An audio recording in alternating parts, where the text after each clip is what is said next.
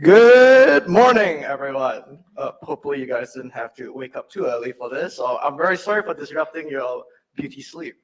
But, this is the best excuse to wake up early ever. Anyway, so welcome to Picocon 40, the grand return after COVID, because for those of you, if this is your first time here, the past two Picocons have been online. So it's nice to be able to see amazing people like Gav in person, where you can ask questions and you get to bask in his glorious aura. And as such, this is great grand hurrah. It's a nice return to good tradition. For those who don't know, Picocon was started in the 80s, and it's one of the longest continuously running events in Imperial College history. And the Sci-Fi Society itself is also one of the oldest things. So thank you for being a part of this unbroken chain of us nerding out and having fun. Before we start, I would like to thank my fellow committee members, Rebecca for organizing things, Ria, who's not here, and the tech wizard Anand, who has set this up. So if you guys want to wave hi to your friends and family back home on YouTube, this whole event is being streamed. And it's all thanks to his techno wizardry. And to kick things off, our first speaker today is Gav Thorpe. For those of you who don't know, he is an extremely influential Warhammer 40k writer. He has also consulted on For Honor, if I remember correctly. He's worked on many video games, and you also have a few great books of your own as well. A few. Yeah, a few. More will come, don't worry. And for those of you who particularly like the Dark Angels, Caliban, right? The Legacy of Caliban series? Yes, that's mine. Yeah. Or the Horus Heresy in 40k. Anyway, sorry. No, I'm going to avoid nerding out. I think we best hear it from do that later. Mouth himself.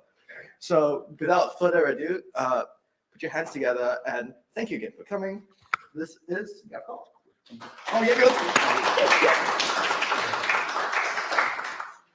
Thank you. Yes, thank you for inviting me to be a guest at Picocon. Glad to be here.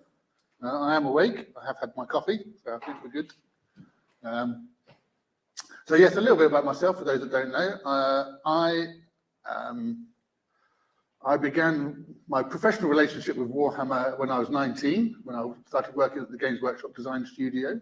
I was there for 14 years. That was in 1993. I've also written over 40 novels for the Black Library imprint of Games Workshop in Warhammer 40,000, plus audio dramas, short stories, novellas. So quite a lot of words. Spent quite a lot of time with Warhammer. As pointed out, I have done some original fiction as well. I have a trilogy that was published by Angry Robot called The Crown of the Blood, and numerous short stories in various anthologies over the years, horror, science fiction, fantasy, and a mix of all those things. But my relationship started with Warhammer before I was a professional. When I was a youth of about 11 or 12, my older cousin introduced me to these little toy soldiers, and along with Dungeons and Dragons and various other nerdy pursuits of the time.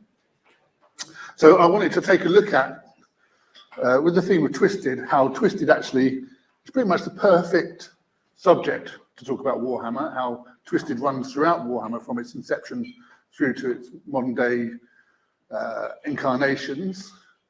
I'm pleased to know, so Warhammer was first created in 1983. I'm glad I'm not the only person in the room that was around in 1983, because I did wonder, but there's a few older faces, thankfully. Brian Ansell, Rick Priestley, and Richard Halliwell created Warhammer for Citadel Miniatures, who produced a range of fantasy toy soldiers for role-playing, but also had a large range of historical miniatures, because mainly back then, during the 70s and 80s, most miniatures gaming was actually historical. So in particular, they had a lot of medieval knights and various other things. So the very beginning of Warhammer, it was decided that they didn't want to just use fantasy races, they would be using their historical miniatures ranges. And so from its very inception, Warhammer was always a blend of the fantastical and the historical. And this meant that having some fairly strange things butting up against each other in terms of historical periods, which led to some fairly inventive background writing. So the first version of Warhammer in 1983 wasn't all that different really from a sort of a Tolkien-esque fantasy, and it had some elements of the historical. But it was over the next few years through to there were about 1986 when the third edition of Warhammer, which was the one that particularly brought to us the Warhammer that we start to recognise today, sort of certain elements of the historical periods, but also the fantastical races that have survived in one form or another to the present day Warhammer. And most particularly at that stage, the Warhammer Fantasy roleplay was created, and that delved into the settings and particularly an area of the Warhammer world called the Old World and the Empire in a lot more detail. Now, the people that were creating Warhammer at that time, people like Rick and Graham Davies, these guys had actually studied history, archaeology, that's what, as well as science fiction and fantasy, these were their passions. So it wasn't just a marriage of convenience to sell some, old Norman toy soldiers in the guise of being some fantasy knights. It was actually, they enjoyed blending these historical elements, twisting them into the fantasy worlds they were creating. So the old world began to take shape. And unlike a lot of fantasy at the time, it started to focus on a fairly different period, slightly later Renaissance, sort of gunpowder period, which wasn't really that prevalent in fantasy. Fantasy was much more early medieval, Dark Ages kind of feel to it. The main focus of that background was known as the Empire, based on the Holy Roman Empire, and to the point of borrowing the system of electors and emperors and all kinds of other stuff, which for me, particularly at the time, but also a lot of the people who were probably getting into Warhammer, actually had never come across the first sources of those. We didn't do that sort of stuff in history at school. It was all kind of new and fresh, and it was only later as I grew older that I realised, he got that from there, or he stole that from there. And not understanding this kind of lovely, fresh new world, very different to anything I'd read or encountered before. And so while there were obvious historical influences and the look and the style of the Empire, particularly, there were also other historical influences that were going on around that particular core of the Warhammer setting. So at the time, we started seeing stuff about the nation of Bretonia, which in its fifth incarnation was a much more kind of pre-revolutionary France. It was actually a slightly different time period. It was all about nobles eating cakes and very downtrodden peasants wanting to revolt, and very much darker really than some of the later incarnations. So again, we get some of that sort of anachronistic influences. The idea was not to just take one thing and turn it into one thing in the Warhammer world, but to take several things, put them together, and create something that's slightly different. And while doing that, to hit lots of very basic archetypes that we all instantly recognise, but given a slight twist. So nobody needs to explain what a knight is to somebody. We kind of understand what a knight is. We also, if you're into sort of nerdy stuff, you know what an elf is, you know what a dwarf is, potentially. But then when you start getting to some of the slightly more out there, the slightly more exotic parts of the Warhammer world, that's when it starts to get very interesting, because rather than just doing human versions of things, what they did was actually they would take images and archetypes from other parts of the world and apply them to non-human species, to races. But one of the most obvious ones being the lizard men, or the Slan, as they were originally, who borrowed very heavily from Aztec imagery, based in the equivalent of South America, in the continent of Lustria. So it wasn't just a case of doing human versions of human cultures and civilizations, but doing non-human versions of those civilizations and cultures. So as well as drawing on those historical elements in fictions of the 60s and 70s, we start to see other influences kind of coming in. The orcs, for instance, rather than being based on historical archetypes, is where we start to see actually a lot of the real-world current affairs of the 1980s coming into it. So the orcs, the main touchstone for the orcs became football hooligans. That very boisterous, violent, and even in their mannerisms and speaking and stuff, they started to take on something that was slightly different to, again, those traditional fantasy archetypes that have been established in other settings. We see the dwarves taking on much more Yorkshire minor aspects. So that, again, there's still those elements of that Tolkien-esque sort of Saxon, Nordic influence from the sort of traditional dwarfs, but actually given a spin that was much more relevant to Britain of the 1980s. And that's one of the things that I will talk about in a bit, but that period of time, when you look at the stuff that's been created with Warhammer, particularly 2000 AD, the comic as well, that the people that were creating, there was quite a lot of an anti-establishment feeling about what was going on, politics of the time, a post-punk period, lots of them were into heavy metal and rock, and so all of these kind of influences and visual styles were being placed into this big melting pot that was Warhammer, and all mixed up in a way that was quite different from the very slick, kind of glossy fantasy that was mostly coming out of America. This was black and white. This was kind of low, gritty,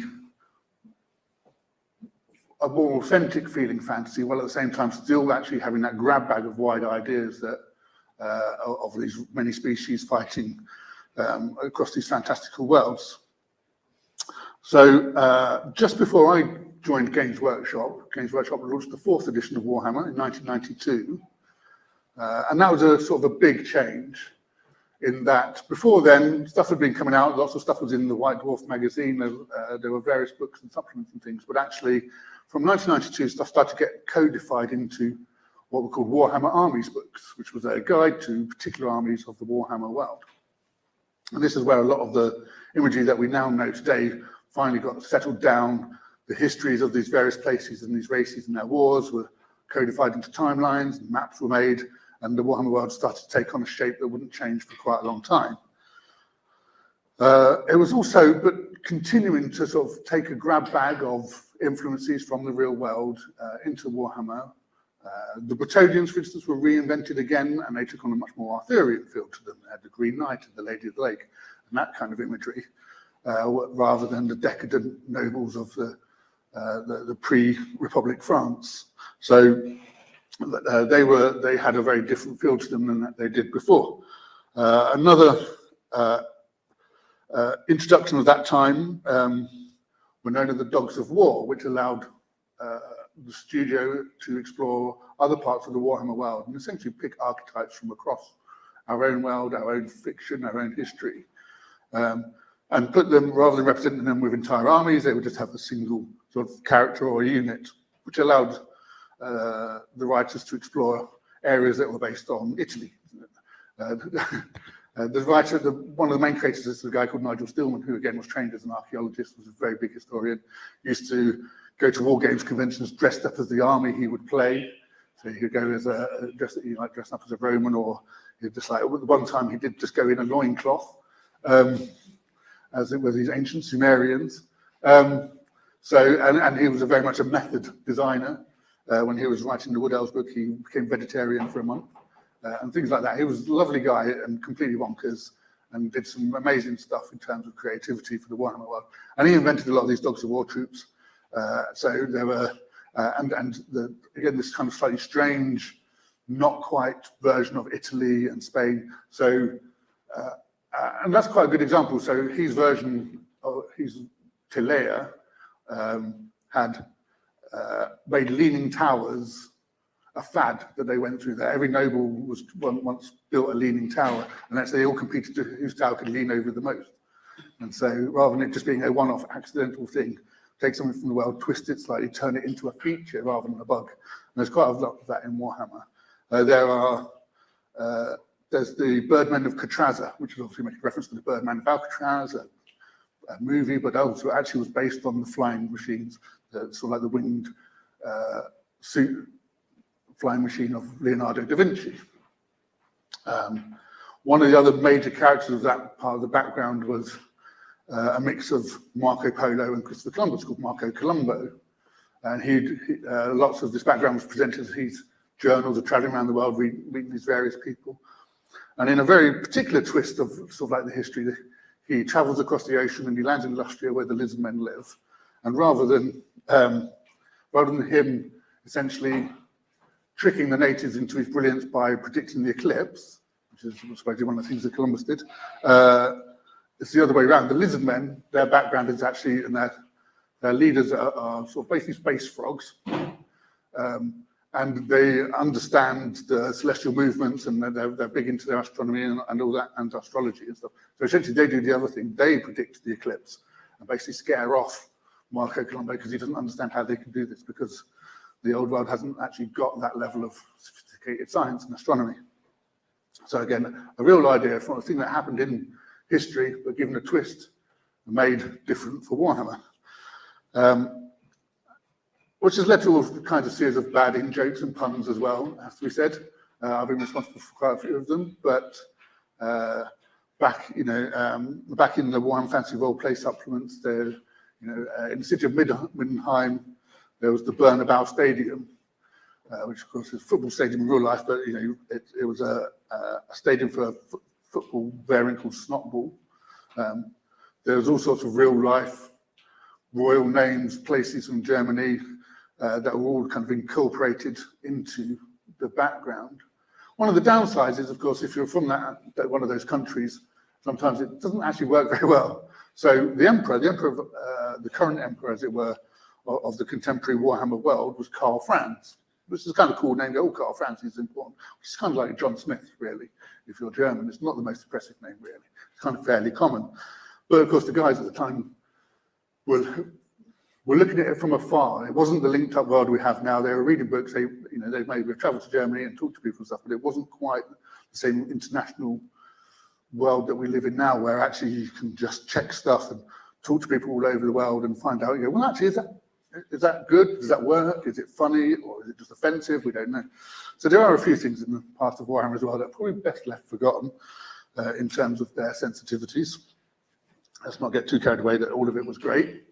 And it was around about that time as well that the first Warhammer novels were being published. So 1989, Warhammer, in concert with Box Tree Books, released a series of novels by authors like Kim Newman, David Pringle, and a few others.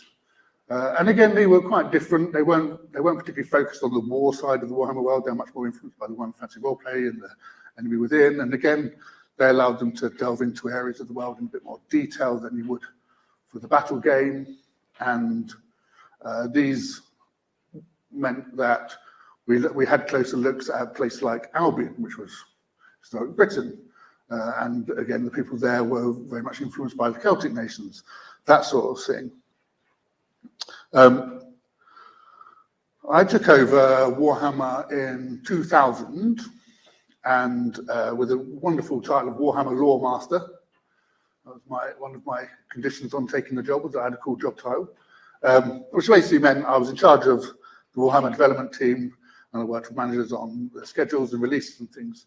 Basically, one of the things that I sort of charged myself with doing was focusing Warhammer much more on the elements that made it unique. So that although we had lots of those influences of those historic periods, that we took another step and we made sure that they were more distinctively Warhammer. Because sort of by 2000, Warhammer gained traction. Obviously, it was quite popular, influencing other settings and things like that. But also, actually, it was looking a little bit tired, and the imagery was moving on. But actually, what we needed to do was make sure that it was different to what other people were doing. That actually it was something that was more commercially protectable, basically. There was more identifiably Warhammer and Games Workshop, and other people couldn't necessarily make those miniatures and pretend they weren't just dwarves or just elves. And so that meant trying to find other things to blend with those images, to blend with those archetypes in a way that fitted with Warhammer, but brought something new and distinct to it. A couple of those that we worked particularly on was the Bretonians. Again, funny enough, because the first kind of take with the Arthurians was kind of good, but again, it was slightly superficial in places. It was very much on the nose, taking Arthurian legend and putting it into the Warhammer world. So what we did is we went back, we took the bits that were best of that, but then we combined it with some of that older background, and actually the knights were maybe not quite so shiny as they appeared, and the peasants weren't quite as happy with their lot as they appeared. And there's a lot more sort of Monty Python and Holy Grail and Jabberwocky feel to the the Bretonians. One of our designers, Dave Andrews, came up with an entire system of heraldry for them, so that it wasn't just borrowing historical heraldry, but we actually had an entire heraldry system based on this fictional world that made sense. The colours and the iconography and stuff had a system that people could use for their miniatures and their armies, and we could use in the art, rather than just borrowing bits from here and there. Another example are the wood elves. So the elves in Warhammer are split into three factions, mostly. There were the high elves, who were sort of like the ones that were sort of stayed. They kind of they lived on an island in the middle of the the equivalent of the Atlantic, which essentially was Atlantis.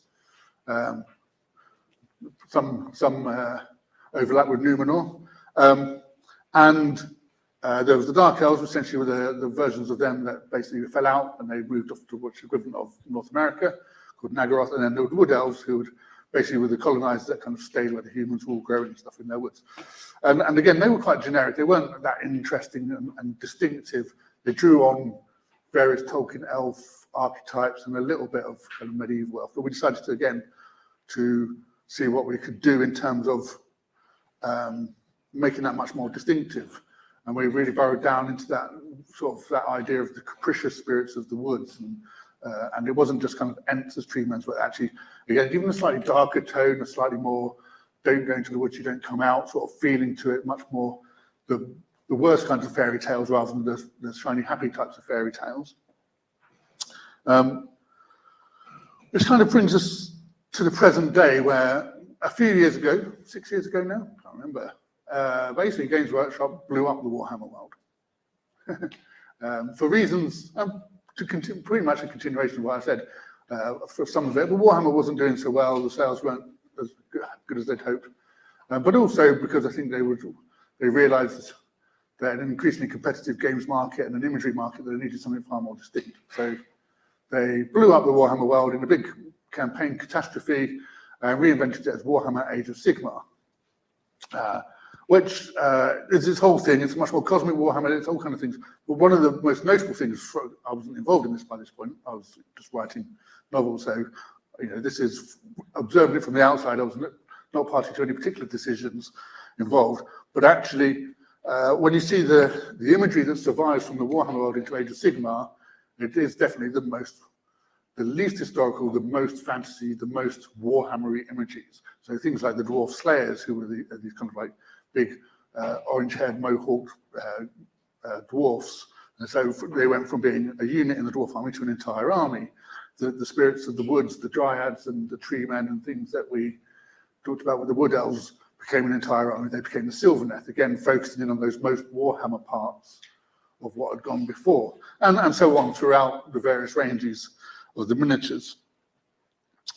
But of course, the biggest twist that happened to Warhammer probably isn't that. We have to rewind a bit to 1987, when Warhammer 40,000 was created. So 1987, Warhammer 40,000 Rogue Trader come out, and that was Warhammer in space. And so, again, the process was started again. And it's like, well, how do you take these traditional Warhammer archetypes and turn them into space fantasy versions of them? Elves, I mean, they were originally marketed as space elves, space dwarves for a little while, but elves became Eldar, dwarves became Squats. The Empire was the big Imperium of man. And so it wasn't just a case of translating Warhammer into that science fiction setting, but also taking it a step further. What can we do with these archetypes? What can we do with this imagery that makes it more distinctive, that makes it what it is to be Warhammer? And that is hitting those historical archetypes, hitting those fictional archetypes, blending them together, twisting them into something that, while its constituent parts aren't necessarily all that original, what you've created out of them is. And 40K has been in development since 1987, and there's been a constant reinvention of some of that imagery. And the same process has gone on as it did with Warhammer, of identifying those bits that work quite well as imagery and those that don't, and bringing out new forces, new troop types that build on those archetypes, on those fictional, I suppose, things that we kind of see in our popular culture around us as well. So one of the big inventions for the Warhammer 40,000, while I was still in the design studio, was the inclusion of a race called the Tau. And the Tau, so traditionally Warhammer and Warhammer 40K have been very Western European medieval influence. That's kind of the thing. That's the touchstones for most of the imagery.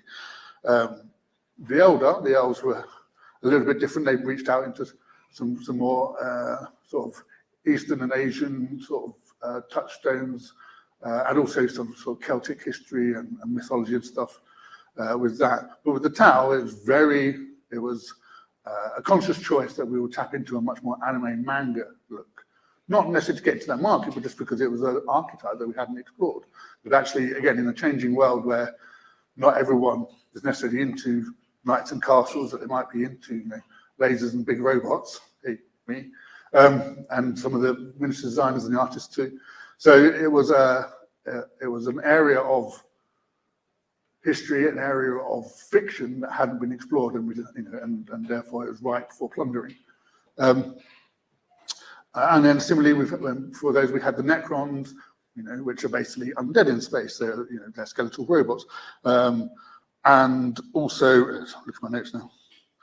Here we go. Individually, so when 40K was launched, it's hard to imagine now, but they weren't quite sure whether it'd be any good or popular. So they think there was a bit of a risk for Games Workshop at the time. They put a little bit of resource into it, and they thought, let's see how it would go. And one of the things they decided to make were Space Marines, based on various fictional Space Marines, but actually the image of the Space Marine was based more on an idea from Warhammer, which was the Chaos Knight, big, heavily armored guys. They were very popular in Warhammer. Everyone loved Chaos in Warhammer. Like, well, how do we have that image in 40K? Well, okay.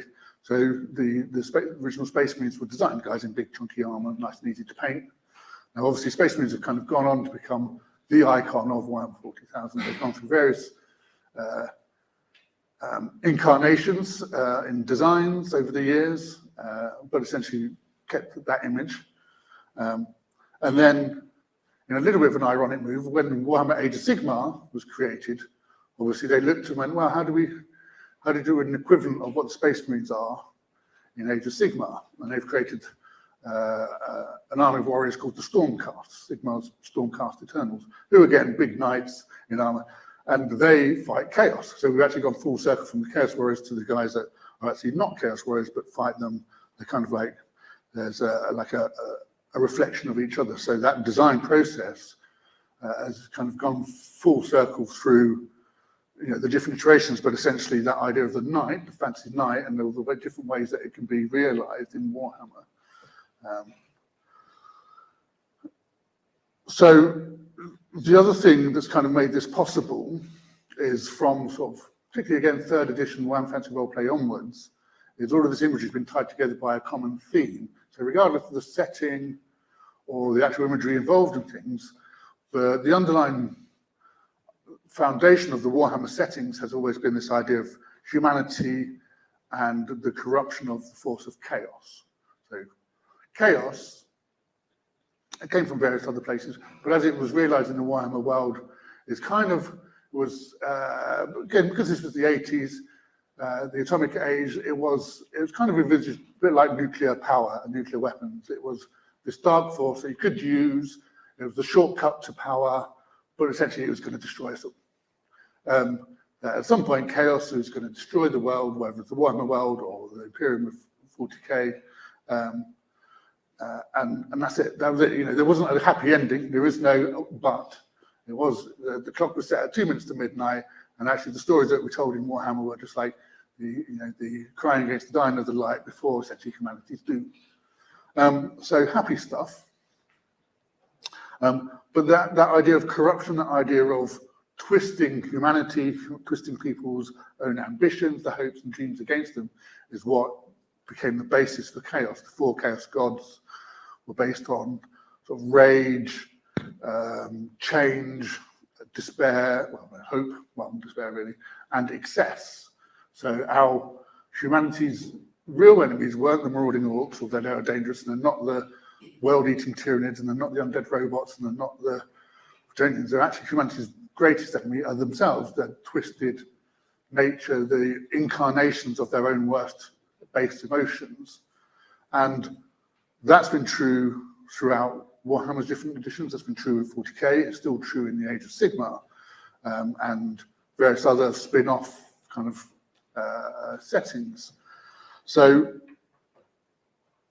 whenever I sit down to sort of like think about writing for 40k, think about writing for Warhammer, that's always the first touchstone is, well, what's the Warhammer twist? And which doesn't just mean what's the twist in terms of a traditional kind of plot twist, but actually what is it about our inherent humanity that is self-destructive? What is it about the characters or the people in the story that's going to be essentially the seeds of their own doom are always laid by them? That in Warhammer, every road leads to hell, whether it was good intentions or not.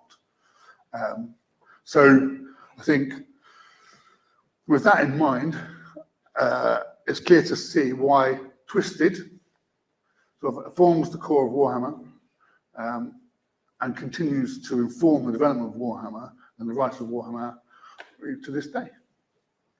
Thank you. We've got a bit of time for questions. Got quite a bit of time. I wasn't sure how long that was going to take. It's the first time I've done this one. So if you have questions, please shout. We have a mic, so. Oh, yeah, and a man with mic as well.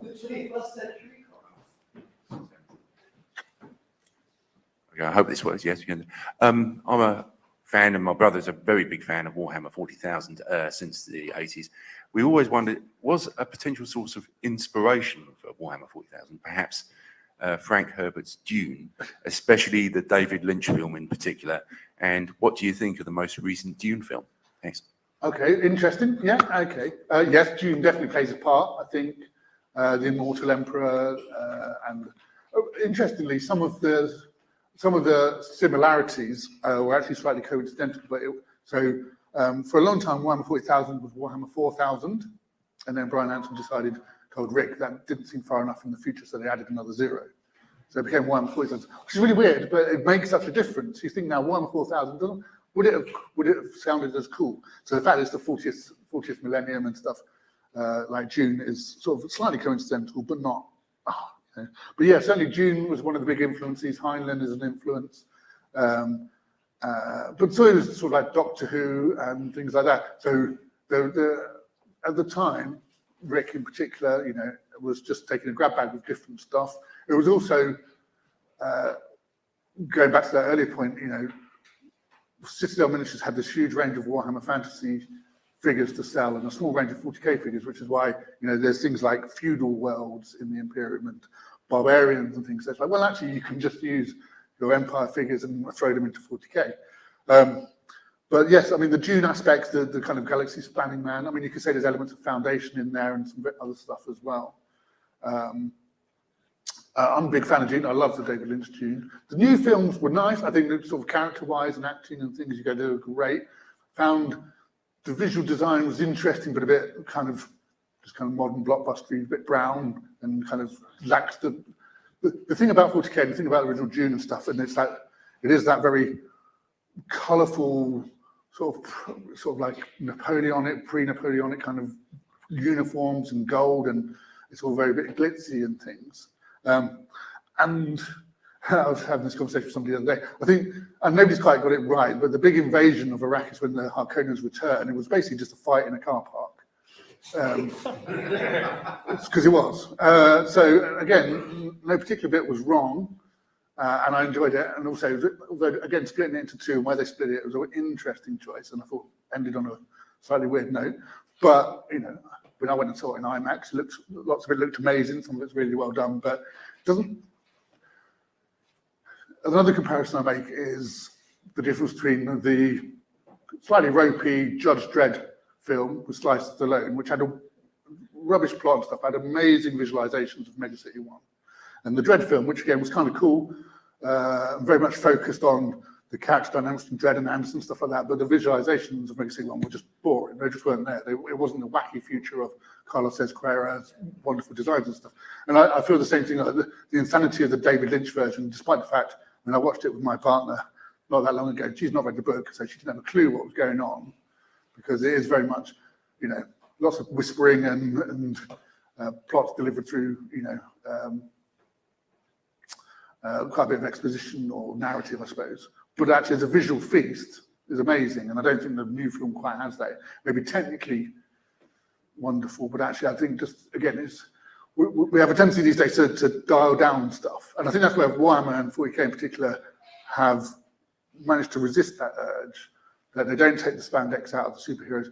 That it's always been over the top and self-referential and ridiculous. And that's the thing. So all of that stuff that I'm kind of saying about Warhammer, everyone who's created Warhammer knows it's ridiculous. That actually it's deliberately over the top. That it doesn't make sense. That actually it's very image driven. It's a visual medium. It's toy soldiers. So that always comes first. And then trying to sort of like negotiate a plot of a novel out of it, weave something, a lot of a narrative out of it comes second. So, yeah, I think whenever we see sort of like kind of visual adaptations of stuff that's larger than life, we tend to these days try to bring them down to our level, and that's a bit of a shame, I think.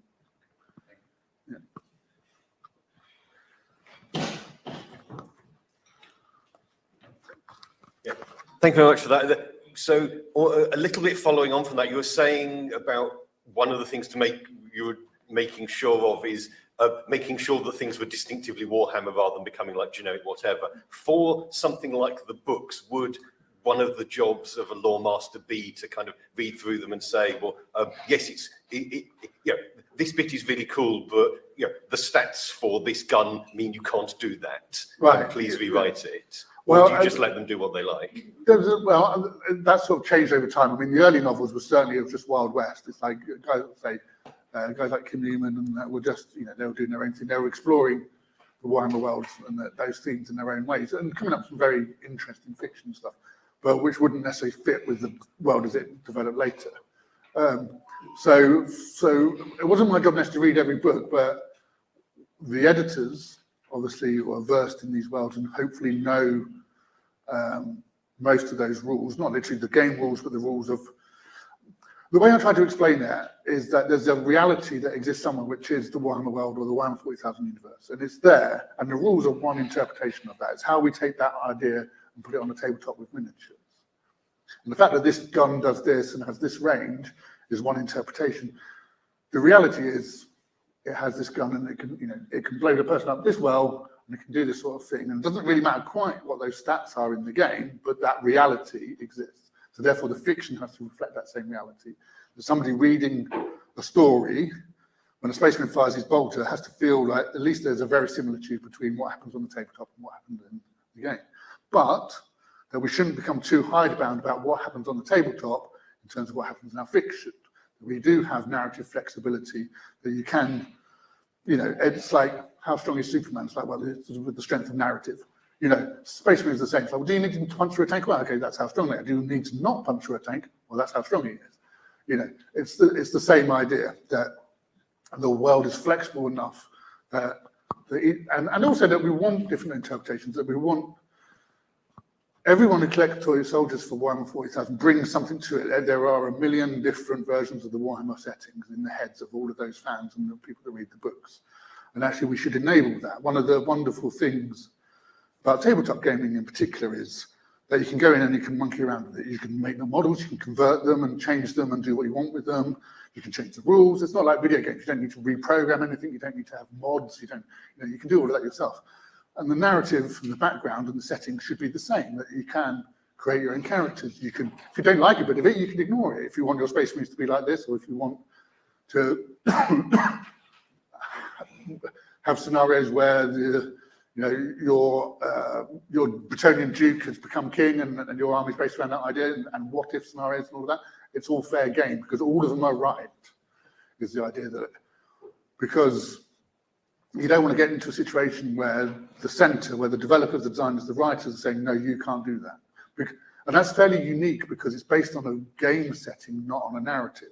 So where you look at Star Wars or Marvel or Doctor Who, they're based on the characters with an existing narrative. Whereas actually Warhammer is based on the setting is. Originally it was very static, and it allowed other people to take it in directions that they wanted. And so therefore,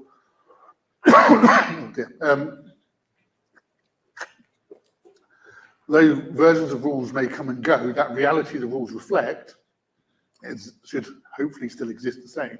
So yes, there has to be a similarity. If the editors aren't sure, they'll ask. They'll talk to somebody in the studio and say, "We've got a plot of this happens. We've looked in the materials, we looked in the army books and the codexes, and it doesn't really say. So, is this plausible?" Sometimes they make the call themselves, and it's the same for the licensees, people making video games and everything else. So again, there's a constant conversation between, we need to do this in our game. Sometimes it's like, how do we do that in a Warhammer way? Or what is the Warhammer way of doing this? We'll do it like that in our game. So, yeah. A bit of both.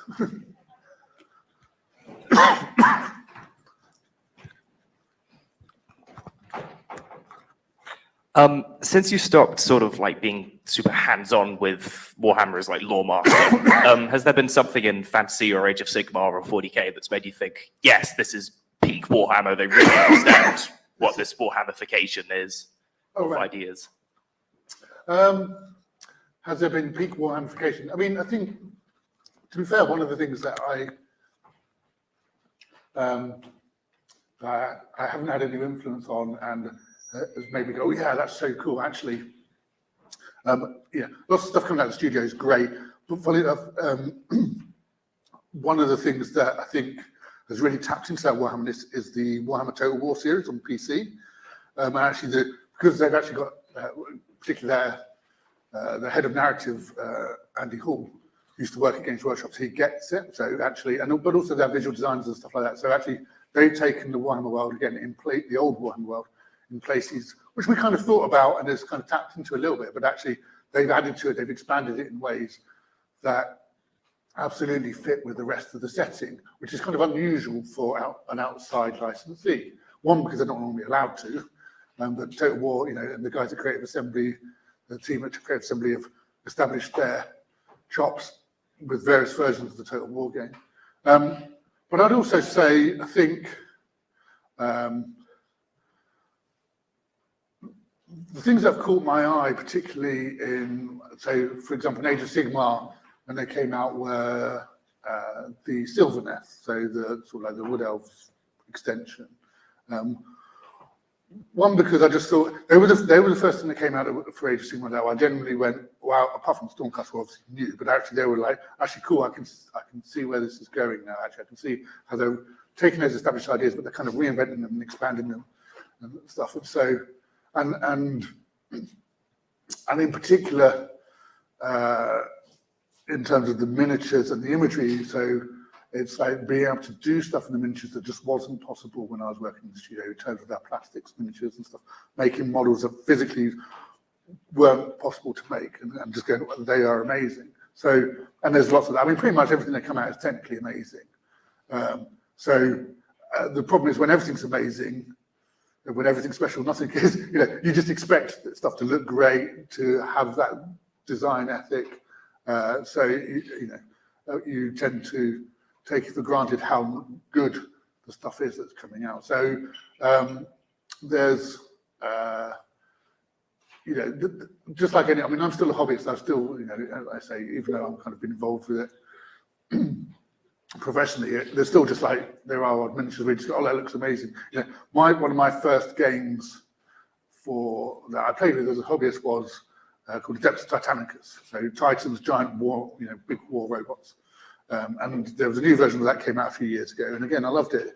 Nice big models, nice reinvention of the Titans idea. But again, both the imagery, but the rule system and everything else, staying true to those, my recollections of those early games. So the Titans designs were nice. I've always had a thing for big robots. The Eldar, one of my first loves for 40k, and again, they consistently look good. I just love them, elves in space. So, there's not too many things I'd say were, because the other thing is there's such a machine now within Games Workshop for producing this stuff that the design studio, they've got something like 36 sculptors or something and design team stuff. So it's like, it is a massive process to release this stuff and checks and balances to make sure it does all fit. And it has got that Warhammerness to it, I think. There's some stuff, I suppose, there are two kind of design aesthetics, you know, that sort of like are always warring with each other in terms of 40K in particular, which is the science fiction side and sort of science fantasy side, and always seeing them blend, and particular designs, some are slightly more science fiction-y and some are more science fantasy and things like that. And so I'm always like, I prefer the much more baroque, crazy, like I say, Dune-esque kind of stuff. But actually, you know, things like the new Primary Space Marines and things, you know, they look lovely and things, but also they're cleaner, they're on that slightly other side of the aesthetic. So, you know, there's different ways of taking that imagery and moving it in different directions, I think. Yeah.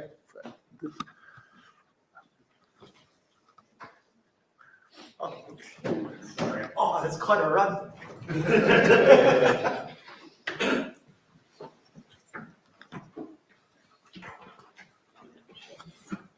Thank you. So I was just wondering, you mentioned, you know, the process of when you came up with Warhammer or 4000 back then, you moved over like faction by faction. I was wondering why, like, because there's no lizard men in 40K. So I was wondering, like, where was there a line there where it's like this wouldn't work in fantasy, or, you know? Well, yeah, it's interesting. Well, that's a very interesting question for me because I mean, I point out this was slightly before I joined Games Workshop. I wasn't personally there when 40K was being created, but and so how the general backstory behind the Lizardmen and the Slan from Warhammer did kind of translate over to Warhammer 40K, which was this idea that 60 million years in the past. So I'll back translate. In Warhammer, the Warhammer world was created by a race called the Old Ones, who were basically these, nobody knows, but their servants were the Slan, basically space frogs. And that idea existed in 40K as well, that actually 60 million years ago, lots of the civilizations and races in 40K were created by these Old Ones to survive some oncoming galactic catastrophe. So kind of the idea was there to be seeded. I don't know whether it was just nobody was that keen on the aesthetic and porting it over to 40K, or, you know, or maybe because they were already a little bit out there in terms of a Warhammer race, but then taking them a step further into a science fiction. So, like, you know, having a standard fantasy race like dwarves or elves in space is one thing. Having a slightly weirder out there thing, then take another step. May have been a step too far. I don't know, or just nobody wanted to design them. But the thing is, so when I applied for a job at Games Workshop, one of the things that I had done as part of my application, well, sort of like to show that I, you know, this is what I've been writing, this is what I've been doing, was I did a Lizardman in Space 40K race called the Shishelian League. Which was like, but basically, I mean,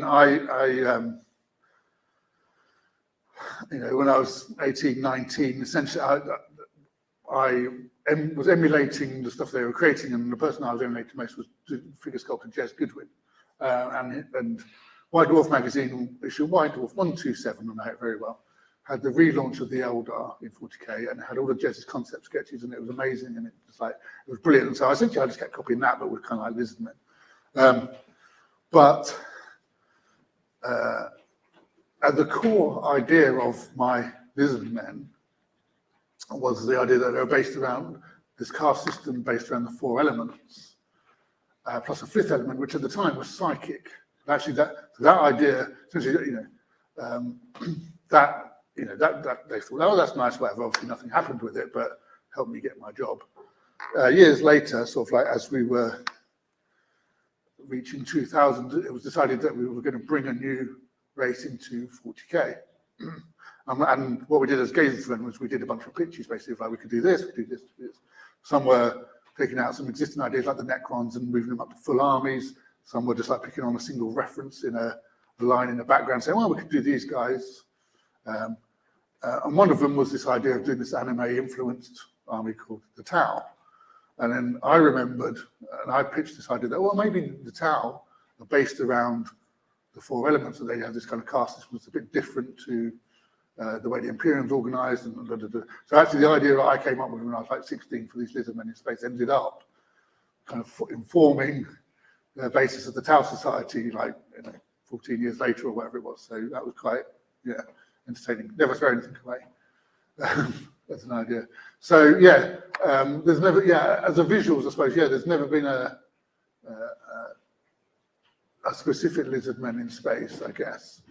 And I don't know why that is. It's just, like I say, at the time when they did Rogue Trader is obviously, I mean, maybe it's just because they were thinking of it more in terms of the cosmic terms, and actually they didn't fit. They were dead, they were gone, kind of thing. Maybe, I don't know. Also, that Rick always claimed that. So one of the things that's not quite understood about 40K is the old ones wasn't supposed to be one race. There's supposed to be lots of different ancient races, and this cataclysm was coming. It was going to destroy all the species in the galaxy or whatever. And so each of them came up with these survival plans. So some of the old ones created the Eldar, and some created orcs. And there's always these jokes that humanity was the dinosaurs' escape plan. That the dinosaurs were this kind of like, actually this kind of like intergalactic or interplanetary race, and created humanity as a way of getting them out of this thing, but it didn't work and they got wiped out anyway. So that never made it into the text, funnily enough. I don't know why. Is that yes? I answered that, I think. Brief question. Yeah. So I was a big fan of all the PC, and the first PC game I remember was Final Liberation. Oh yes, yes. Did you have anything to do with it? I think I had to write a White Dwarf article about it. I think, or laid out one. Yes, I mean, that's sort of like in the early days of the computer licenses, really, which was didn't really touch the design studio very much back then. That was definitely, but I do remember sort of that time and sort of like Shadow of the Horned Rat and various other games that came out and having to write reviews in White Dwarf magazine, basically as advertorial for them. But I remember Final Liberation being done, and again, sort of based on that idea of epic, and I think it's fondly remembered by lots of people. Hello, yes. You talked about wanting to stay true to the rules of as Adeptus Titanicus was played in your childhood when the new edition was made.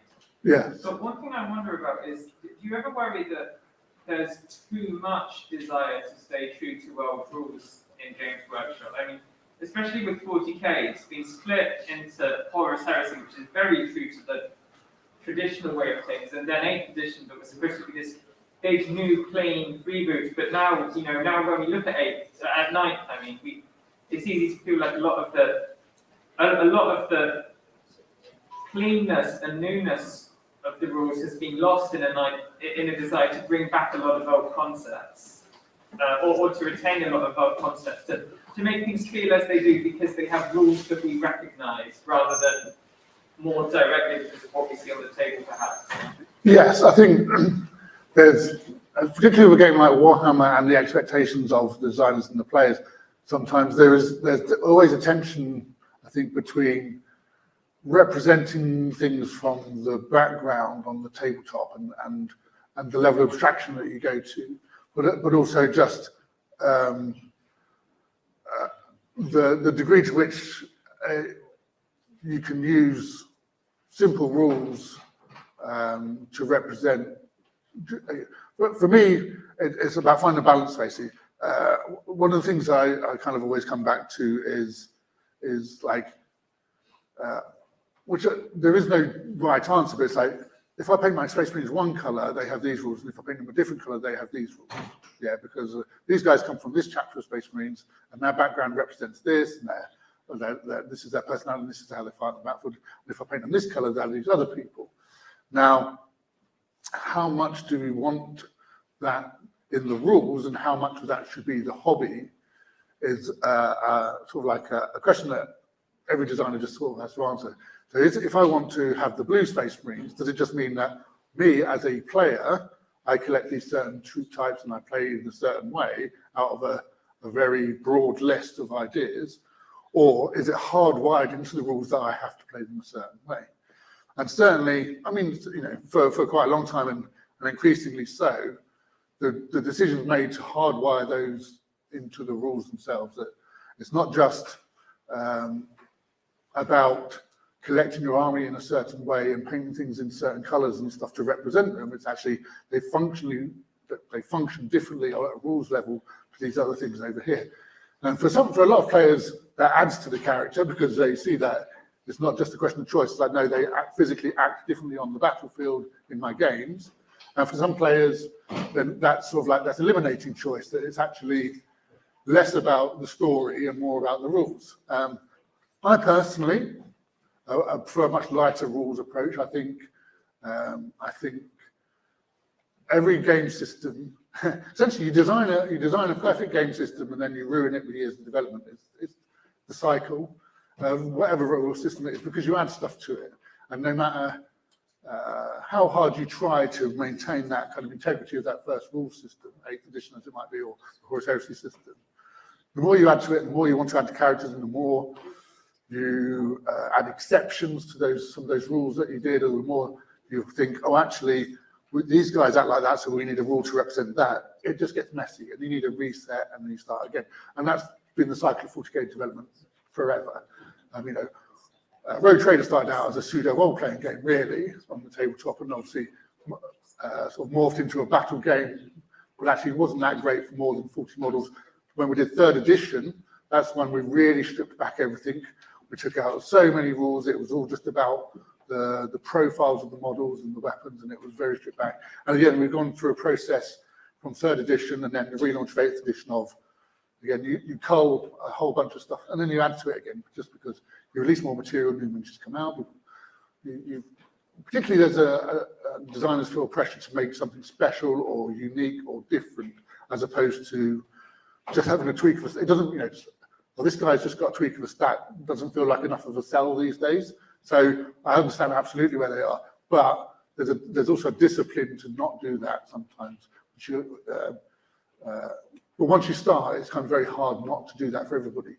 I remember 4th edition 40k, was it? I think. And within games development, we had a conversation which was very much, right, we want to get stuff back to basics. We're going to take out a lot of these special rules.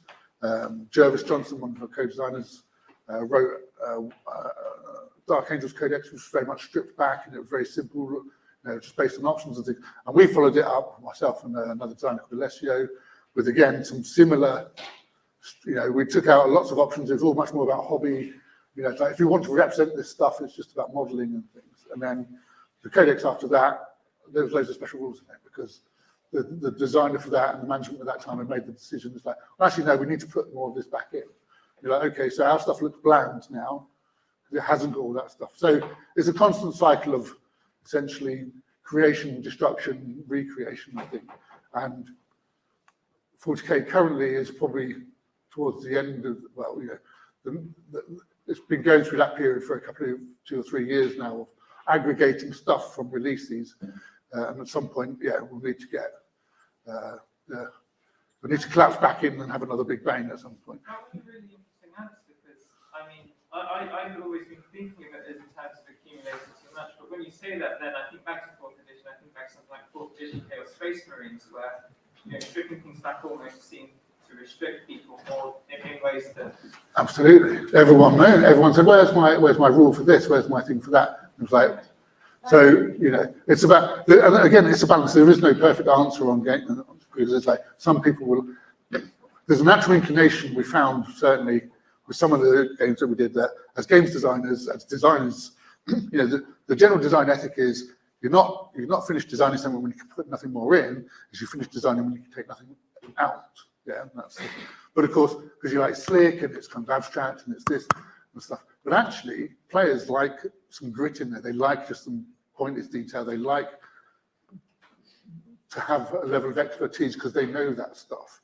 And so actually, you have to deliberately break a little bit of your rules, put some of that stuff in to add some of that, to bridge that bit between the imagination and the rules. That actually abstraction, not too many people can actually handle the imagination and the abstraction that the designer had. So you're like, oh no, I'll make that more obvious, I'll make that rule, I'll make that.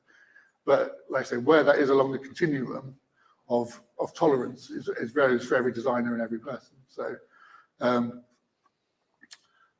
the other difficulty, which is kind of touching there, is legacy. There's a physical product attached to all of this stuff, which, you know, sometimes as a company, but also as a designer, you're brave enough to just shelve it. You go, all of that stuff, not necessarily the miniatures, but all of those rules and stuff, that doesn't apply anymore. We're restarting. But you can't do that very often. So actually that book you sold somebody 4 years ago needs to still apply. You can't change too much because their army, the miniatures they've paid for, are still on their table. So you kind of, it's not like digital, you can't just change everything at once. The big resets have to be properly planned and thought through. So you kind of limit it, once you start accumulating stuff, again, you're limited to how much you can roll that back again. I think I probably should leave it there. Thank you very much.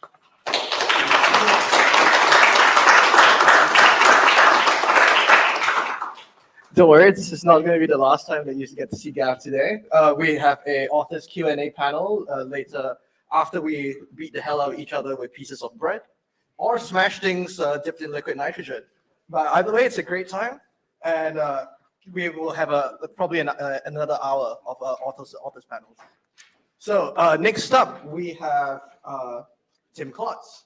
And today, this is a rather odd format for a talk because it is half in person and half virtual. Because Tim Klotz will also be joined by his student, I hope, Allan Henry. For those who do not know, Allan Henry is a motion capture artist and stunt coordinator. He is the bear in Cocaine Bear. So it promises to be a great time.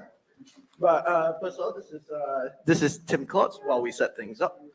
Tim Klotz is a accredited stage combat director and has worked on many projects ranging from motion capture for some of the Total War medieval video games.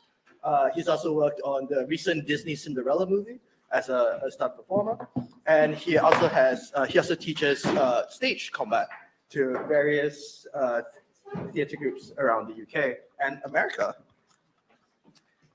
Yeah. Would you like to? Yeah, thank you. Hi there, everybody. Can you hear me? Yeah, it's good to see you. Oh, use this. Hang this one. Hang this one. All right.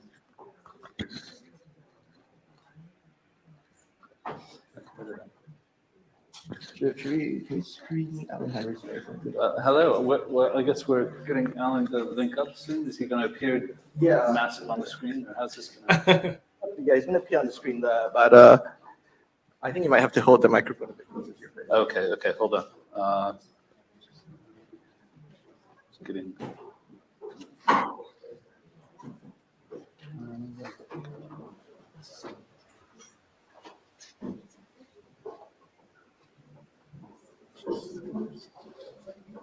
Oh dear, I need to. Can you get me online or click on this one? There's no, There's no Wi-Fi. yeah, because you need like a crowd. Right, let me do it off my phone. Okay. So pardon us. Tripping hazards. A little technical for a minute.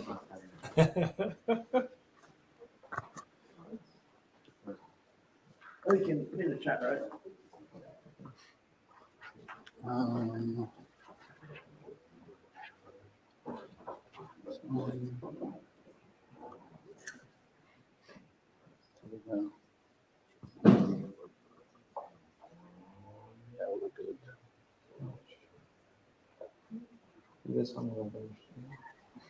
Is the audio not working?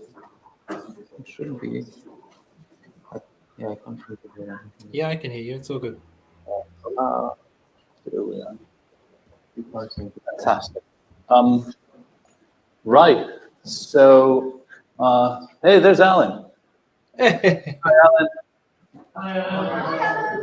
Hi, everyone. Hi. I was expecting your curtains, Alan. Anyway. We can't hear them yet. Leave in the hands of the tech wizard because I can't even open a calculator. It's on your phone. Yeah, you might want to. Oh yeah. Okay. Is that a little better? Yeah, oh yeah, I can hear it now. Okay, I've got a little microphone, and you've got no sound at all yet. So you're going to have to enact every reply to questions I ask you. Death by charades. So I'm a fight director and combat teacher at different drama schools. I've taught at the former Drama Center, Mount View. I did my assistant teaching at Bristol Old Vic Theatre School. I've taught at Oxford. I've taught at a bunch of places where people learn to act. And mostly, I think Alan's done the same thing in New Zealand. Is that true? Oh, Yeah, pretty much. yes, yes, yes. He says yes. And he's not proud of everything he taught. But no, let's see. We met years ago. We have a common kind of mentor colleague called Tony Wolfe. I'll talk about Tony for a moment. Good Tony call. is well known as the fighting styles designer for the Peter Jackson Lord of the Rings films. And I guess like Tony, we both found that the standard way of teaching combat to actors was not quite satisfactory. It's very good, but basically it's showing them tricks and techniques and teaching them a system so then they string together those techniques and choreography, and then at the last moment they pretend to act on top of it. And I think what Tony and we found is that we were just rehearsing people instead of preparing them for the job they're supposed to do. And Tony created an elemental system where he would look at different elements of combat and elements of movement. For instance, articulation of time. So things had a beginning, a middle, and an end. And your techniques, if you look at it from a martial arts point of view, they'd have a preparation, the action itself, and then some sort of reaction. And then from the actor's point of view, I think that's what kind of where I continued on with Tony's work, as I go, well, the actor thinks of it as a moment of intention, a micro moment of intention, followed by the action, and then you're dealing with the consequence of what you've done, and that creates drama as opposed to just preparation, action, and reaction. And then the actor's attention, where is the actor's attention? And that makes something that's quite different than where is the martial arts intention supposed to be. Can you talk again to see if we can hear you? Sure. Can you hear me now? Now we can. I'm talking. Okay. Oh, you can. Huzzah! So you could say whatever you want, but it might click on any second. Oh, How are we doing for Alan's sound? He's got this really crazy Kiwi accent. I really want to hear it. I want to hear it too. We can We're still working on it. So Okay. sorry, we did the whole screen test and everything worked great. I think it's a sign from some other power. I think very sorry, but I think you're on your own for now. We'll try and resume it in in 10 minutes. The call should be back up, hopefully. But Yeah. you can keep talking about. How many people here kind of have an idea, a vague notion of what mocap is? Just a show of hands. Okay. How many people? I mean, I did too. How many people actually have been somewhere where they're a volume? So that's what you call a stage or a space where someone is making or is doing mocap, doing capture. So fantastic. Okay, so you sort of get an idea how it works. So we're going to generally talk about performing for the two ways you work, more or less. One is called an optical mocap setup, where you're wearing a suit that has little markers on it, like these things. So it's usually gray Lycra, has a Velcro quality, and there are these markers stuck all over it, and then they glue a bunch of markers to your face if they're calling it a performance capture. Oh, and they might record your voice as well. Yeah. That's optical mocap. So these little markers are just like 3M reflective tape over little, in this case, squishy balls, in this case, very hard, uncomfortable balls. And several cameras are all over the place, and they're catching reflected infrared light usually off these suckers. Yeah. And then if you have two or three cameras, they triangulate where the markers are. That all goes into a computer thingy. You can tell I love the technical side of this. The computer thingy thinks about it a whole lot. Have we got sound? What's going We, on? we got sound but no video, but I think that's Probably preferable. that's good enough. Yes, Hello. the voice of God. Okay. Oh my God. So say hello, Alan. Hello, Alan. Yes. Okay. Hey, look at that. Hey. There we go. So I was just kind of explaining how optical mocap works, where you're triangulating. Yeah, where no, these it was dots are. that was a really great, concise explanation. And then they hang a puppet on it. They hang an animated puppet on it that sort of moves with the markers. Hmm. Okay, so you need to, yeah, this one's yours. Can you hold this? Thanks. Yes, sir. And so it used to be that when we were first doing this, I assume it was, you working with Weta, you wouldn't get to see the puppet as you worked. You just saw this sort of three-colored frog kind of moving around doing what you generally did. And you'd attune your brain to actually reading this figure. It wasn't very easy. The other way you can capture movement is with a suit that has a bunch of little gyroscopes in it on the joints. I didn't do a lot of suit work. Did you do any suit work, Alan? Yeah, I've worked with both variants, and yeah, it's interesting the quality of I guess the quality of the data you get, because optical gives you like a higher fidelity in terms of the movement, whereas the gyro set, or like the XSense suit, is it gives you the ability to, you don't have to be constrained to a camera volume. You can work anywhere where you are essentially working off GPS or working off your phone. So the fidelity is not as good as the optical sets, from my experience anyway. Yeah. The optical can read levels as well, whereas the suit systems, they used to have a lot of trouble with stairs and things. So it would just see you doing a motion and couldn't quite figure out why your feet aren't on the same level, and then would try to correct and so forth. So they had advantages and disadvantages. From the performer's point of view, and that's the point of view we're talking about. Now, there were limitations in the technology. Because to get to the big controversy about being a mocap performer or performance capture person, there is a question as to whether or not, how do you put it, Alan? Whether we're just, whether mocap is the animator's tool or whether it's a medium of performance. Is that fair? Yeah. Because the animators would like to think, or used to like to think, that we're just providing them material which informs the animating, right? Whereas the performers like to think that they are the be-all and end-all of everything and deserve a better lunch. So it's not fair to talk about the animators when they're not here, but they were awful tricky now and then with performers 10 or 15 years ago in terms of what they'd ask from us and of us. And some of the contracting by the studios was kind of funky too. Anyway, Alan, so how did you find out about mocap? Ooh.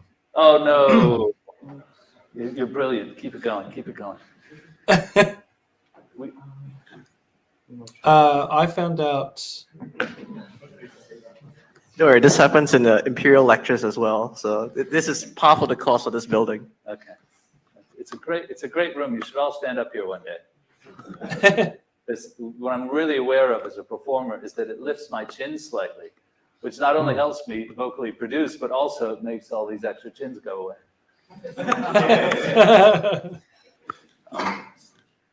Oh, so can you still hear me? Not yet. Oh, okay. There you go. Now we can hear you. So how did you? Oh, you can hear me now. Yeah. Great. So you asked me how I discovered mocap. Yeah. What was your first experience with it? I was It was just through an audition for a film that was being made in New Zealand way back in 2007. Just a small film called Halo, being directed by Nigel Blomkamp. It was very, not a lot going on. But that was where I had discovered it, and I had been lucky enough to kind of do some sessions with Andy Serkis while he was, they were doing King Kong, Peter Jackson's version of King Kong.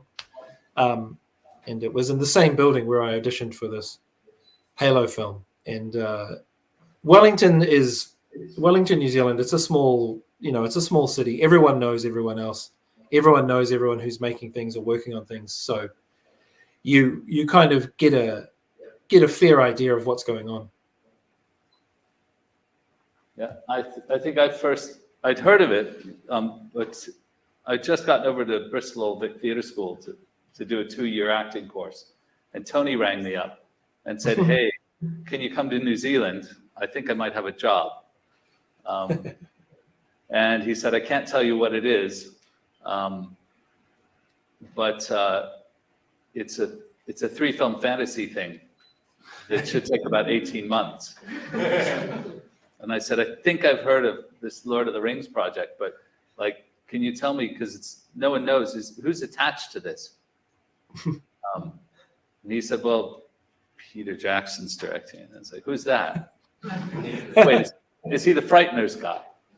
Right? And Tony was like, what, you actually know one of the films he directed?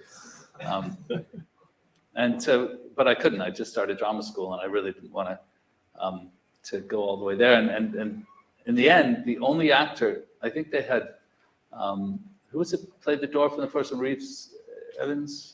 Who was it? John Rhys Davies. Yeah, John Rhys Davies. I recognize that name. And then he said, oh, and I think, well, don't tell anybody yet, but they've just got Sean Bean.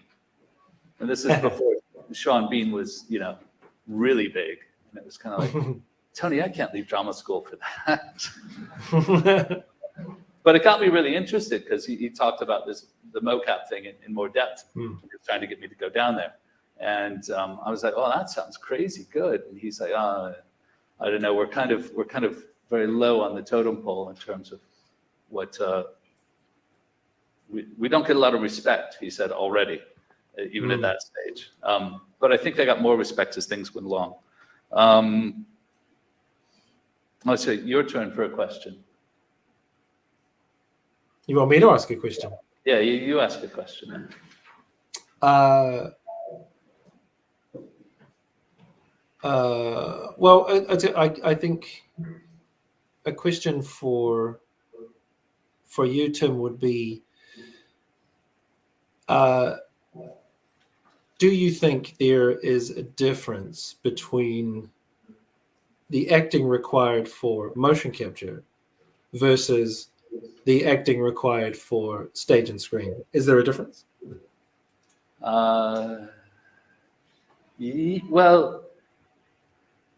the big difference is you know what you need to deliver for stage and screen. Right? As an actor, right?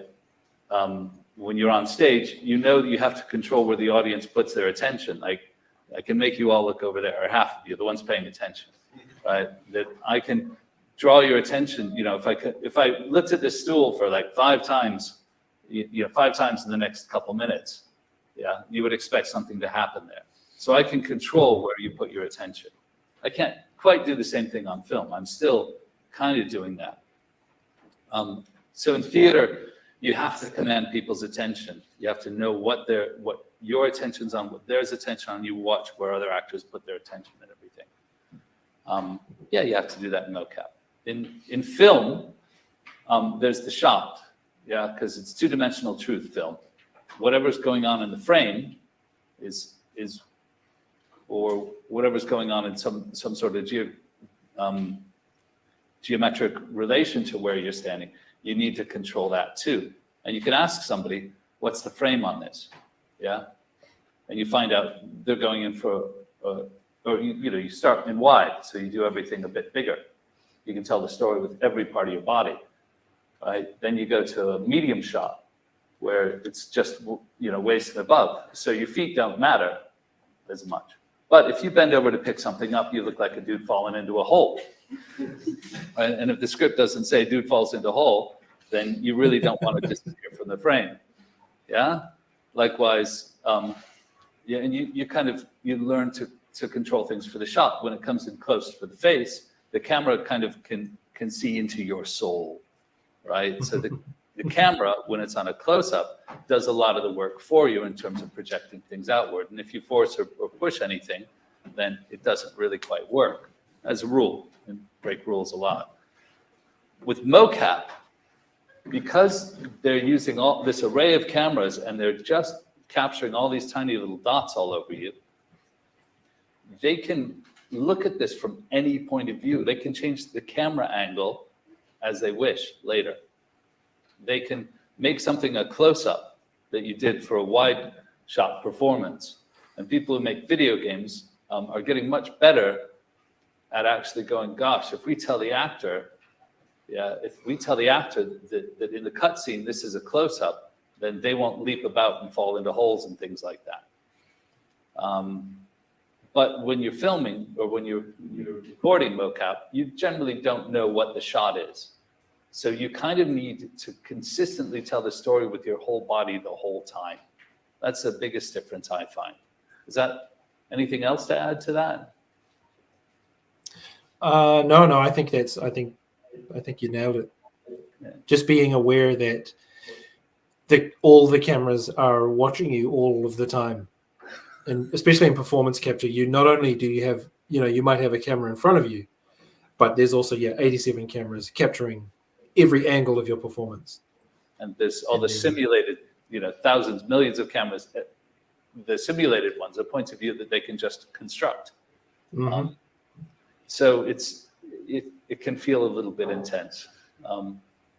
The other thing is, another big difference is they don't need to reset anything, right? On film, they relight, they go to a different angle, they relight things, they change the makeup, they'll freshen up your costume and all that. Whereas mocap is it's like naked dressing up. Yeah. Your clothes are always ready because you don't have any. The lighting doesn't exist. They don't relight. So as soon as you've done something, there isn't a moment to go and have a breather and step away and let other people do the work. It's just some coordinator or a supervisor with a list next to you going, okay, next one, we fall down again. This time, can you do it like you're on fire? And literally. These are all legitimate notes that you get given. That is, we're working from a list. There's nothing there but you and the rig. And if you bump into the rig, that's the only time you get a little bit of a break, is if somebody bumps the rig, because all those cameras are calibrated. And if the rig gets moved a little bit, they have to recalibrate, which used to take anywhere from 5 minutes to an hour sometimes, depending on how bad it was bumped and what they needed to do. And you don't want to be the person who bumps that rig. Because whoever's holding that list gets a little bit jumpy when that happens. Yeah. So that's the big difference, I find. Allan, can you tell me can we have a conversation about physical storytelling? Oh, yes. Yes, we can. I think physical storytelling, you mentioned it earlier, this idea of being in the wide and embodying the character and embodying the storytelling that you're doing and using your body to tell that story and hit those beats. I think physical storytelling for me has always been a focus, which, I mean, it's no surprise I ended up working in the industry that I do. I find that being able to physicalize the things that I want the character to be expressing is for me is an easier way to get to the emotional context of what the character is doing. and knowing that using emotional context to build outward and use that emotional context to inform the way that I'm moving or inform how I'm physically interacting with the space around me or with the other characters. For me, it just feels like a much easier way to achieve what I need to achieve. So Does that answer your question? yeah, Or yeah. Conversation. Well, it's a big question, so it's a way in. Hmm. Yeah, there's at drama schools, they say there's like two approaches generally. One is inside out, where you're motivated to do something, have an impulse, whereas outside in actors tend to embody something externally, and then eventually it trickles into the inside and gets the emotions going. Anybody working in mocap, you get to the point where there's no inside out and outside in without the other side of it. If you're just an outside actor, then the work shows that. If you're just an inside actor, then, well, the work doesn't really it doesn't happen. Sorry, I just needed some water. Because I need to put this inside.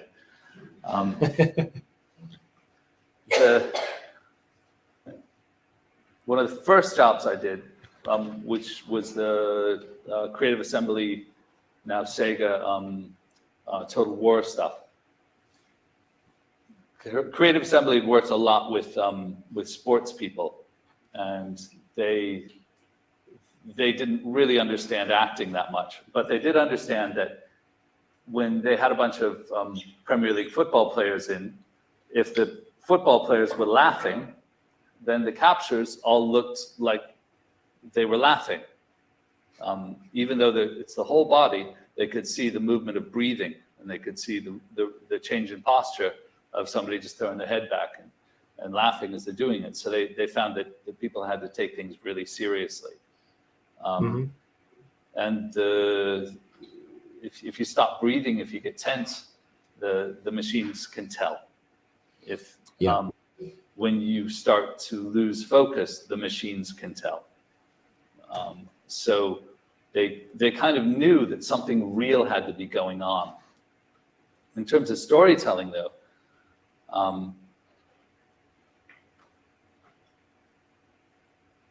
it's funny because as an actor, a lot of people think that acting is storytelling, or a lot of people tell drama students that. It kind of isn't. It is. You're part of a team of people who are telling a story, that's for sure. But if your point of view is too objective about it, then you won't do a great job playing a part. You're just doing a part of the story. You need to see things from your point of view. And that's the biggest difference. I mean, you have to have an idea of the story most of the time. You have to have somebody on the team who's really advocating the story, but you also need to have the freedom to say, yeah, but that's funny because I don't see it from the character's point of view is different from that.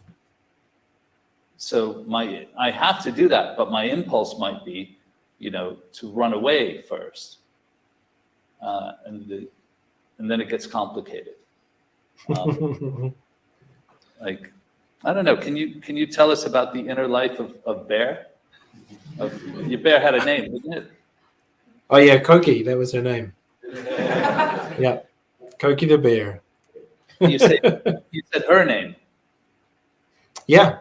Koki was a female bear. She was a mama bear. She had cubs.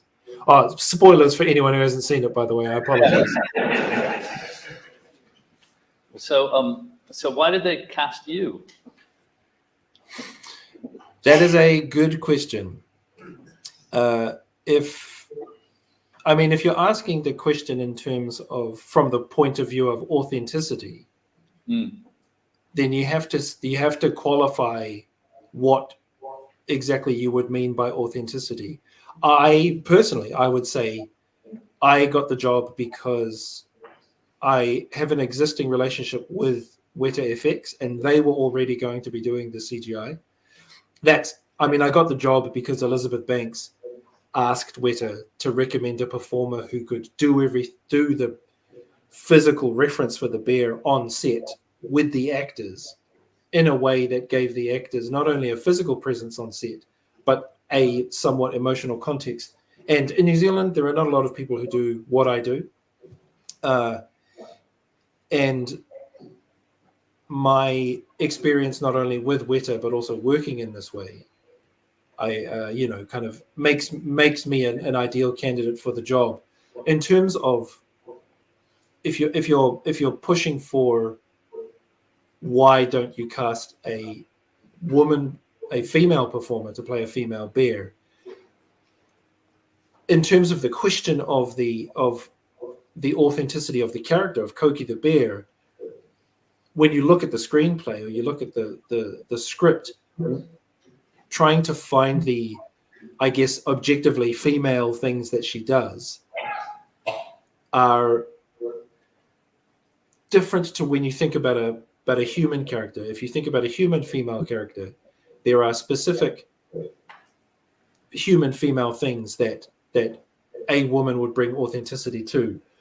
But ultimately, this is a bear that's high on cocaine. That's the authenticity you're trying to go for, and no human person is going to achieve the actual authentic bear on cocaine experience. Like, I know a lot of people have tried to get real close. And I didn't go as method as some people think. I'm fortuitously within the entertainment industry, so I have a lot of colleagues who have some authentic experience with bears and substance abuse. So there was a lot of really good, juicy research and things I could do there. But Yeah. I'm digressing. But to come back to your original question. But yeah, it's a laughing footballer problem of mocap. It's of motion capture and performance that capture, really quickly, because you need a different level of authenticity when performing, and yeah. the suggestions you get from coordinators and supervisors and directors are sometimes really quite uncomfortable and painful in order to achieve that authenticity. So what's the most painful thing you've had to do for mocap? Painful and uncomfortable are two different things. There are many, many painful things I have to do for performance capture. I think the most uncomfortable one was I was doing some performance capture for Valerian, which was a Luc Besson film, and the character that I was capturing for was a female character, a humanoid female character. She was a queen, and she was in a highly emotional state because her daughter was being sacrificed, was being left behind, and the animation supervisor asked me to play that character, but it was incredibly uncomfortable because I was surrounded by 4 actual female actresses who were probably better suited to that level of authenticity than I was. And the animation supervisor asked me to do it simply because I was the only performer that he knew, and he didn't want to take the risk. He felt too unsure of himself when it came to communicating with the other actors. And as much as I tried to explain to him that there were literally 4 talented women around me who could do this role, he insisted. And I didn't do a very good job at all, because I tried my best, but ultimately I was a dude pretending to be a woman, surrounded by women pretending to be okay with what I was doing. And funnily enough, when I think weeks later, they reshot that scene, recaptured it with a woman performing it, and it was so much better. But that was definitely one of the more uncomfortable things that they've asked me to do. I mean, the joy of this kind of work is ultimately it doesn't matter what you look like. It comes down to the quality of movement and motion and performance that you can do. As long as you can deliver that, then you can play anything. But funnily enough, coming back to this idea of authenticity, what they wanted was was a level of authenticity that I could try to do. But when I'm surrounded by people who can do it so much better than me and so much faster than me, that the animation supervisor really should have asked one of those women to do it, which he eventually realized, and weeks later he did, and it was so much better. Yeah, I had to once do it was for Spartan Total Warrior. I was doing all the male characters and the non-humans. So I was asked to do these skeletons, which were like Ray Harryhausen skeletons. So kind of weightless, jumpy animation, and a sense of these characters move with no meaning to them, right? They're not driven by any psychology. And the supervisor thought it would be really good to just put marbles in my shoes. They told me, they said, we want you to do this. They didn't try to surprise me, right? And walk around that way because they figured I'd start lifting my legs really quickly but all it looked like was a very angry person.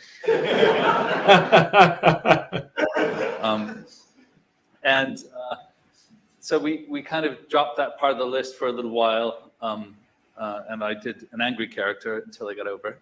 And then came back to it later because I had an idea that if we film all the actions backwards with a slightly, exaggerated joint movement, so jutting elbows and knees and everything, that when we play it forwards, it might have that lack of meaning.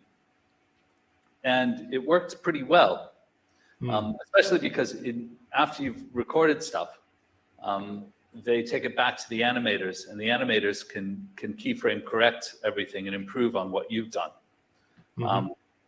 And so that was kind of interesting. But I think the supervisor was always a bit sore after that their idea of hurting the actor didn't really work out. It comes from that misguided idea that the problem with the laughing football player, that they need some sort of authenticity, and the only way is to impose some sort of discomfort on the performer to get it. But in the end, we ended up doing a lot of characters where we'd capture, like the Minotaur, we'd capture the upper body, working with I think we used crutch arm extensions on that. And then the lower body, what we did was we just found this little truck cart, what do you call them, a trolley-based thing with wheels, and we just ran along taking little circular knee steps, pushing along on the truck and everything. So it looked like the body would fall over and then stumble forward like that. It goes back to the animators, and then the animators muck around with that. And then the next time we do a shoot, because mocap tends to happen in shooting blocks, you do a capture for a few days, and then the animators have this stuff for months, and then you come back and they book you back in and you do more, and it keeps feeding back and forth, which is, in this kind of helix, this twisted helix of ideas. So nobody quite knows what the end of the road is going to be like. And by the end of the road, you can't remember what happened at the beginning sometimes. But yeah, it was often discomfort that makes you really stop and think. They literally have a list, and the list is organized by the size of the volume quite often, right? So they take all those cameras and they pull them together, and they shoot maybe in the case of what we were doing, like a 4x4 area, 4 meters by 4 meters, really, really well. Or they pull some down right by the ground so that they can get all the ground stuff at the same time. So when you're crawling, kneeling, falling and falling and falling and falling. So you'll end up with all the variations of falling down in the same afternoon. That sounds like fun, doesn't it? Now there are, I'll pass these around if you want to. Yeah. So there's two sets of these. One of them is very soft, nice and comfy. The other one's very, very hard. Mhm. So this is a while ago. I think they're all soft now, right? Don't see hard. Yeah. They're all Unless I'm- usually soft, but I mean, Yes. it can be as soft as you want. You fall on it 43 times, it's going to hurt. Yeah. But the harder ones actually capture better. Yeah. The harder it is, the better it captures. And when you're hitting the ground, if you have a mat down there, you get occlusion. You can't see the markers for as long because they get kind of squished into the mat. So they really like it when you can fall on something hard. And the hard markers worked a lot better than the soft ones when you're falling. Yeah. So you tended to, it's like a worst case scenario on top of a bad situation. But if you worked under the tougher conditions, you could get done quicker. But the more craft you use in falling down, the more it looks like it's a controlled fall. So it's just something to think about. So we're going to drop those hard ones in the vat of liquid nitrogen later. And I'm hoping I get to smash them. For years, I've been using them as cufflinks. But it's time for them to go. Let's see, what else? We've got about 20 minutes left. All right. We can start the Q&A. Yeah, let's any questions from you all? Yes. So you mentioned the gyroscope and the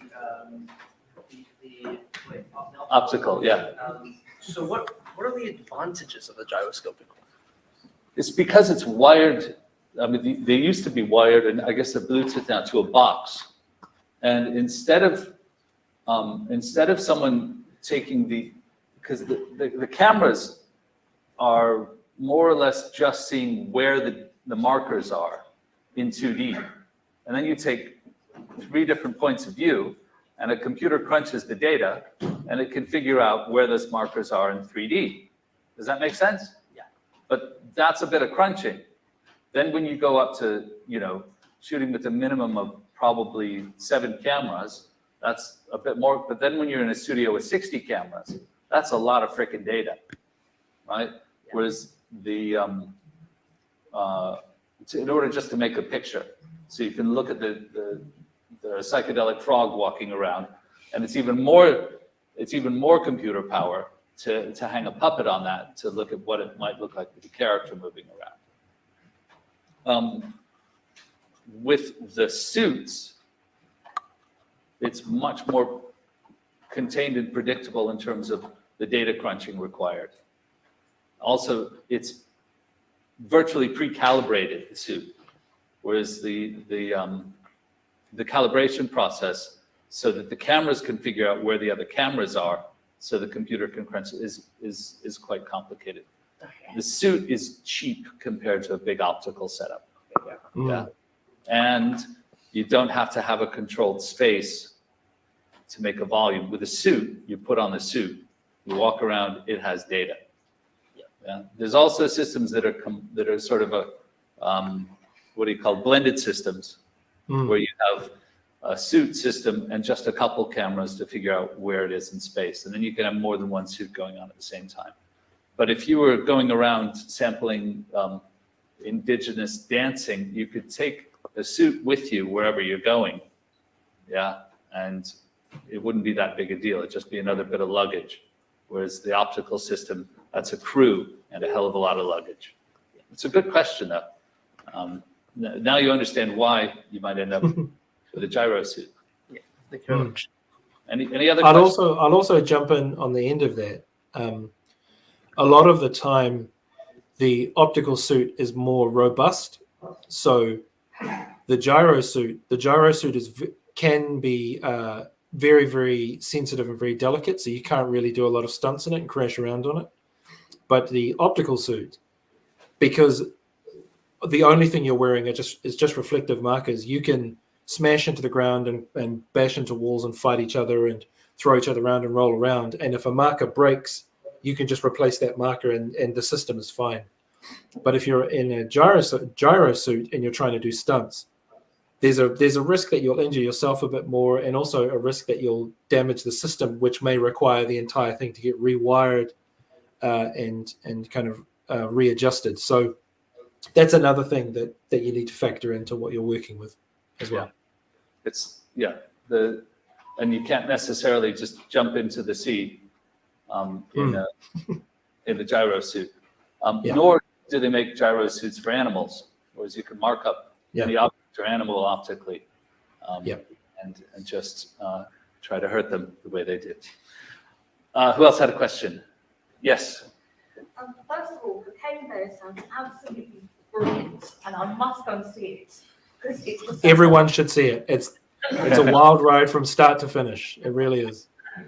Do you have any stories from behind the scenes? Any amusing anecdotes? Because it just sounds absolutely excellent. My sister's seen it; she loves it, and I'd just love to hear more, if that's okay. Yeah, sure. There's a ton of anecdotes. Ray Liotta, bless him, was a phenomenal actor, and when he was on set, he was really witty and sharp, and when he was off set, he was just this like sweet old man, and he would always give everyone kind of funny little nicknames, and like he had his PA, her name was Eve, and in order to remember who she was, he would call her Christmas. And we had a stunt performer who was working on set by the name of Mike Snow. He lives in London, actually. And he's this, we called him Snowy because his surname is Snow, and he's like a big white dude. He's really lovely. And we were just on set one day with Ray, and someone handed Snowy a piece of equipment. They're like, Snowy, here's that thing you wanted. And at one point, Ray just turned around and looked at Snowy and was just like, what did he call you? He's like, oh, Snowy, that's my nickname. He's like, Snowy? Snowy, what the hell kind of nickname is that? And just gave him so much crap about it, like teased him mercilessly. And then as soon as it was time to roll, it was business time, and Ray was an incredible professional. And then at the end of the day, he just kind of, gave Mike a big hug and was really, really sweet and really lovely to him. There's another sequence near the start of the film that is on the side of a mountain, and we were filming this in Ireland, and just in Glendalough and down in Wicklow, and we were on the side of a mountain basically filming this, and at one point Elizabeth and the ADs, they said, okay, Allan, you're in this part of the scene, and we're shooting you quite wide, and then we want you to kind of traipse through the bush here and head towards camera. And I said, okay, that's fine. And the ground was covered in bush and scrub, and it was hard to see anything. And I said, has anyone gone through here just to make sure that it's flat and it's safe? And they said, no, we didn't want to disturb the greenery because we want to see the way it moves when you move through it. And I said, well, okay, this seems quite risky. I don't know what's going on. There might be, like a log or something I might hit, but we'll give it a shot and we'll see what happens. And then I took about 3 steps in on my arm extensions, and my right arm just kind of disappeared. And I kind of got up and I said, oh, I'll cut, and kind of pulled away some of the bush. And there was like a massive, just a split in the side of the mountain that I almost fell in. And had I fallen, like it would have been a very short film. I just my arm just kind of went into this crevasse, and I said, oh, you know what? Maybe we'll just do the first bit, and then can we cut? And I'll just jump over this gap, and just kind of reset myself here closer to the camera, and we'll just film from there. And Elizabeth Banks saw the gigantic hole in the ground. And wisely said, I think that's probably a good idea. And I mean, there's so many weird things that happen on set. I mean, I have to give credit to the actors and their imagination and the way that they imagined this world, because it's one thing to be like, giving truthful, emotional performances, you know, when you're being attacked by a bear. It's another thing to be doing that whilst like a 91 kg bald New Zealand guy in tight black lycra with a weird thing on his head is kind of standing there like, hey, what's up? Let's do this. You know, it's yeah, I mean, yeah, it's hilarious. All of the actors were brilliant. Everyone was fun. The young man who plays Henry, Christian Convery, I had just worked with him previously on Sweet Tooth, the Netflix series. So he and I were kind of rolled onto set buddy, and everyone was like, oh, do you guys, you know each other? And we're like, yeah, we're work colleagues. We're, you know, we worked on previous projects. And we were originally just kind of trying to do it as a joke. And people took it really seriously and they thought we were being really, you know, really kind of snooty about it, but we weren't. And people tried to do that thing where they were like, don't look at him, don't talk to him, he's too important. And I was like, man, no one's talking to me. Have I offended someone? And I got really, I was like, man, I'm feeling really lonely. And one of the women in production just kind of sided up and said, hey, this is a weird question, but I noticed that you have some, you know, I have tattoos. And they said, oh, I noticed you have some tattoos on your arm. Are those polyhedral dice? And I said, yeah, they are. I'm a huge fan of tabletop role-playing games. And she kind of looked around and said, do you play D&D? And I was like, yes, I do. I love playing D&D. And she was like, cool. A bunch of us are playing on Thursday. Do you think maybe you'd want to join? And I was so happy because I'm such a big nerd.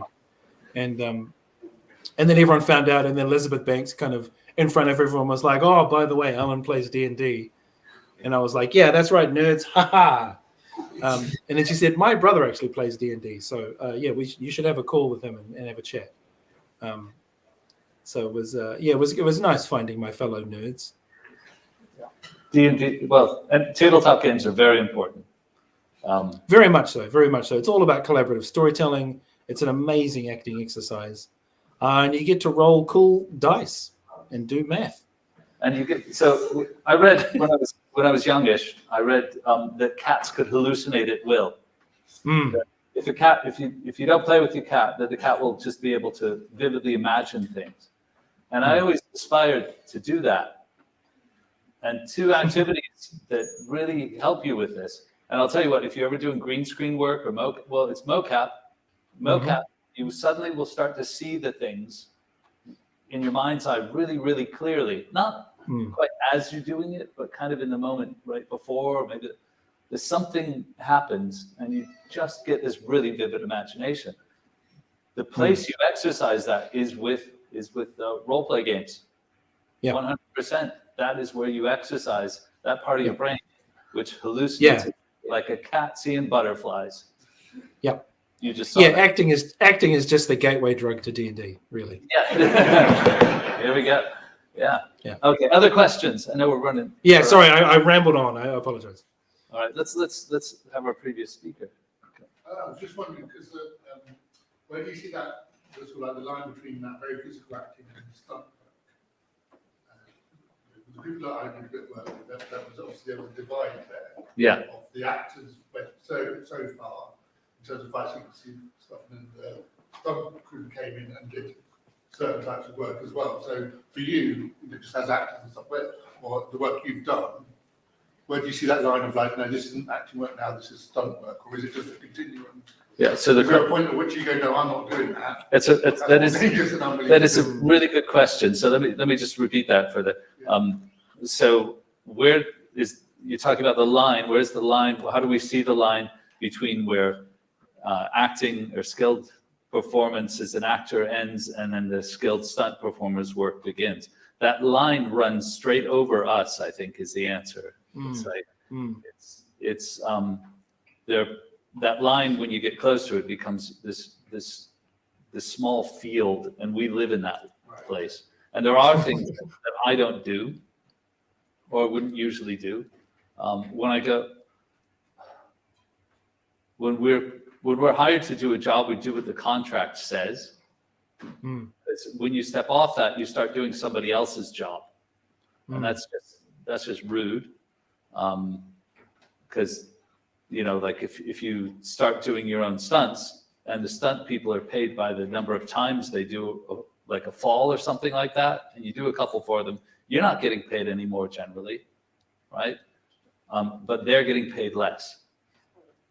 Yeah, that's one of the reasons you don't do it. Also, like I said, I've got 40 falls to do at some point in the individual movements that I'm doing. If there's a cut scene and they've hired somebody else to do a couple falls, by all means, step in there and do that. But in terms of skilled combat work, that's something we both definitely do. And yeah, there's no difference. There's a big overlap there between what the skilled actor can do and what the stunty can do. The stunty can do it though, wired up with a jerk harness and then get yanked. But you get yanked, don't you? You'll do jerk harness work and air ramp stuff. Whereas I'm not a fan of that. Thank you. Well, I mean, yeah, I don't do as much as I used to do when I was 20. I'm definitely not as fast as I was. But I still do it. I'm still, we're still capable. So in terms of finding that line, a lot of the time the line, as you say, when you get closer to the line, it becomes a very large gray area. And it comes down to conversations between the coordinator or the supervisor or the director in terms of what they need to achieve. And then ideally you have the scope and the space to discuss it and figure out where the limits are and what the boundaries are. Yeah. But stunties tend to sooner or later go to the hospital. And good actors go and visit them in the hospital. Yes, indeed. But they are called doubles because they're regrettably they're in a way a bit spare, so that somebody can do the high risk stuff. They're skilled so that they don't go to the hospital, but sooner or later, I know a lot of stunties, and I can't think of one that's never been to hospital. So does that answer your question? Okay, good question. Glad you asked it. Anybody else? Yes. We've recently seen in recent video game adaptations roles that were sort of grown and developed by motion capture actors, then being transliterated to the TV screen and given to more traditional actors. What sort of feelings and thoughts does this inspire? Well, a good friend of mine, his name's Doug Cockle, and he and I go way back. We worked on Band of Brothers, and then did some documentary stuff together and all that. And he voiced The Witcher. Now he didn't do the mocap for The Witcher, but he did all the voice work for the video game. And then of course it moved over to somebody else. And Henry Cavill was really gracious and always acknowledged Doug's work. And Doug does, you probably see him at Comic-Con and stuff like that. So sometimes it's handled really, really well. Also with mocap, you were talking about that, Alan. What was the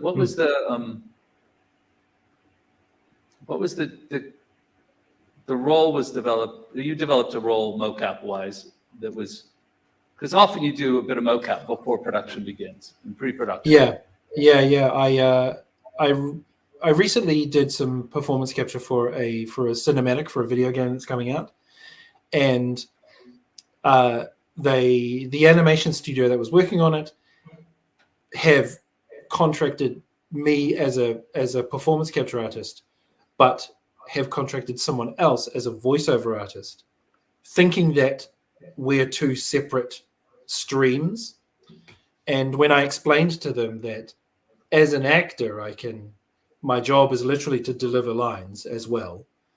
And if I can deliver the text, then you'll read it in the body. As Tim was saying earlier, the software is the fidelity is so high now, you can see when it's embodied. A lot of people who are making those kinds of creative decisions can't quite fathom the idea of, like when you hire a voice actor to do the voice, they kind of forget that those voice actors are actors. They're actors doing a voice, and they're very good at it. But also a performance capture artist, actors can also do voices because we all have them. So in our heads. Yeah. Yeah. So when I explained to him that, I asked, would you like me to deliver this text? That he was the animation supervisor was very kind of confused by it, and I had to very politely and very respectfully explain to him that actors can do this thing because we're all the same kind of job. Like, we're all voice actors are actors and actors are voice actors. Some of us are better than others, and some of us are definitely not as good as others. But it was, I think in terms of that sort of, like The Last of Us is a classic example. Troy Baker's a great voice actor. The character design for Joel doesn't look a lot like Troy. So they wanted to match the visual aesthetic for the film as much as they could, as opposed to using the talented performers who did the original voices for the game. And those are creative decisions that get made by a number of other people. And in my role, and I don't know if it's the same for you, Tim, but in my role within this industry, there's a certain amount of responsibility that I have. And when it comes to situations like this, my responsibility, like Tim said, is to be supportive of my colleagues and my friends, because we're all trying to do the job. We're all trying to make a living. We're all trying to be paid what we're worth. We're all trying to be appreciated. And we're trying to make a living out of this passion that we have. And, I guess your responsibility is to support each other, because that's kind of how we all get ahead, really. But traditionally, if you go back to animated cartoons, like all the Chuck Avery, Bugs Bunny stuff, all that stuff was, they would record the sound, and then they'd stitch together the sound loosely, and then they'd animate it, and then they'd recut the sound. But it began with the voice. With film and video games now, it begins with the animators. And they need to get the job done. So they'll start working, and then they'll slot in the performance wherever they can. And then they'll work a bit more and come back to it. So you don't know if, when I did this stuff for Sega Spartan Total Warrior, that basically I did all the movement stuff. I did both sides, both characters in cutscenes or cinematics. So cutscene or cinematic is when it plays like a movie with dialogue and the story moves along, kind of. And like motion tree stuff is the individual movements that you do in the game. Have they updated that term, motion tree, at all? I think they just call it like a motion library now. Motion library, yeah. And that branches in, so your character can go from their base pose and then start walking or start running or move backwards or sideways or whatever. That's why it used to be called a tree more often as a branch. But when you're doing the scenes, you're quite often doing both sides of them. So you do a bit of the scene, then you turn around and you do the other character's part in that with either somebody or some things, standing there as a physical reference for you.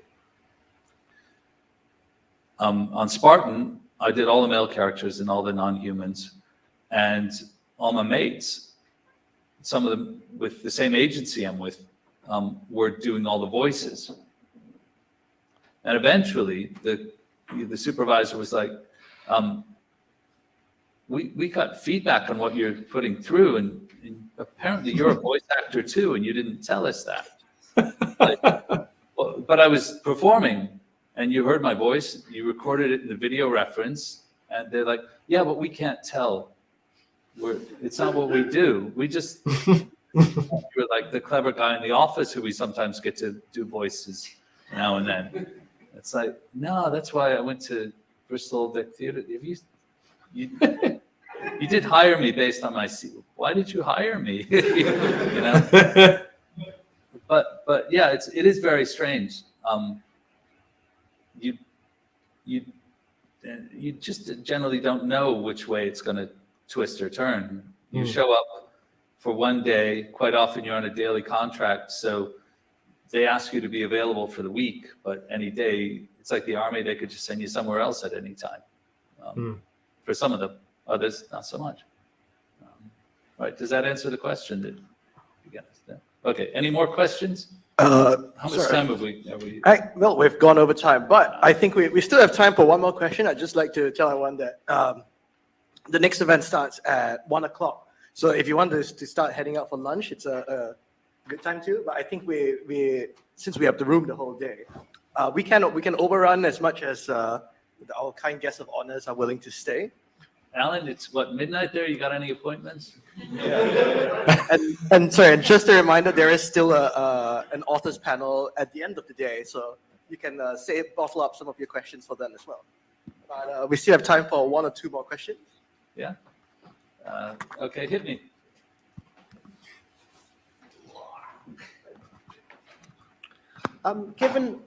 Given the trend of films like Planet of the Apes and Avatar, how long do you think it will be until motion capture actors are recognized in the acting categories for things like the Oscars or similar awards? Alan, you did a bit on Planet of the Apes, didn't you? And Avatar, yeah. And Avatar, of course, yeah. That is a good question. That's a question all of us are asking. Yeah, we've been pushing for it for a long time, and I think I think we're getting there. I think it's getting more and more acceptable. But I mean, I feel like I don't know everything about how the industry works, and I haven't been around that long. I've only been doing it for like a few decades. I feel like there's still a hesitance from, dare I say, the studios to admit that the person that they've placed as the figurehead for their product, their brand, they're pitching that person as like the perfect representative of their brand. Like, it's the same with stunt doubles. Everyone knows that everyone has a stunt double, apart from, maniacs like Tom Cruise. No, he the world has them. He has them. He has them. Yeah, he may not use them, but you know what I mean. Like the world understands that that's a thing now, and yet there's still a hesitance for the industry to admit that. And it's the same for motion capture performers or performance capture artists. Really, there are conversations that always have that feel almost like someone operating on a zero-sum equation, where if we recognize that a performance capture artist has done great acting work, does that mean that this screen actor who didn't do any motion capture for this film has done a less important or impressive job? Which is a ridiculous thing to say. But I feel like we're not there yet, and I think we're going to get there. But I mean, like if someone wanted to give me the Oscar for playing a cocaine-fueled beer, I wouldn't say no. It would be a hilarious time. The stunt industry is finally, stunt performers and coordinators are getting recognized in big awards now. Finally. Oh, I mean, yeah, we literally had to create our own Oscar ceremony called the Taurus Awards. Yeah, but to start getting awards in the major, that's and become the mainstream thing. It's on its way. Because stunts have been around as long as there've been films, right? So that took 100 years to get there.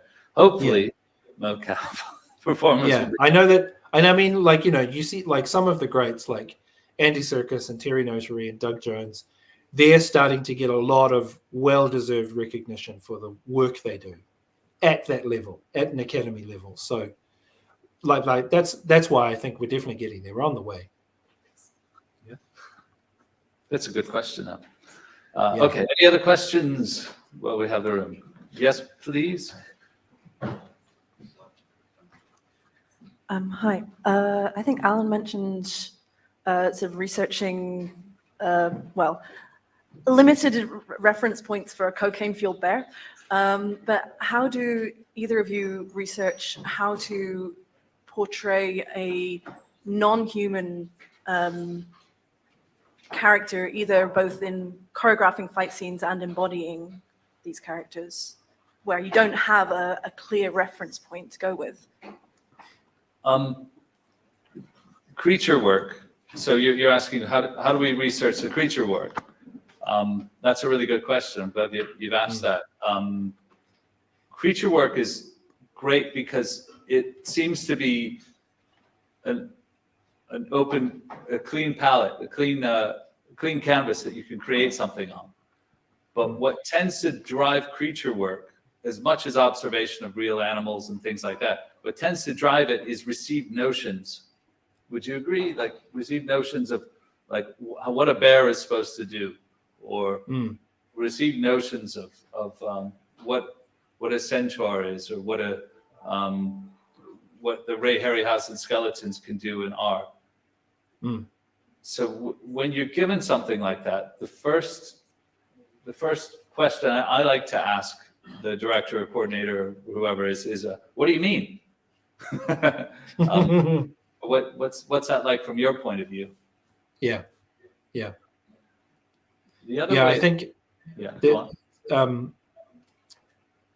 I think you raised a good point there, Tim. It comes down to if you don't, conversations with the director or the supervisor about what are they trying to achieve, what do they want to achieve for this scene or for this shot or for this character arc or for this, like, what's the vibe of this creature? What's the what are the recognizable things that a human being could understand that would help an audience connect to what this creature or this character is?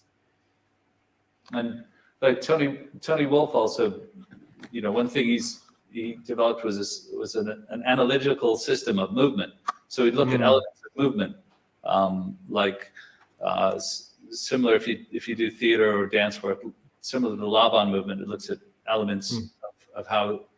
So you can step back and go, okay, so we're talking about a giant, right? So how does being a giant maybe affect the alignment of that character? Are they very much an upright character? Are they like an ogre or a troll hunched over a bit? And once you start asking those questions, you get a more objective answer and more clear sights. There's an idea of, I talked about it before, articulation of time. So you can have a character that's always interrupting. You can have a character that lets everything else settle around them before they speak and prepares to speak. And so once you establish these things collaboratively with other people around you, you get kind of a map of how this character, how to order your choices for this character and how to make them different from another character or another set of characters. So a really good example of that in the Lord of the Rings is like the Ents. Everyone, has a pretty good idea of what an Ent is when you read the book. But when you start to embody something like that, everyone has to get on the same page. Decisions have to be made. Zombies are a great example of creatures that need to be different on every project. You go in, okay, there's a new script for a zombie film. I've got to do zombies. In every video game, in the sequel, one of the big temptations is, of course, to do an upgrade by adding zombies. It's true, isn't it? I mean, yeah. Oh, guess what? Yeah, there's zombies in this one. But all zombies are different. Does that give you an idea? So but yeah, you've also got myth, you've got other films and books and things like that. You've got just a careful reading of the wording of the script sometimes will give things away. I coordinated the fights for Cockneys versus Zombies. And there's a scene in which Richard Briers, so part of it's set in a nursing home. Yeah, and Richard Briers has got a Zimmer frame, a walker.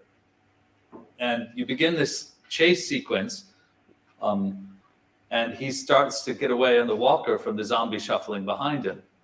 And then another scene happens, it cuts back, and he's still the same distance exactly in front of the zombie. And then it cuts back to him later, and the zombie is actually just a little bit further behind him. So basically, we got our zombie speed from that for the whole film, which is that the zombies move almost as fast as Richard Briers on a Zimmer frame. So careful, you go back to the script as often as you go anywhere else. Yeah, any thoughts on that? Where do we research creatures? What are some of the standard creature tools we use? If it's a really wild creature, then you think about things like, does the creature breathe? How does it breathe? Because breath informs everything about how they move, what their emotional state is. You can start to look at concept art and make decisions based on what the concept art is showing you. Like, are their arms or limbs elongated? Are they kind of short? Do they look stocky and heavy? That's going to change the pace at which they move. So you almost start analytically, decoding what the creature is from notes you might have or concept art. Or if you've got the freedom to start making your own decisions, like you say, you can pull from anywhere. It's awesome. We often limb extensions are something that's often used. You have crutches for the hands and things like that. Trying to think what else. Do you use weights at all? Do you strap on weights sometimes for things? Yep. Yeah. Putting like ankle weights or wrist weights to change the amount of mass that your body has to shift physically. It's going to change a few things. There's working on the Hobbit trilogy. Peter Jackson was really keen on seeing the weight of all the weapons, seeing these characters, seeing the weight of these weapons. And rather than letting us act it, he decided to just put a lot of weight on the weapons to the point where we couldn't really use them because they were so damn heavy. And because what he wanted, which we eventually found out, what he wanted was to see these characters and for the audience to see how much effort they were putting into what they were doing, how strong they were, and how kind of tough they had to work, how hard they had to work to do what they needed to do. And his idea was to just make everything stupidly heavy. And it got to the point where a bunch of us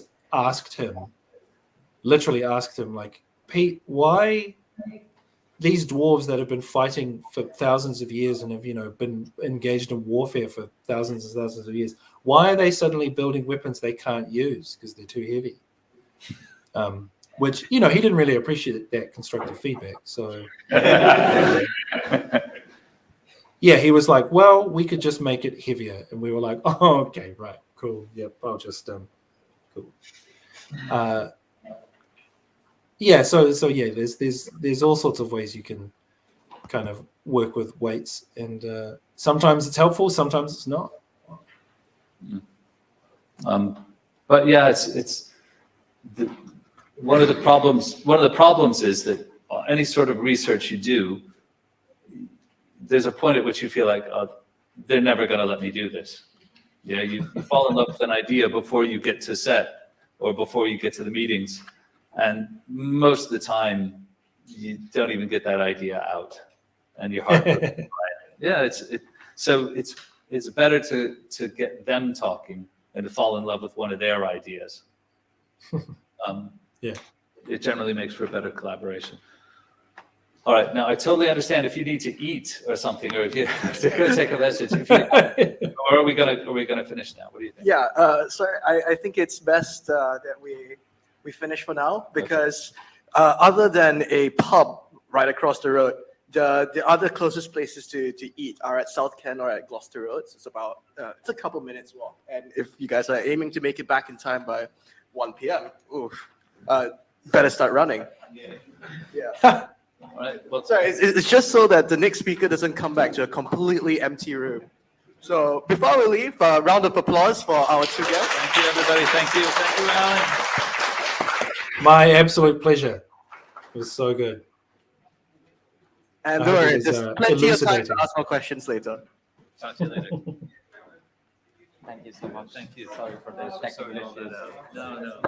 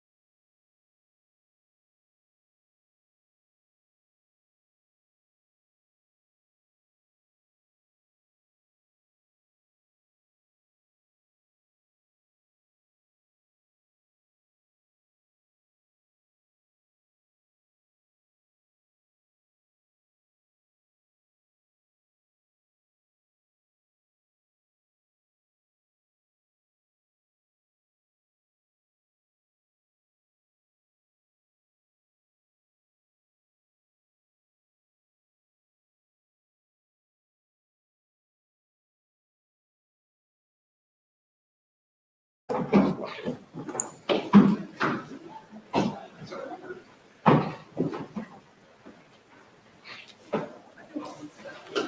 changed the camera around so it's pointing at the Oh, okay. So it is the Broken Empire for the Jews. Let's double check.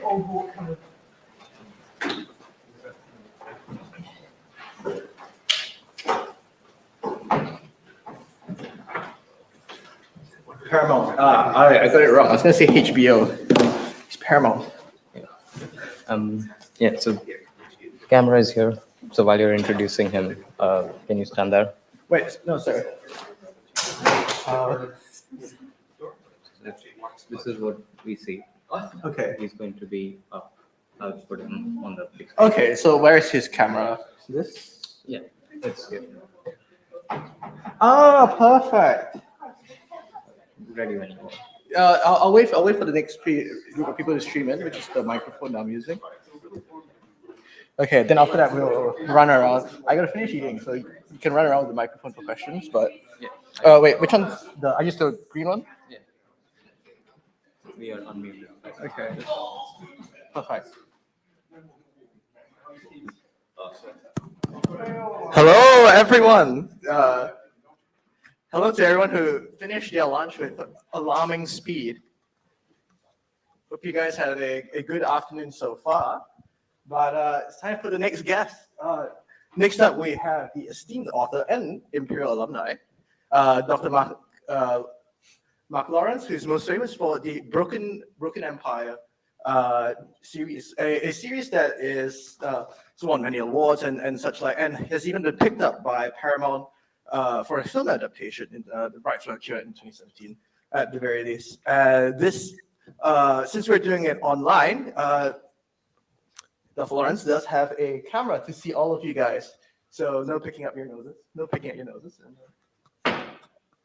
And I think we are good to go. Hello.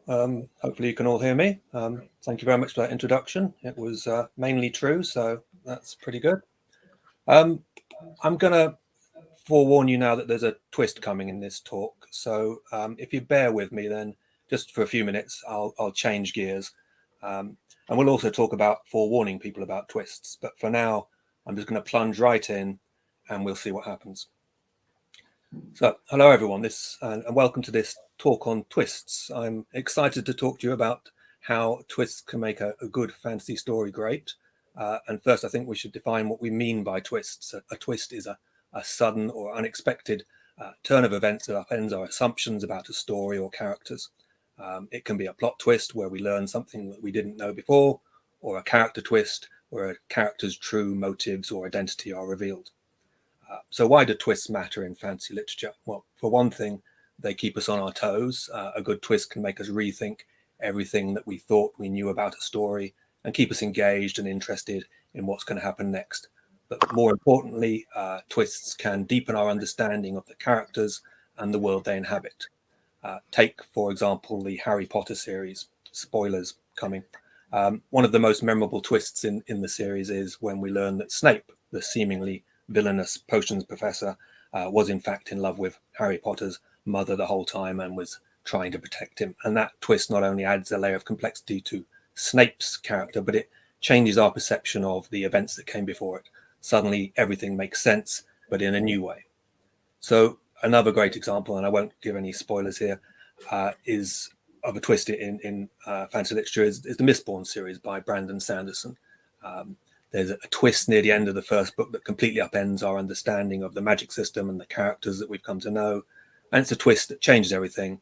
And it's one of the reasons that the series is so beloved by fans. So as writers, how do we create effective twists in our own work? Well, first of all, we need to be willing to take risks.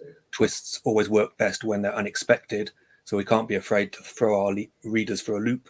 But at the same time, we have to make sure that the twist is makes sense within the world and the characters we've established. It can't come out of nowhere or it will feel cheap and unearned. And another key to effective twists is foreshadowing. We need to plant the seeds early on so that when the twist comes, It feels both surprising but inevitable. Foreshadowing can come in some forms of subtle hints or recurring motifs or even misdirection. And the goal is to make the twist feel like a natural progression of the story rather than a sudden left turn. So in conclusion, the twists are a powerful tool in fantasy literature. They keep us engaged, deepen our understanding of the characters and the world, and they can even change the way we think about the story as a whole. As writers, we should be willing to take risks, but also make sure that our twists are grounded in the world and the characters we've established. And as readers, we should be open to having our assumptions challenged and our expectations upended. Thank you. And the twist here is that I didn't write that. That was written by ChatGPT. And as students, you're probably far more familiar with ChatGPT and its cousins than I am. But as you're probably mostly science students, then perhaps with your less of an essay writing burden than your arts colleagues, you're not in a position of having had to reach for it yourselves to help with your writing. But I do want to talk about AI to some degree. The ChatGPT talk, which I just gave, was interesting to me because it's probably better than mine. It raises a lot of points that I will come back to. And the potential in these things is pretty scary. I asked it to do me 2 more talks, exactly the same prompt, just twists in fantasy literature. And both of those talks were completely different. They were both good. For example, neither of those actually referenced specific books. And if you look at the lines in them, you can't take one line and Google it and find it. It's all original phraseology. And it's of particular relevance in the fantasy world at the moment because one of the best known magazines, or at least one of the higher paying magazines, Clarkesworld, has recently closed its doors to submissions because they had this massive spike in incoming stories. And it turned out these were all just from people who had decided, I will ask ChatGPT to write me a story and just give it a quick prompt. And because they thought, well, maybe I can earn 10 cents a word for just having written the prompt and waited for ChatGPT to spit out the story, that seemed pretty lucrative to them, and they overwhelmed the magazine. We haven't got to the point yet where those stories are actually good enough to earn themselves a place on the in the magazine, so the slush pile readers can essentially spot them, we think. But they were taking up an awful lot of time and wasting a lot of people's effort. But it's also, the question is how long are we going to have to wait before they are good enough to pass those tests and they do start to compete? And this is particularly of particular interest to me at the moment because my work in progress has the working title, The Chinese Room. And the Chinese Room is a thought experiment in AI that helps us think about issues of artificial intelligence. And the thought experiment just imagines this room where you have a door, and under the door are passed slips of paper, and on the slips of paper is a question written in Chinese. And there's a little code on the paper as well. There's a guy in the room, he doesn't read Chinese, but he can use the code to go out to the back of the room where there's a near infinity of shelves, of drawers, and he will open the right drawer, take out the slip of paper in that drawer, go back to the door and pass it under the door. And the slip of paper he's just passed has also Chinese written on it. So the incoming ones are questions and the outgoing ones are answers. And the question here is that when you're outside the room, it looks like an intelligent being. It's reacting intelligently to your questions and passing all the tests. But then you ask yourself, where is the intelligence in the system?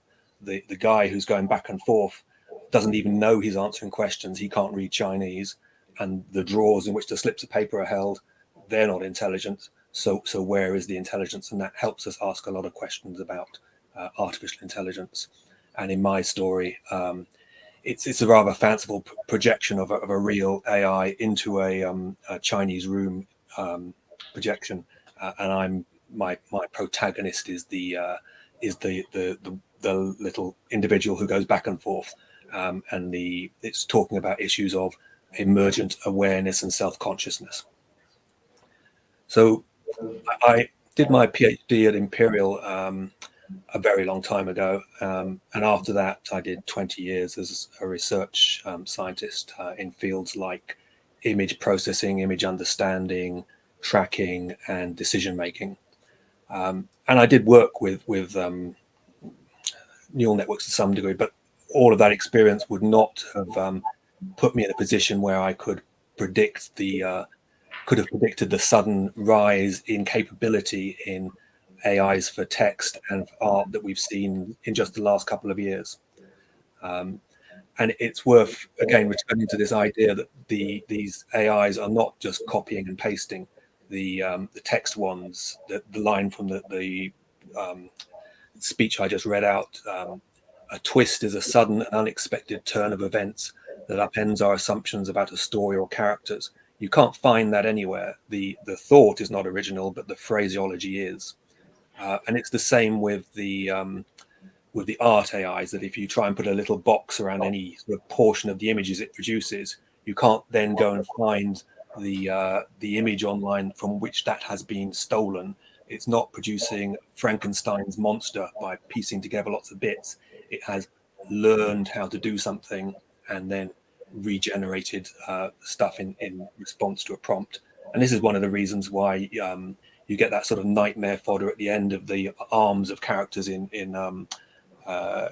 Mid-Journey, for example, where you get all the weird fingers. And it's because in terms of the overall image, that constitutes a very small fraction of it. And so it's not particularly important in terms of maximizing some quality factor, but it's an area where we as humans have very specific expectations about numbers of fingers and the way fingers bend.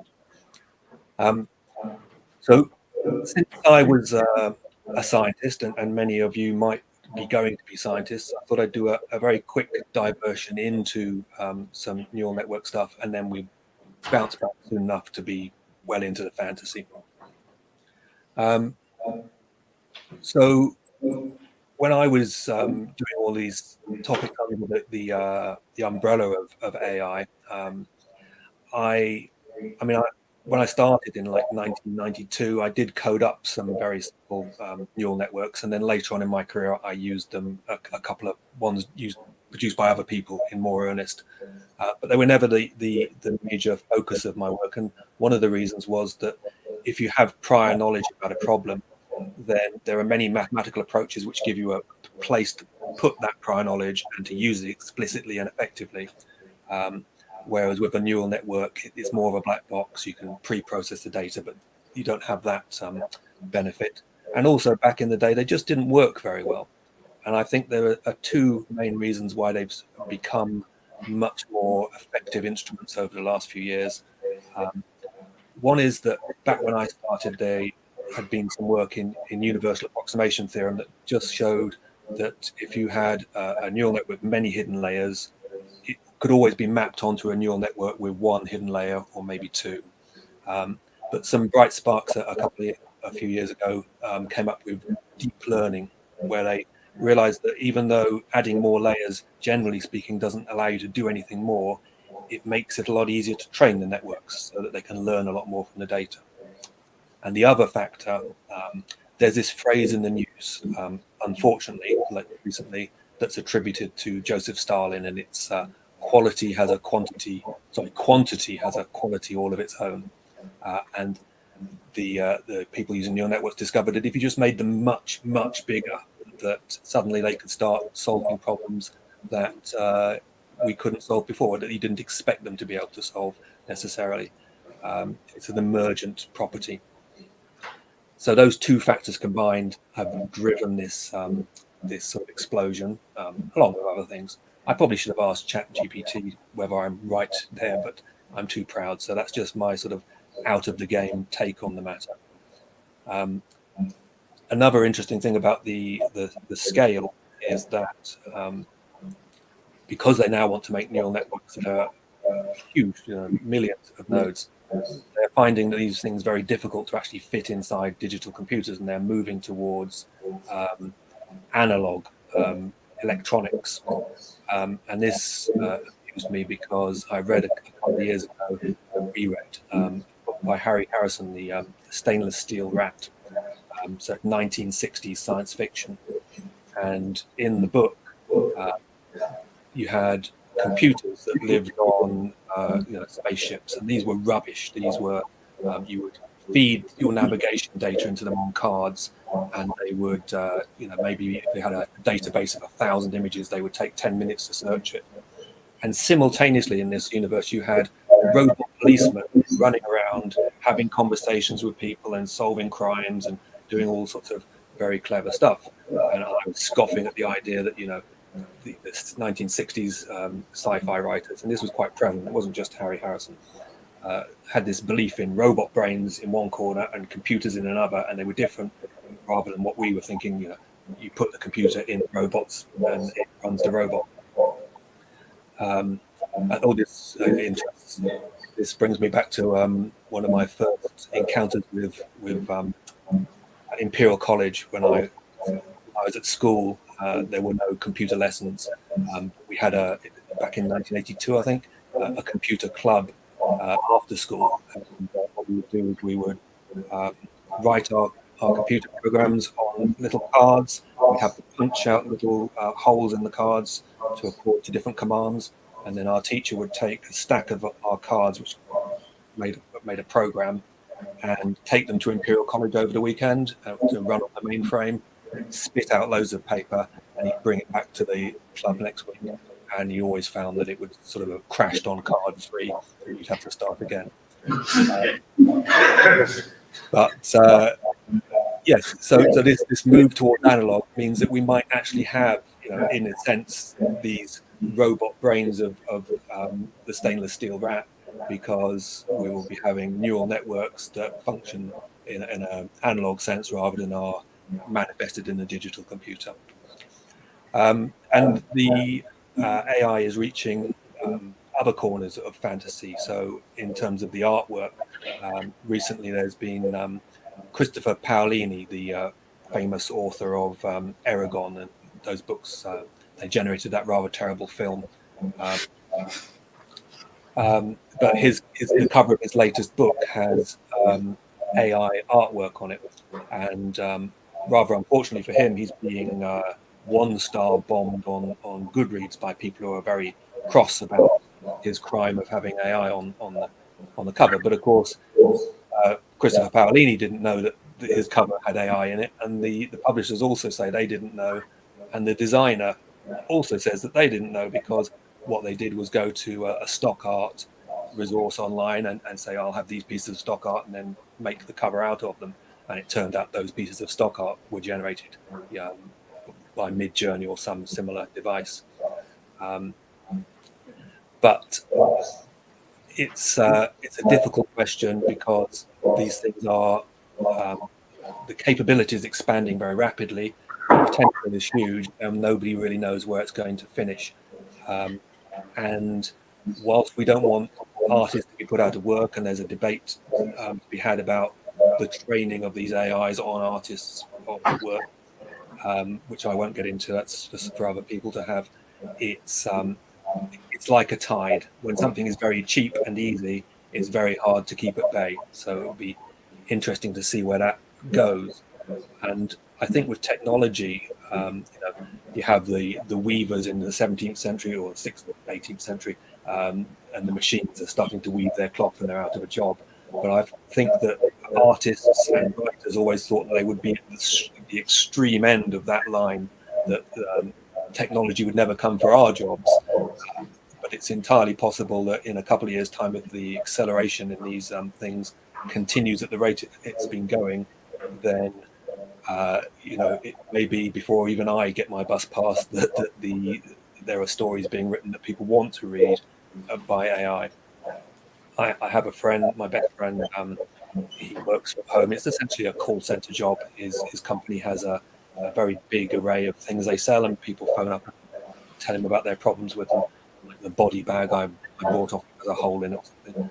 And it's very easy to imagine his job being replaced by a dedicated version of ChatGPT allied to an AI voice.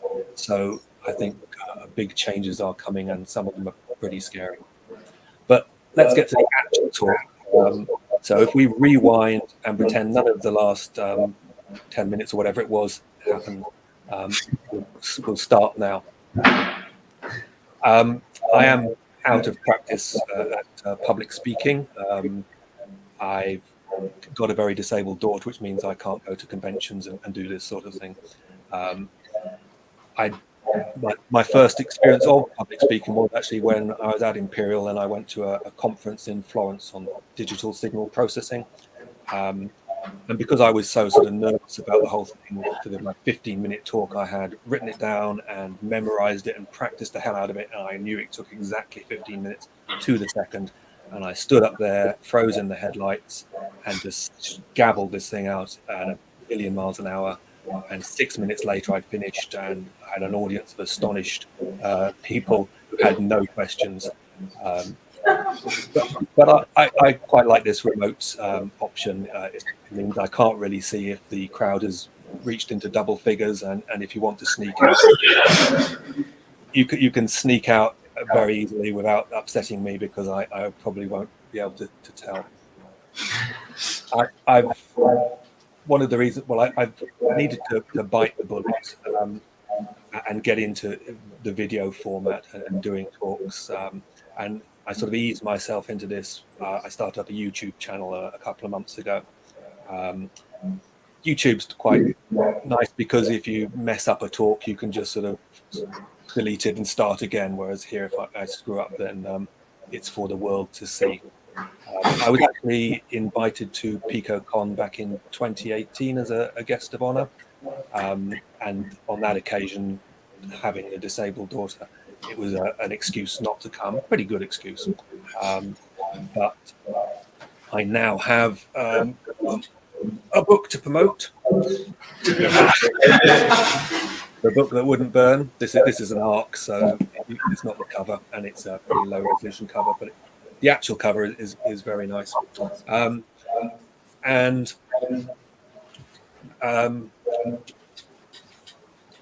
So I thought I'd better sort of bite the bullet and get into this stuff. I have done, over the past 12 years, 3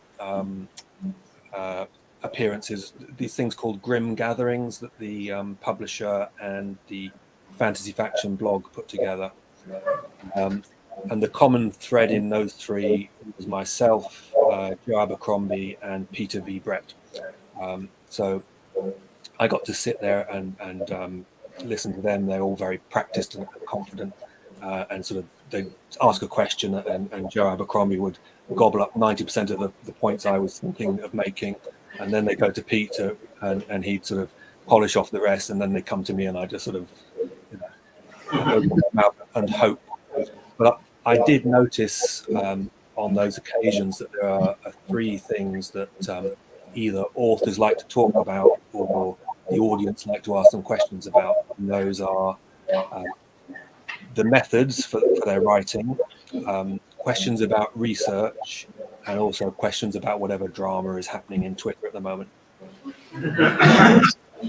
The problem for me has been that my method for writing is that I just start typing and continue until I've finished, that I do no research at all, and that all of the sort of hot topics tend to leave me a bit cold, which does mean that now I've foolishly agreed to give this talk, I'm going to focus on the theme of the conference, which is twists, rather than generate anything from my own opinions, because I don't have an awful lot of strong ones about these things to talk about.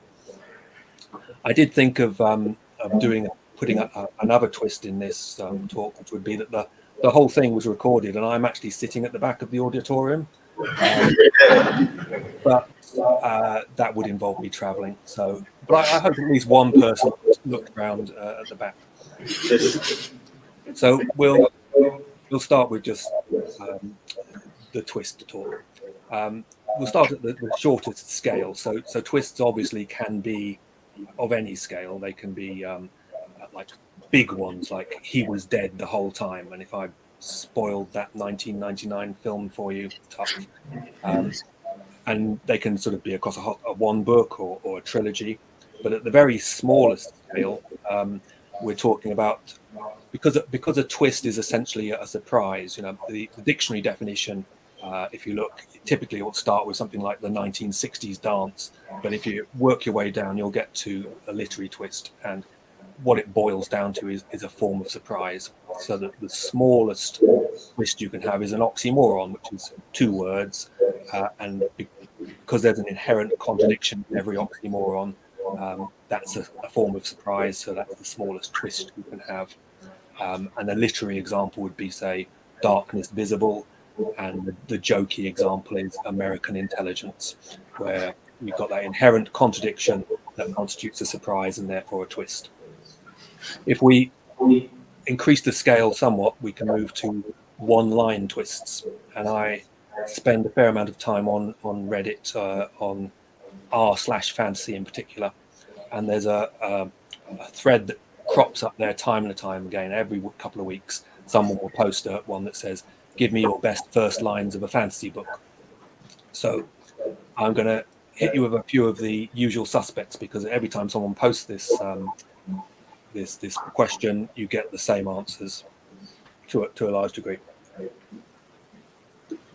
So the first one that comes up a lot was, "The building was on fire and it wasn't my fault."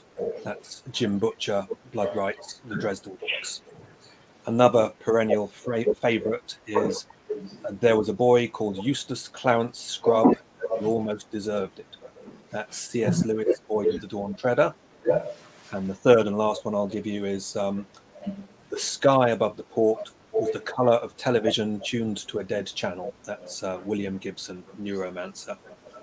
And the first two of those have twists in. The last one was merely pretty. So you don't need to have a twist in order to have a memorable first line, but it certainly helps. And you just have a quick look at why those lines are twists. If you look at the Jim Butcher one, "The building was on fire and it wasn't my fault." So the twist, the surprise, is that this is a character who, when he finds himself in buildings that are on fire, the implication is it generally is his fault, and this is an exception. So that's the twist, that's the surprise, that's why that line is stuck in people's minds and keeps on coming up. With the Narnia story, "There was a boy called Eustace Clarence Scrubb and he almost deserved it." Because it's a children's book, the twist or the surprise is that they are, first of all, making fun of the character's name straight off in the first line. And secondly, "he almost deserved it" implies that he's not a very nice person, which again, in a child's book, the main character being not a very nice person is a unexpected surprise or twist. I have a line of my own that almost always seems to come up in these posts, and seems to be pretty popular. It's from Red Sister, which is the first in the book, the Ancestor trilogy, and it runs thusly: "It is important when killing a nun to ensure that you bring an army of sufficient size." And that line has two twists. So you start off with, "It's important when killing a nun." So putting "when killing" and then "nun" next to each other, you don't expect it to be something like a nun, so that's a surprise and therefore a twist. And then, having said it's important when killing a nun, you might expect, well, if I'm going to kill a nun, what's going to be important? It's probably that nobody sees me do it, for example, or that I bring a big enough hammer. But the answer is to ensure that you bring an army of sufficient size. So that again is a surprise and therefore a twist. So there's two twists in that line, which again I think is one of the reasons why people keep on quoting it. And if I can paraphrase it, one of the things I do on YouTube is I critique first pages, page ones, and I say it's important when writing a page one to ensure that a reader is left with questions they need answering. So a good page one has to make you turn the page because you're not captive to that book yet. So it has to make you turn it, and one way to make you turn it is to leave you with these important questions. And that line has two important questions just by itself, which is, why do you want to kill nuns? And then, why is it so damn difficult to do it? And I think that that one line has actually sold me a fair number of copies of Red Sister. So it's certainly worth investing some time there, and twists are a useful way of making them effective. And I like to use the analogy of a rubber band, that when you twist a short rubber band, you're storing energy and potential in it. And I think when you twist a short line, you're also storing energy in it, potential, and making it of extra interest to the readers. So moving on from oxymorons and lines, we'll go to plot twists. So I'm not a mystery writer, so I don't put twists in all of my books, but fantasy can certainly benefit from twists. And you can have sort of book level twists that reframe the whole story or a whole character, as ChatGPT pointed out in its earlier talk. If you put a big twist in a book, then there's multiple risks involved in doing that. There's risks inside the covers. The twist has to work, so it has to be earned, as ChatGPT said, or it will be cheap. And that's no easy thing, and I'll talk about that in a minute. But there's also risks outside the covers, which is that you now handed to any Tom, Dick, or Harriet who comes along, you've given them a very compact form of thing that allows them to spoil the book completely for many people, because they can now go and say to someone else, the twist was he was dead the whole time, and suddenly people, in a reductive sense, suddenly people don't want to read the book anymore. There are a significant fraction of the readership who will think about a book that has a big twist in it in those terms, and if the twist has been spoiled for them, then necessarily the whole book has been spoiled. It's not everyone who thinks like that, though. I have the friend I mentioned earlier, turned out in later life is a deeply evil person who, whenever given a new book, turns immediately to the back page and reads the back page. And to me as a writer, that's horrifying. And I was so shocked by his behavior that I did a poll about it on my social media, and it turns out that out of the 1,000+ replies, 7% of people do that. 7% of people take a new book, go immediately to the back and read that. And I, on consideration, began to understand, and talking to them, began to understand it a little more.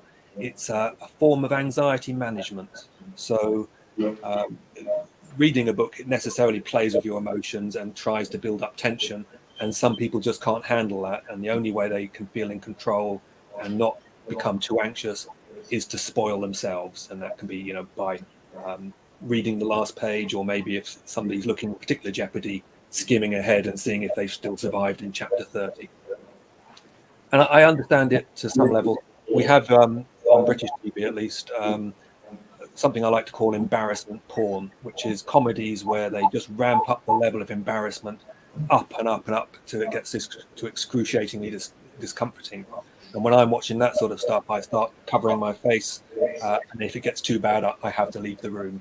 So I'm essentially doing the same sort of thing these people are doing, but in a different medium.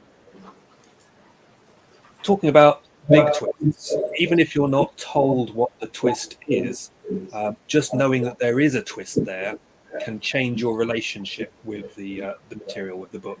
So when I told you a twist was coming, hopefully some of you were not thinking that this talk is terrible, sounds a bit robotic.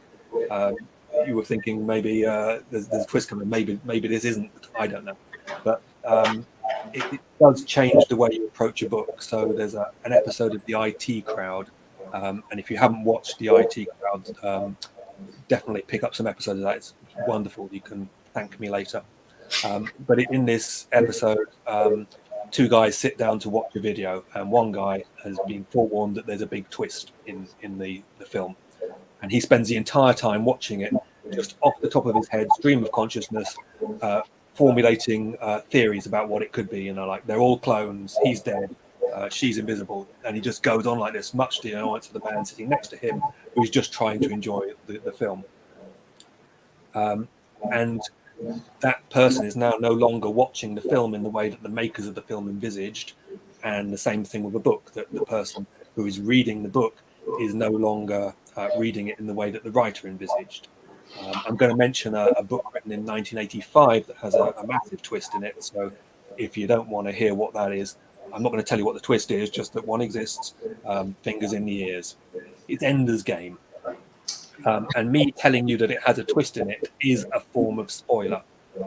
And if the book that wouldn't burn had twists, one twist, multiple twists, I wouldn't tell you, because I wouldn't want to put you in that sort of position of having prior knowledge that I didn't intend you to have. In Ender's Game, I've seen lots of people say that they saw the twist coming. Now, I didn't. I just read the book, and when the twist came along, I was completely amazed, and I thought, that's great, and it enhanced my enjoyment of the book. Now, maybe these other readers were just more observant than me, or less wrapped up in the story and spotted it, but it's also possible that like you, they were at some point informed that Ender's Game has a twist in it, and then reading the book in that mindset, you are much more likely to put together tenuous hints and pieces of information to construct a theory. You're much more likely to get that twist. If we look at this from the author's side of the page, and here I have to use a disclaimer that I'm not speaking for all authors.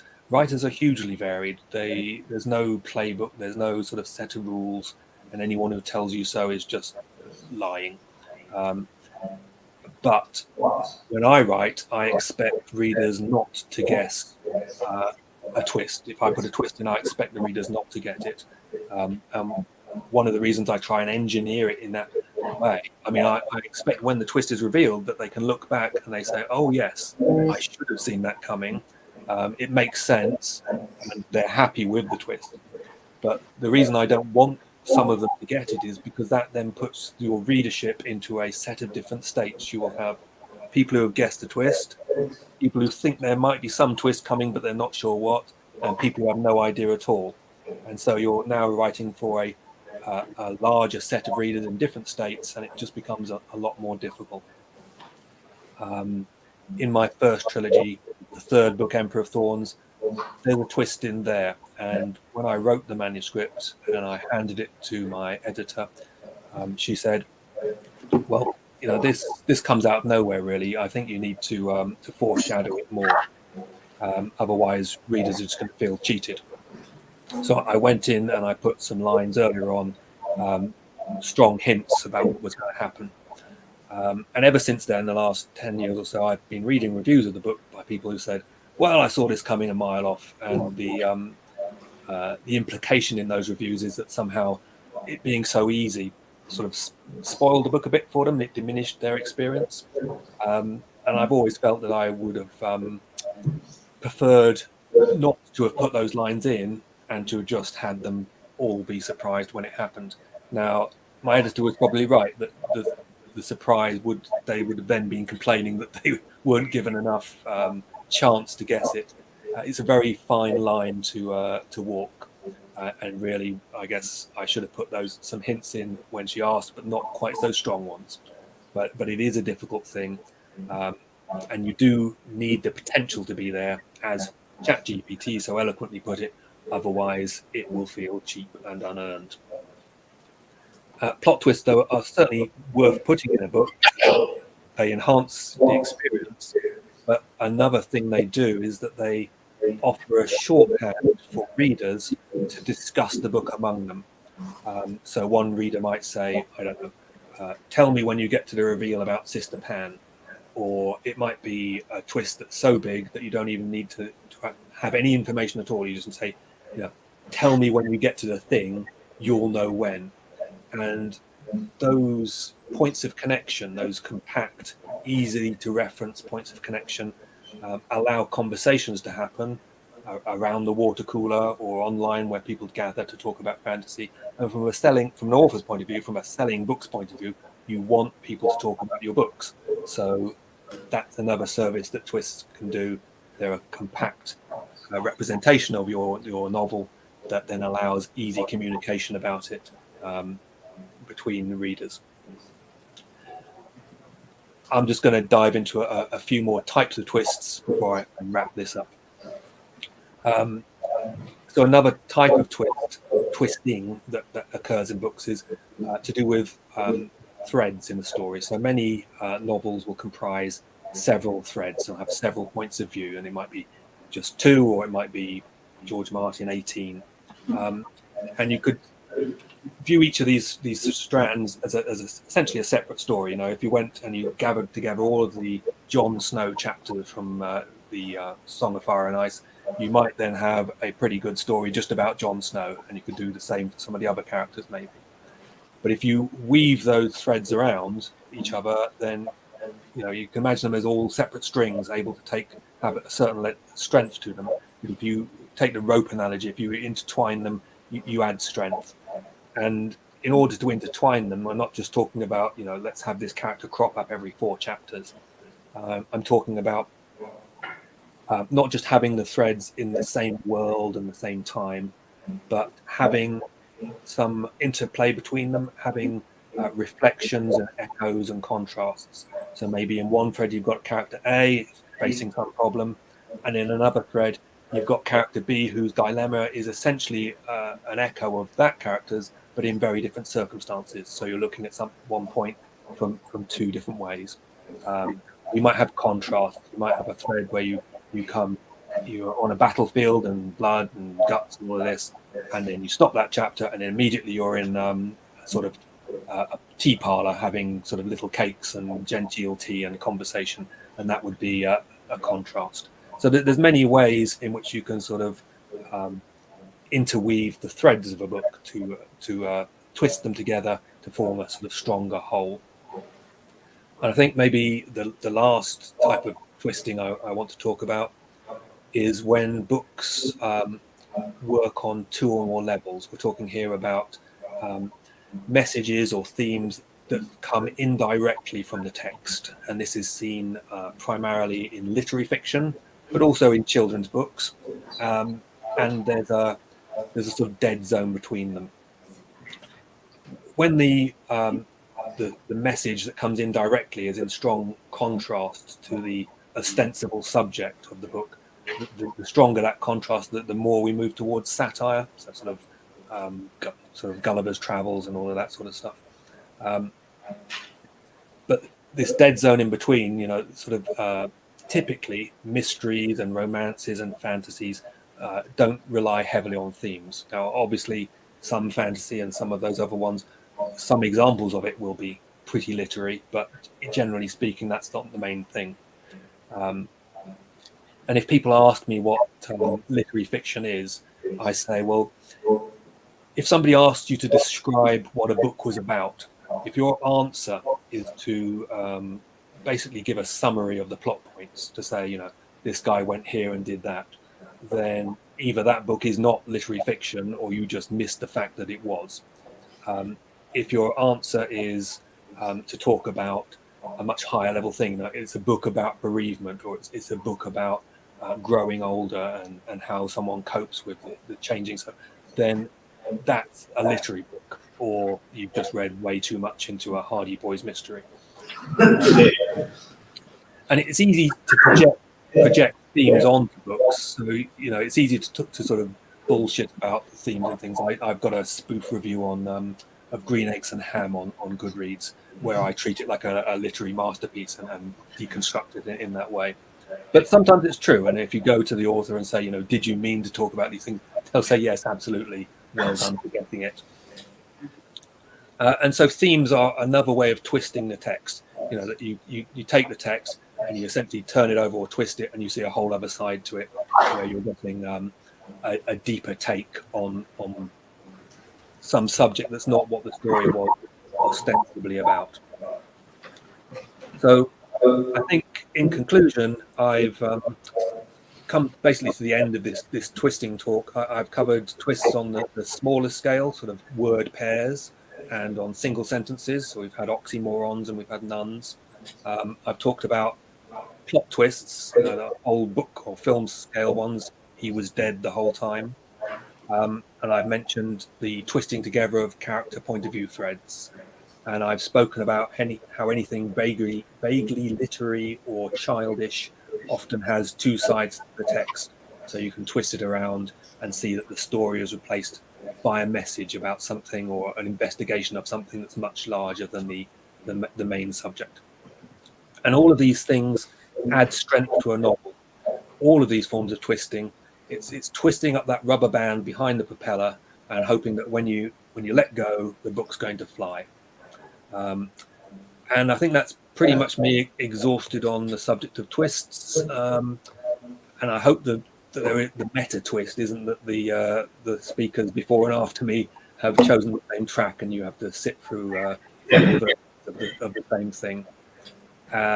And based on my previous experience of giving these sorts of talks, we now have about 55 minutes of the hour left for questions.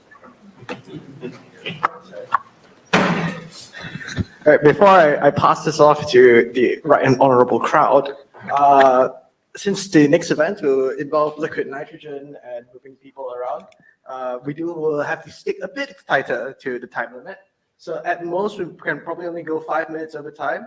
So I recommend that it possibly 5 questions, if that's not too bad. All right, so that's 1, 2. Any other people agree? All right, cool. All right, we will make it in time, hopefully. Hi, Mark. A very nice talk. And I have a question. I'm interested in the concept of you did a social media post and try to understand how many people will scroll, open your book and go to the back page to see where the twist is. So I'm interested in I think that you are referring to a print book.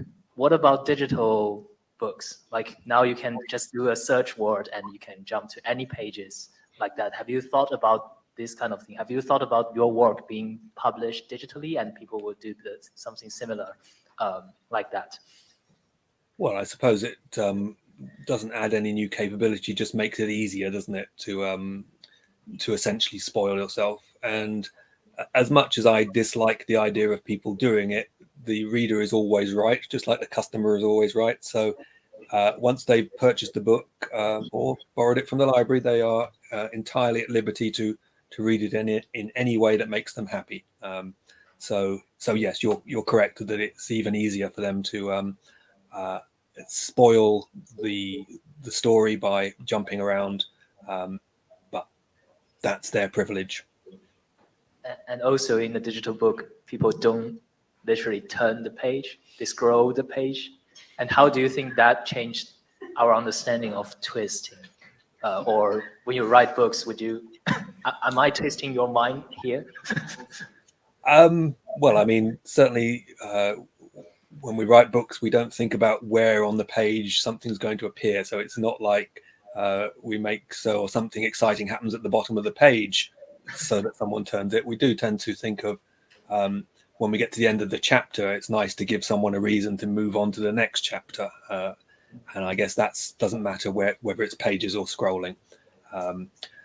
I've never actually read a book on Kindle, so I don't have a great deal of experience or opinion about the mechanics of electronic reading, but it's interesting to hear you ask. Thank you very much.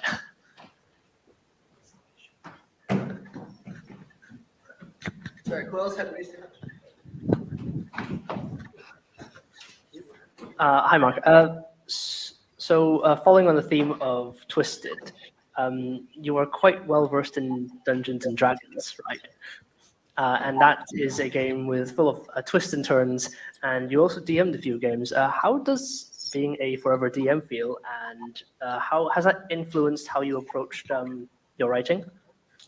No, it's an interesting question. I did start playing D&D in London in 1977. The first Games Workshop opened opposite my school. And I did do a lot of DMing back in the day. I haven't done any for a while. I tend to think that the idea that D&D games translate into good stories is not correct. That it's a bad idea to try and base a story on a D&D campaign, for example, because the structure is entirely different. And that it sort of, in some sense, makes light of the art of writing, that you can't just transfer the events of a game into a story and think that the pacing and the the sort of character work and stuff is going to turn out well. I don't think that's true. So I think primarily for me, what D&D did, apart from sort of open my imagination to a lot of new things, was as a GM, that because I was writing out my dungeons and whatnot. I was just quickly looking around to see if I could spot. And this is a dungeon I wrote when I was a teenager in an old diary. So when diaries go out of date, they become very cheap, and then you get a nice book to write a dungeon in. And all of that writing, literally, it's just putting words together. It's all good practice, describing things, writing descriptions of rooms, so that when you come to them and read them out, they sound interesting and make the players feel the right feelings. That's the important thing I think I got from D&D in terms of writing.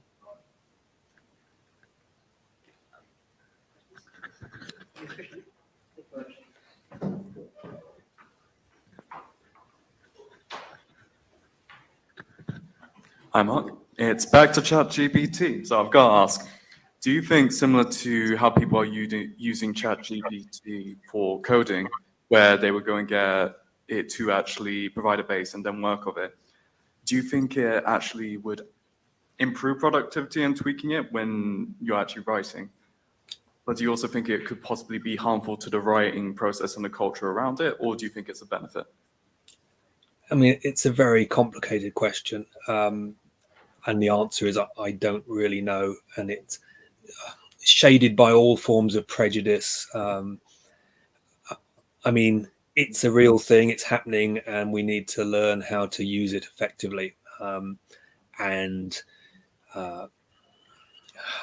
mean, this cup was mass produced, and yet people still make cups by hand, and people pay extra money for them. When artificial intelligence is able to write lines that are as pretty as the lines that good writers write, will people still want to read the lines that were written by humans rather than the artificial? I don't know. Is ChatGPT providing a sort of leap up for people who can't really put prose together but have great ideas a bad thing? Probably not. I mean, but it feels like a bad thing to those people who have spent the 10,000 hours being able to write the good prose.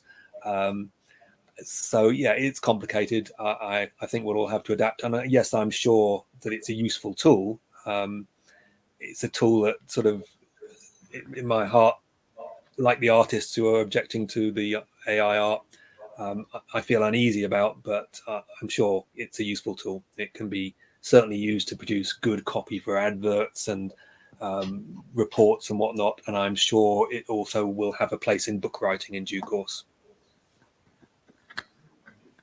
Thank you so much. I think we have time for one more question, if there's one around.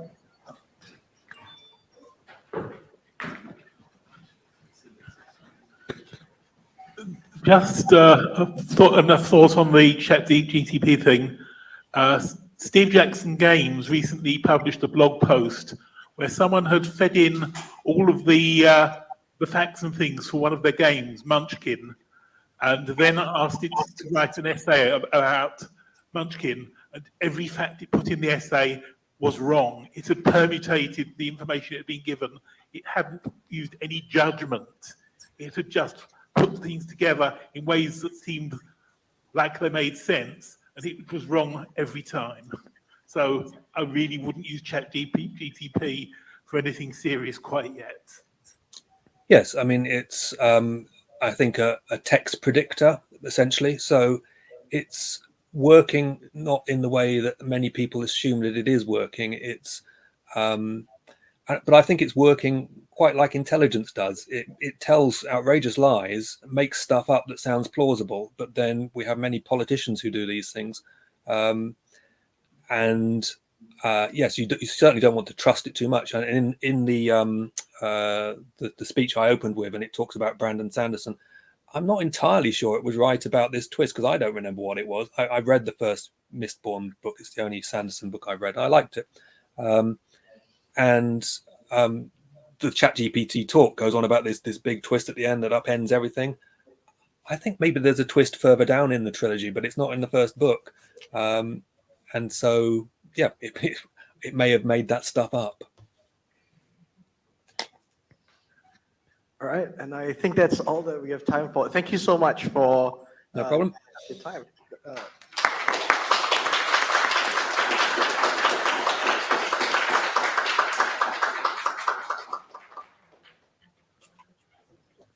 All right, so now I invite everyone to head down to Queen's Lawn. This is where we have destruction of dodgy much. We'll be dipping some cursed objects in liquid nitrogen and smashing it with the largest union-approved hammer that the RSM Motor Club will allow us to use. So, for those of you who do not know where the Queen's Lawn is, please follow any of us who are wearing the Picocon shirt. If not, you can leave your stuff here. No one's going to take it. And yeah, see you on the lawn.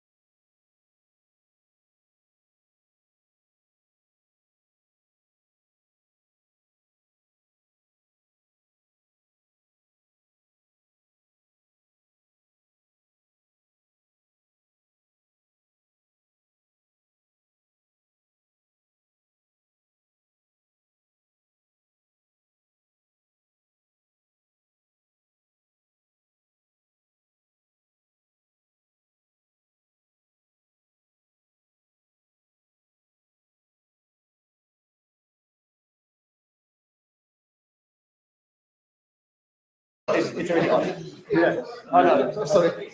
Oh, Mark is here. Yeah.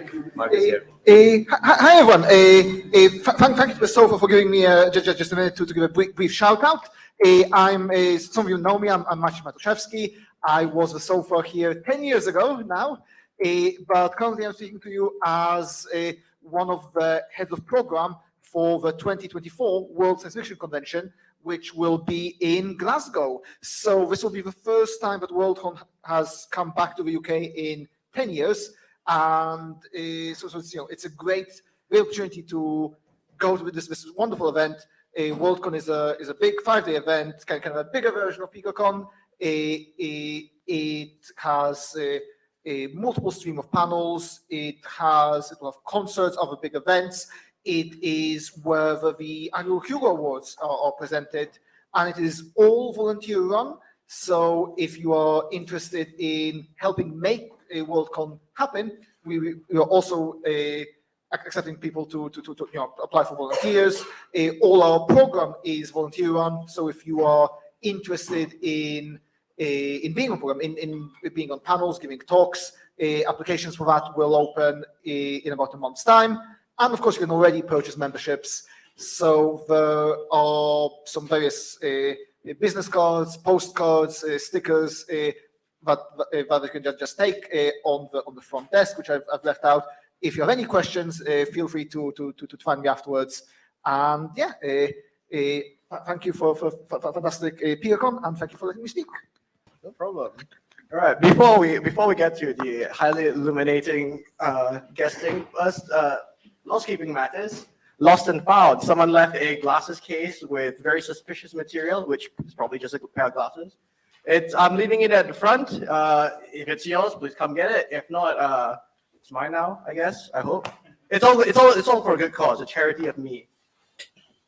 All right. So the way we're going to run this authors panel is that the floor is open to any question addressed to any of our guests of honor, and after the question is asked it's answered by its intended target, I would also like to invite the other guests of honor, if they have any thoughts or perspectives they would like to share on the matter, to chime in afterwards. So that way we don't keep things too hyper focused. And yeah. So any burning questions from the previous sessions everyone wants to get off their chest? Then yeah. So, questions? All right.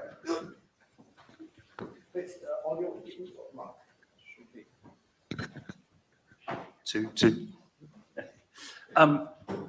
Gav, we hear that they're relaunching the old world at Warhammer. Have they asked you to do anything for that? No. No. After sporting all the involvement. Yeah. No, I mean, that is on the cards. I'm no longer internal to the studio, so I don't have any in on that. I get to see the same stuff as everybody else.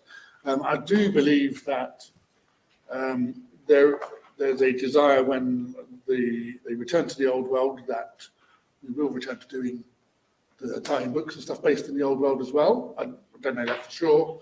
I would certainly like that. There's a few stories still there that I haven't told yet that I'd like to do. But in the same way that there's Necromon stories and Kill Team stories and things, I think they hope to add the old world as part of the pantheon of settings that they have.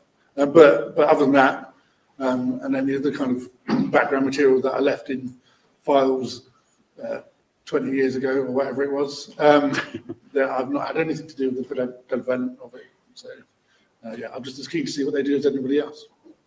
Right. Anyone else? Oh. God, it's such a workout. On the theme of twists, what surprised you the most in your career? For everyone. Mark, you're up first. Well, I mean, it's maybe not very inventive, but it's probably the neural network stuff I was talking about just in my talk, and that's not really even in my career because I retired a few years ago. But yeah, I think the sort of surge in capability in artificial intelligence is the most surprising to me. The speed at which it happened and the potential for how far it could go in a short time.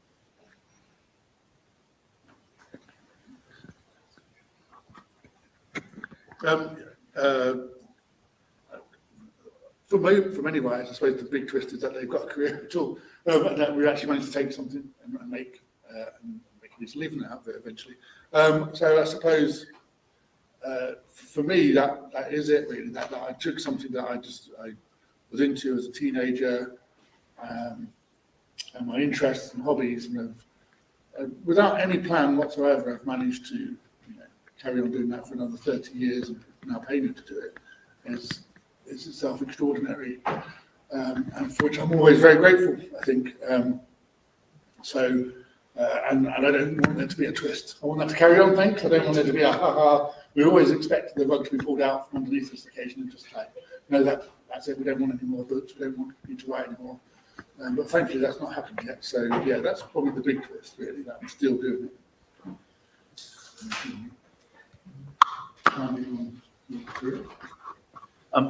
It's sort of exactly the same opposite, though, of yours, is how easy it is to slip sideways into something else. So I ended up a few years ago working for British Fencing, and I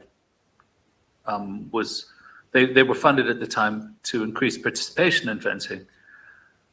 And I created Saber Light, which was a fencing system for them. But slipping into that brought me into other sports coaching sideways, and taking what I'd learned about teaching people into that. And then I slipped sideways into academia for a bit and did an MA in academic practice, talking about the same sort of lessons and learning and stuff. And now I'm sort of slipping back into the ground that I was, I think, supposed to be doing during the period when I went sideways back into acting and fight directing a lot more. So yeah, the twists have been the ways I've moved sideways into other things a bit. But I'm a bit of a cautionary tale in that. I think I probably should have stuck to the core of my business as I developed a bit more. Anybody else got one? Next question.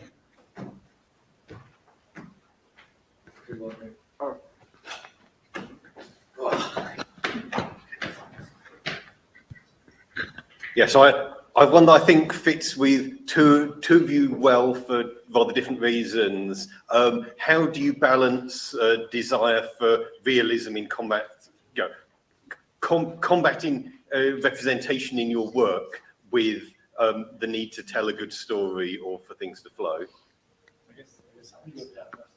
So the central question that anyone who witnesses a real fight turns around and asks the person next to them. Invariably, that person that they ask is thinking the exact same thing. The question after someone witnesses a fight is usually, what happened? And we can't afford that in a film or even in a game.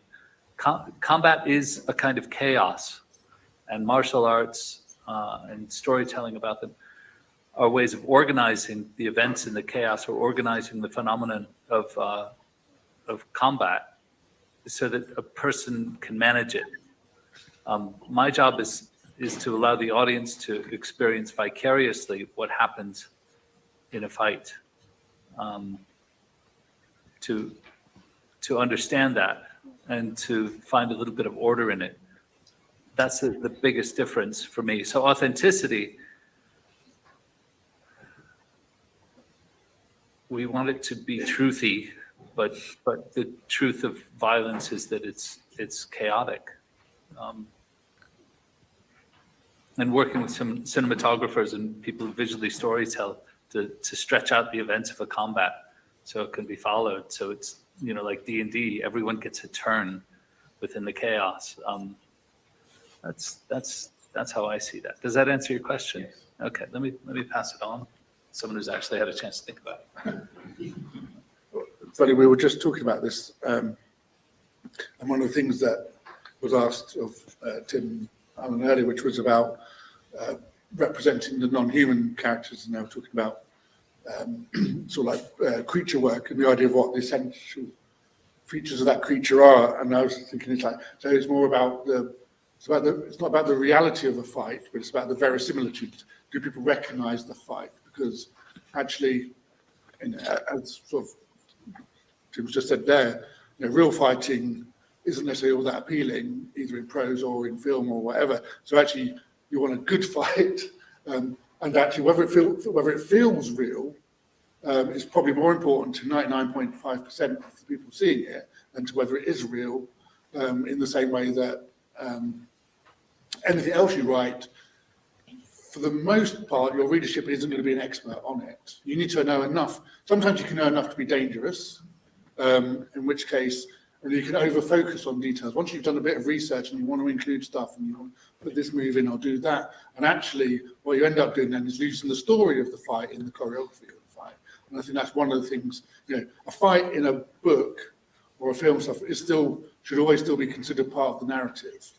And that's what's important about it. Are you still conveying that story through the fight, whether it's individuals or a battle or anything in between?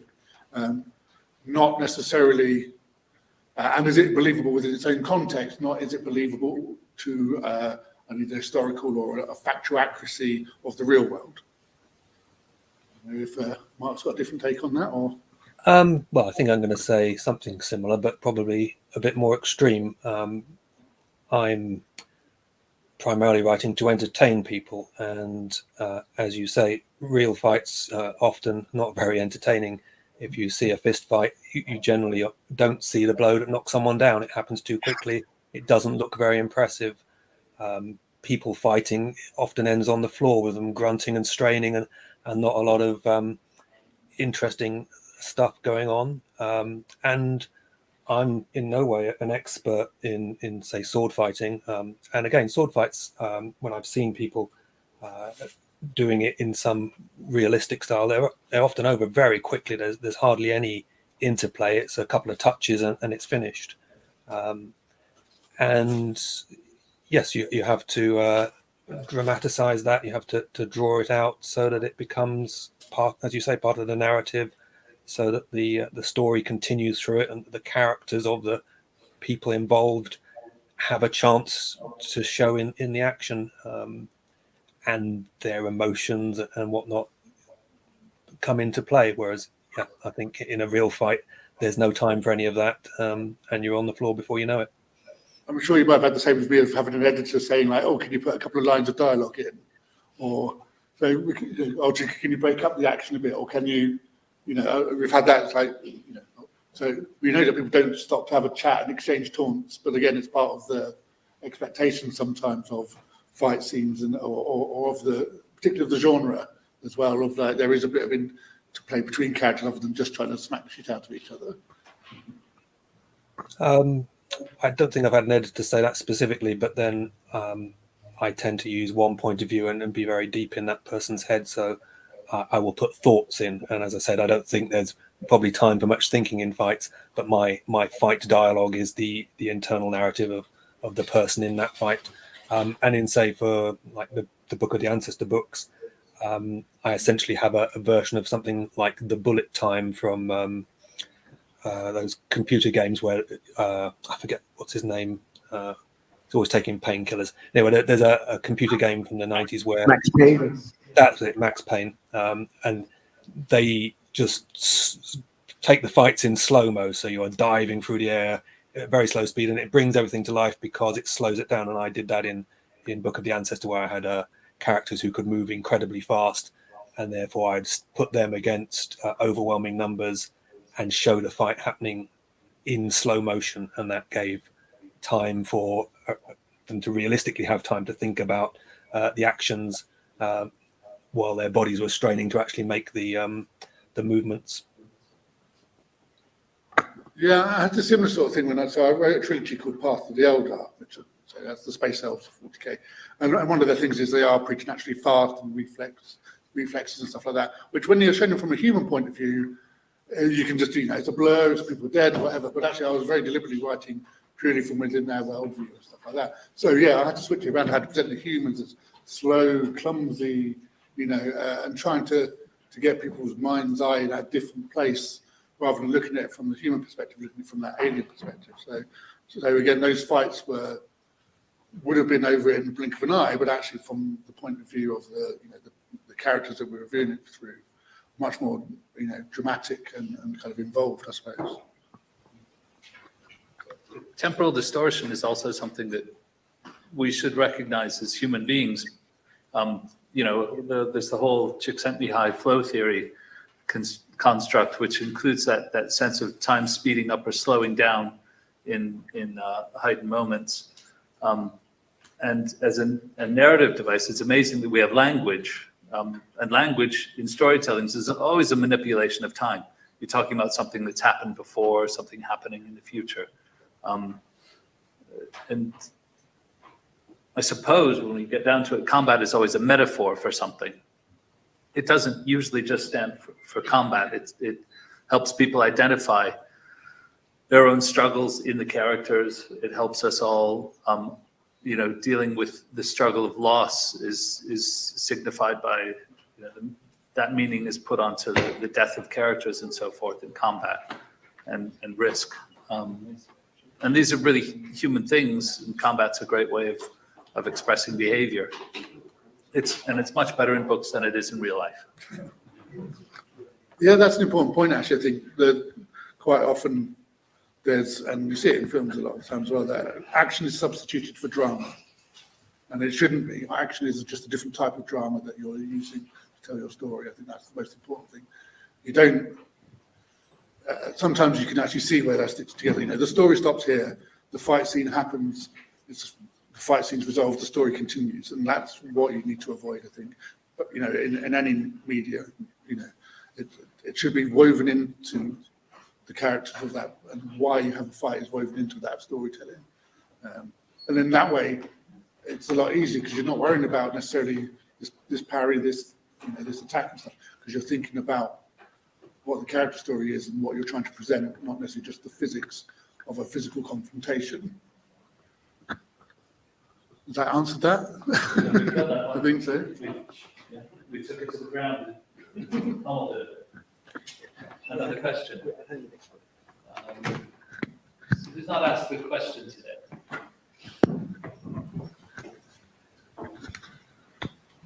This is mainly for Mark and Gav, but I watched a kind of discussion one time between Stephen King and George Martin about their approaches to writing as work, and of course they have very different approaches. How do you guys do that? I mean, is it a sit down and you're doing a job, or does it come out more emotionally? I mean, of course it is emotional and creative, but is it a sit down, you have a job to do, or are you a bit more flexible in that way? Yeah, for me, it started as a hobby, and I never really expected it to be anything else. I didn't have any ambition to be a published author. It kind of took me by surprise. And then when I was writing my first books, I was still doing my day job as a research scientist. I think I became a full-time writer after I'd done about 6 books or thereabouts. And I think by that point I'd actually made enough money that I didn't need to. There was no pressure on me to churn out books in order to pay my bills. So I continued to treat it as a hobby. And I actually have a pretty high rate of production. I think I've written sort of 16 published books in 11 or 12 years. But that's because I wanted to write them, because when I felt like writing, I would sit down and write. And when I didn't feel like writing, I wouldn't. And I just get up and I come to my computer, but I spend most of my day playing on the internet, to be honest, and I sort of write in little bursts here and there around that. It doesn't take very long to actually physically type, enough words per day to generate a book in a year. So a lot of it is just letting things circulate in your head, and you may as well have fun while that's bubbling on in the background. Yeah, I mean, that last point, that's what I break everything down into there's writing and then there's typing. They're not the same thing. And writing I do when I'm doing the ironing or the washing up or driving to the shops. And then I have to sit down and type for a bit. And then those words aren't in my head anymore, they're on a screen. And some people write longhand, whatever. You know, the writing for me has sort of changed over the time. So I had a creative day job. I was, you know, as games designer, and I started doing freelance work for the Black Library imprint in my own time. So my first stories and novels were within the same, you know, literally within the same setting as well, but weren't, you know, were like most people. They were on my own time. And then when I sort of went freelance full time 16 years ago, what year is it now? Don't know. About 16 years ago, it was interesting because I was Games Workshop very kindly set me up with an employment consultant actually, and I had a few choices of like going into video games, going freelance, that sort of stuff. And I spoke to this employment consultant, and they asked me the sort of like that horrible question which you get in interviews or things like that, where they go, "Oh, where do you see yourself in 5 years' time?" And you're like, "Oh," but I actually had this very specific vision. You know, I visualized. I decided to take the question literally. It's like, now I see myself at home, sat at a computer writing. And I wasn't quite sure what I'd be writing, but it wasn't in an office. It wasn't as part of a production team, so I'd done all that kind of stuff. It was writing for myself at home as a freelance pirate of the words seas or whatever. And I kind of treated it like that since, essentially. This is my day job. I mean, as much as actually, when you sit down and you've got a lot of time to write, it's surprising how much you can get down in a day when it's the only thing you're thinking about, or for a few hours. I have a pretty good typing speed. I write about 1,000 words an hour. When I'm, as I got older, not quite so much, I find. But because it's all been worked out before, I'm not writing as I'm trying to type. I get into the zone, it flows, the words flow. And then, so I think of it in terms of thinking, writing, or thinking, typing, thinking. So it's all about coming up with the ideas, then getting them down, and then it's all in the edit. It's the other thing. I'm quite a planner. I plan stuff out, and then I'll write it out, and then I'll edit it. I'm not a seats in the pants kind of thing.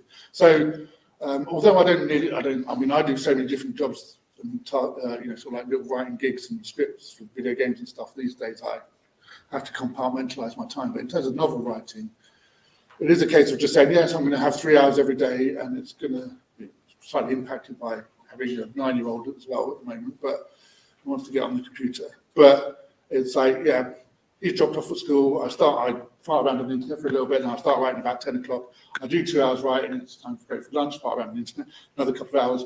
And actually, that's enough time actually at the keyboard to have written 3,000-4,000 words. Do that 5 times a week, and actually it doesn't take too long to write a book. But it is a job. It's not. I could do that. I can go to a cafe and do that. I can go. You know, I can do that when I'm visiting the in-laws. I don't ritualize my writing. I know some, again, particularly presented in fiction. Writers are really bad at writing about actually writing. And talking about Stephen King, and Stephen King always presents writers very much as sort of like they have their rituals and places and stuff like that. And I don't know if that's because he has, but it's like quite often it's just a case of getting, because I do different types of writing as well. Sometimes it's just about getting words on the page because it's an overview. It's not prose necessarily. It's more like copy, all that kind of stuff. Or it's a script. I love writing scripts, no description, lots of dialogue. So I might physically change my venue. I'll go to the coffee shop and I'll spend an hour there with my iPad so that actually I can change my mode of thinking. But apart from that, it's all in my office, you know, at the same computer. It's the bits in between that are important. It's the generating the ideas, so that you're going from walks, your experience and stuff you're getting out of the office. I find that's what's more important in terms of productivity than just simply words, time spent typing words on a page. All right, before we move on to our next question, I have a very small announcement. For those of you who want to donate or offered a higher bid during the previous charity games, just wanted to donate to charity, the link is up on the union website. And additionally, from now on, we are adding in the next guest of honor, Alma Alexander, so that way she can still also take part in the authors panel. Alma Alexander is a Alma, can you say anything so we can hear you? Oh no. Yeah, I'm here. Hi. Oh, thank God. She's a she's a well-respected and well-known novelist. She's written the World Weavers young adult series, so and quite a few other texts. But let's get on to the next set of questions.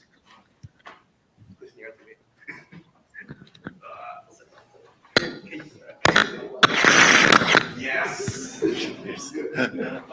So what career advice would you give to the younger version of yourself? And that goes for everyone.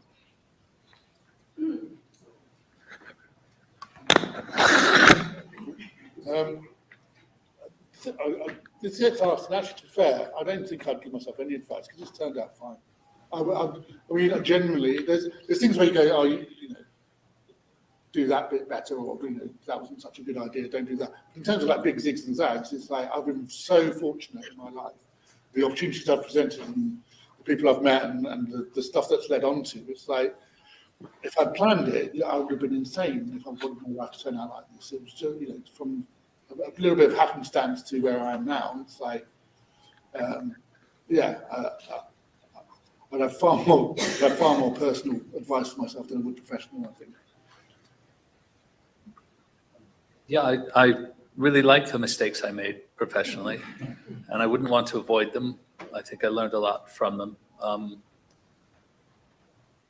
I suppose, you know, one thing I would say to myself, though, is learn to touch type at a very early age, or get some really good dictation software. That's words are important. Communicating ideas is incredibly important.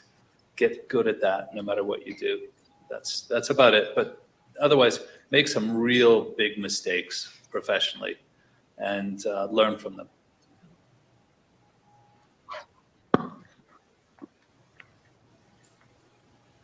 Alma and Mark, you have any answers to that? I was going to let Alma go. Yeah, I'll weigh in on that. Basically, you know, when you start out doing this, there's a lot of potholes in the road, and you're basically going to fall in every one of them, and it's a given. And that's the only way you're going to learn how to do anything, because writing is not something that you can, you know, sit down and teach somebody from a book. This is how you write a story. It just doesn't work that way. You have to have this, and you kind of go away and write it. And occasionally it's going to come out wonderful, which is a gift. And sometimes it's going to come out like a clunk, which is not, but that's just the way you learn how to do it. You really have to write a million bad words before you start writing the good stuff. And those myths are going to be the things that are going to teach you how to recognize the good stuff when you get there. Pretty much no shortcuts. The advice that you give to a very young writer starting out, there was one person who came out most recently and basically said, I'm starting out a fan group, I'm starting to write a novel, and you know, please, and kind of just, and it's like, cart, horse, write the novel, and then start the fan group, the book. So basically, the biggest advice is, if you want to be able to help you, if you don't, no one can help you, and essentially, the only way out is through by doing is the only way you can get there. So I would, I don't think give myself any advice, because I'm pretty happy with the way things have turned out. I think science was definitely the way to go. Writing is enormously, it can be a very painful business and depends upon very large dollops of luck. So I think if you were to look at an array of parallel universes, there would be an awful lot of them in which any attempts that I had made to get published and make enough money to live would have failed.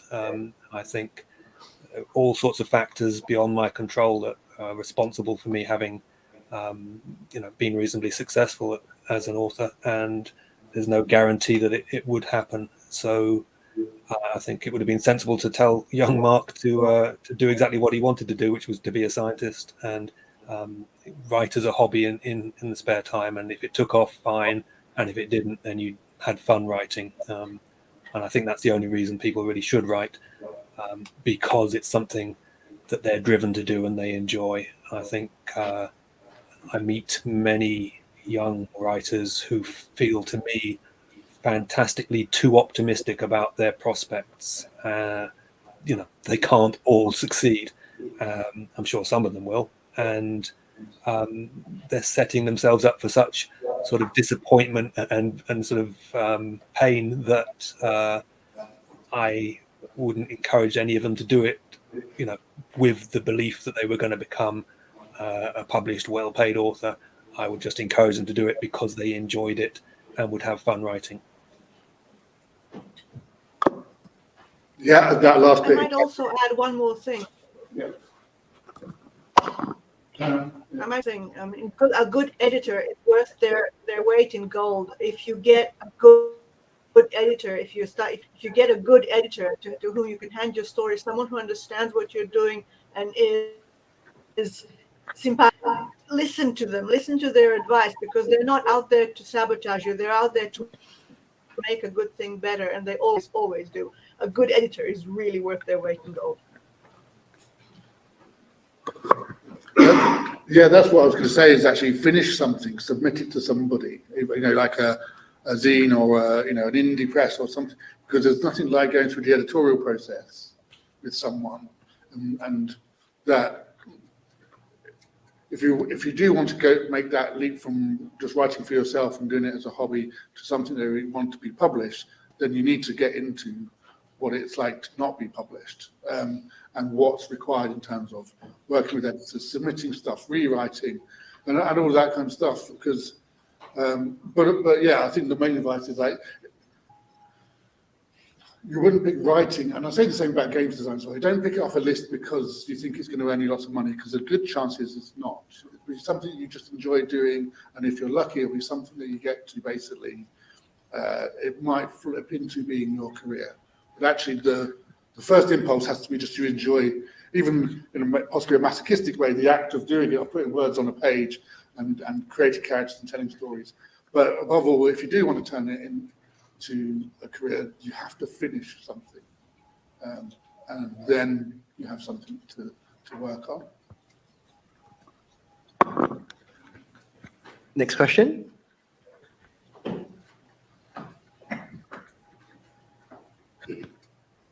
You're all involved in creative activities of one sort or another, and creative activities always have people who talk about them. I was wondering, what's the weirdest thing any of you have had said about your work?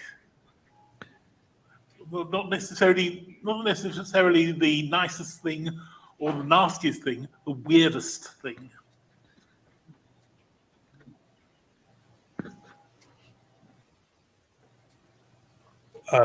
If no one's going to speak, then I will say. So my first trilogy is talked about as being grimdark, which I guess it is. It's I don't think I'm a grimdark writer, but certainly those three books were.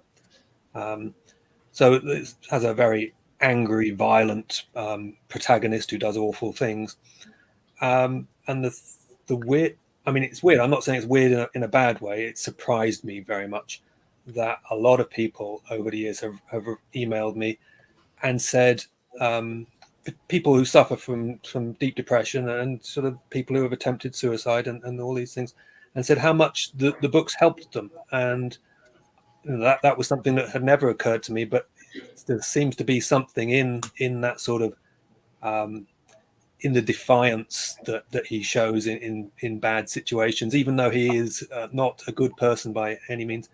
That is cathartic has been cathartic from dozens of people who've contacted me to say, I was in a dark place, I read these books, they helped me. I find that very surprising, and gratifying. It's amazing people can find in things that you write that you never actually intentionally put there in the first place. It's quite weird, really.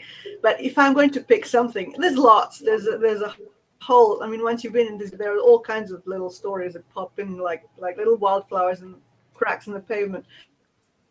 But there was one time that I sent in a story to actually to a BBC short story competition, and it won it.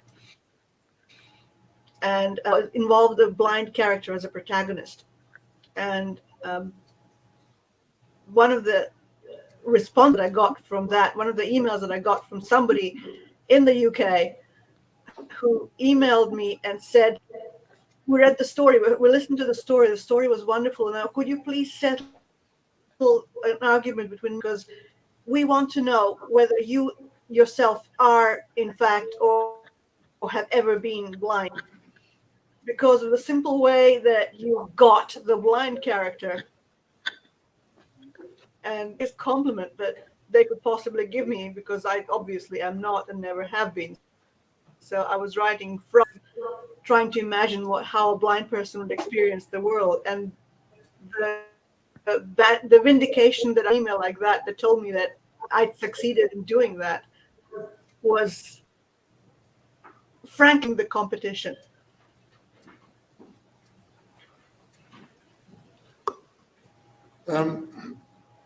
It's a bit of a mix of two of those things. There was an editor, funny enough, actually, who I was writing, I can't remember which one, I think it was the third Last Chances novel, where the protagonist of The Last Chances is a guy called Cage, and he's essentially a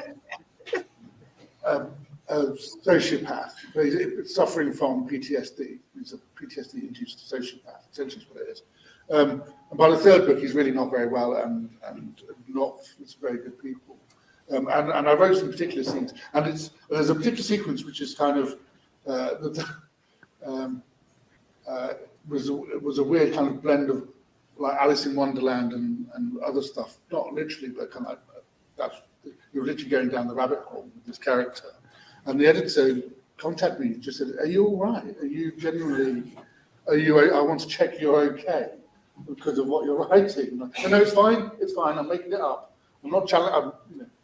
I'm not channeling that much, but and that was genuinely. I mean, one, it was lovely that Lindsay would do that and check up on me, but also just that. But no, it's okay. I am just making this up. Don't worry. I'm not going to go out and basically do some really bad things. We're all good. I'm not going to be appearing on the papers tomorrow.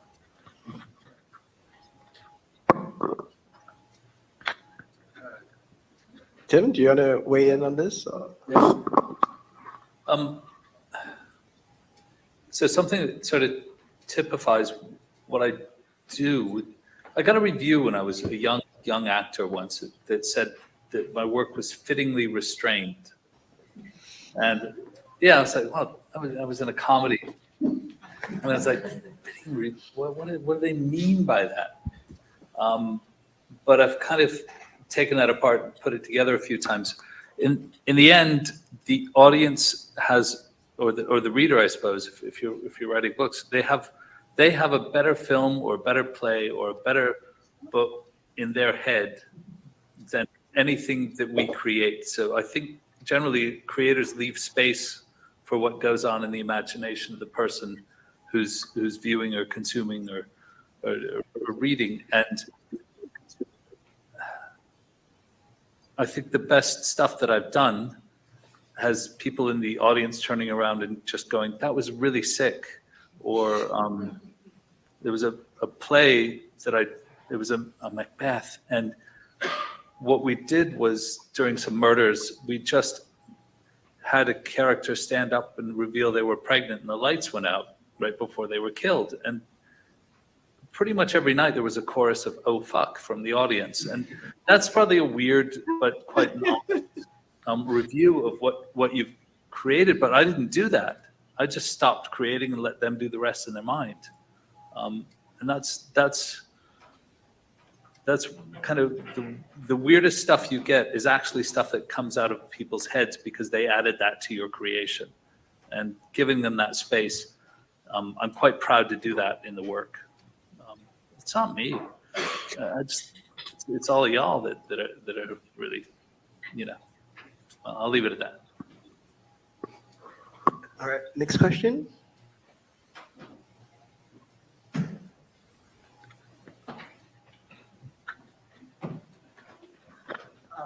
Hi, wanted to loop back to a discussion on fights that you had before. This is mainly to Tim, but it's also to everyone else. How difficult is it to coordinate fights involving non-humans, or maybe like they have powers and so on? I'll go first. Fights are behavior. Fights are what people do when they're under pressure of some sort. And characters, whether they're creatures or people, each character is a metaphor for something. And you're putting pressure on this character, and they behave in a certain way in the fight. So as soon as you figure out what they represent and what their meaning is, what they stand for, it's quite easy to choreograph. The moments string themselves along, and the moves are easy to come up with. It's as easy as one step after another if you know enough of the movement. So it's actually more interesting when you get a creature character, or a character or someone who's got some really strange characteristics, because you know what they stand for. You know they stand for loneliness or greed or revenge or bitterness or whatever, and that's really easy to work with from my point of view. It's standard stock characters that don't actually have a meaning that are hard to create for. Anyway, let me pass that on.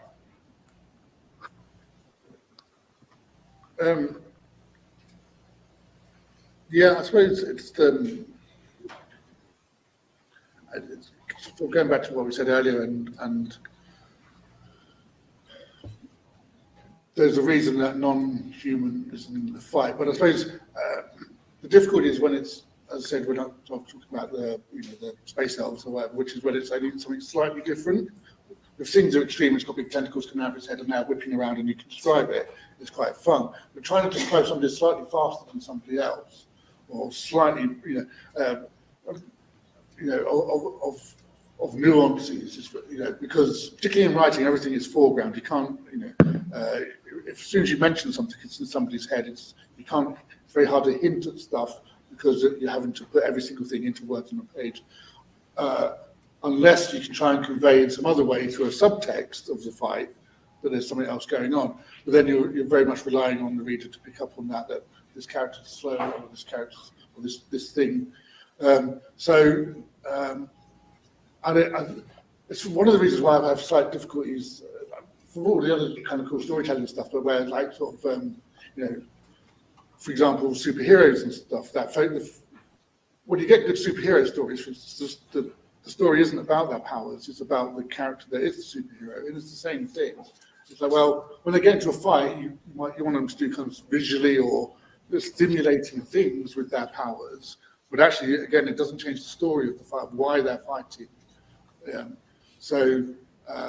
But occasionally, yeah, I mean, sometimes, as writers think visually and you just think, well, that will look cool, and hopefully you can kind of convey that. And because they've got this particular power, or they've got this particular ability, or they've got, daggers sticking out their ears or whatever, I can create an interesting image that's going to engage somebody, but it's not the core of the fight. It's the presentation of it.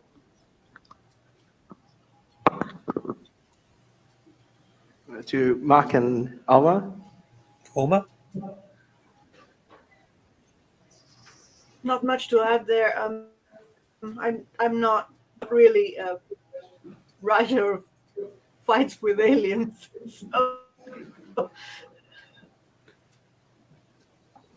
So I was going to say that I'm not really interested in writing big mechanical descriptions of fights. I don't think really readers are interested in reading them, to be honest. I think maybe when you start writing, you sort of become a little obsessed about who is here and who's over there, and doing a blow by blow account. But really, I feel my job as a writer is to give the impression of being there, and so that means using evocative language that conveys in some sort of visceral way that the speed and the violence and the shockingness of it.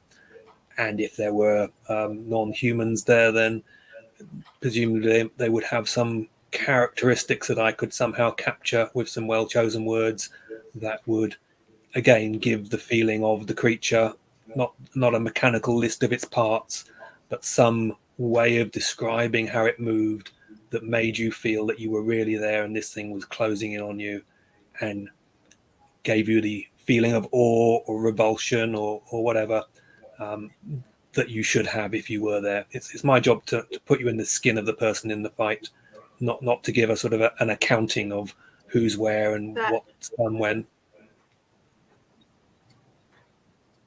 Yeah, I mean, don't get me wrong. I've written fight scenes in my Uber. I've written light scenes with people who are getting into it from various reasons from various sides. But it doesn't really matter in terms of whether.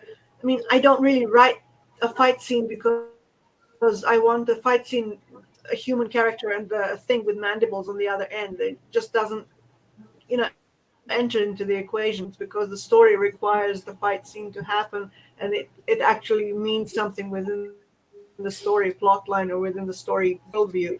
I think the alienness of it is an added dimension that almost beyond our bailiwick. I mean, we can describe the creature and maybe it has, an extra weapon built in simply because of the thing that it is. Like what happens if you're fighting an alligator, for instance? I mean, you've got to deal with the alligator's teeth. But aside from that, it's not something that's differentiated in that kind of sense. It's a fight scene. It's a fight scene between two protagonists. It's a fight scene between two people. One of them happens to be human, one of them happens to be alien. That just happens to be the story.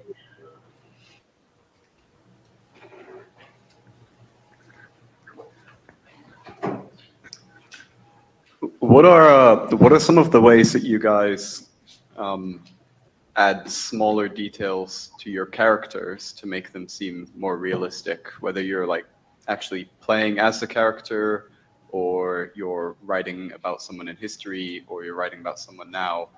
What are some of the more subtle things that you do to make them feel more realistic to the reader, as opposed to more broader character traits or interactions? Are you looking at me? I mean, for characters, I don't really like the idea of, sort of D&D sense of attributes and quirks from some table that have to be sort of assigned to them in order to make them interesting. I just try and think of my characters as real people. And I won't model them on real people I've met, but I'll be inspired by real people I've met. And hopefully these peculiarities, if they have any, will manifest as the story is told. As there's an opportunity arises, I might think it would be more interesting if, rather than the standard generic response to this, they responded in a different way because of who they are. Detail more off in more general. The whole business of creating a description, be it a person or a place or a thing, is an exercise in illusion. So you don't just, if you're describing a room, for example, you don't describe all the things in the room. There's this thing called pinpoint detail that I like to talk about, where you offer a very small, you pick some small item from the shelf and you describe that in some fairly compact but evocative form, and somehow use it to bring the whole place to life. That the reader essentially already knows about places like this, and your job is to remind them, to sort of strike that chord in their head. And you can do that with small details, and the same small details about a character or a place can evoke a whole, you can bring a whole cathedral to life just by describing a candle in an alcove. if you do it right. And I think that's the art of the writer, is not to blanket you with information, but to bring something you already know and feel in your head to the forefront by using the right detail.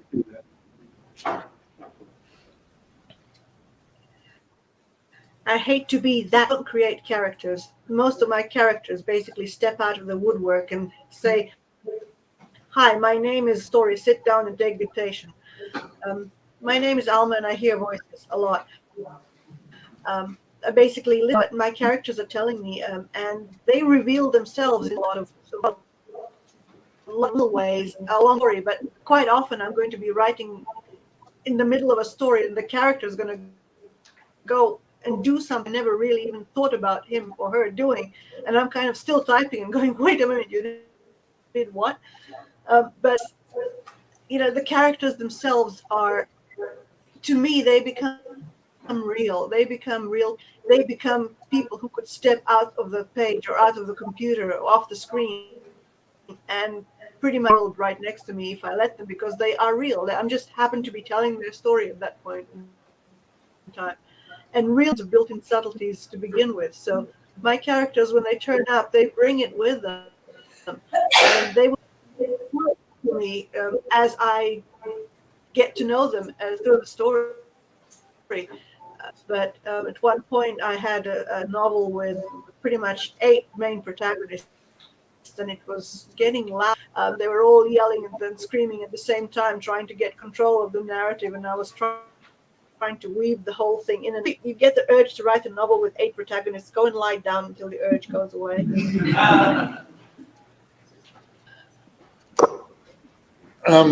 Yeah, I think that it sort of works on 2 levels.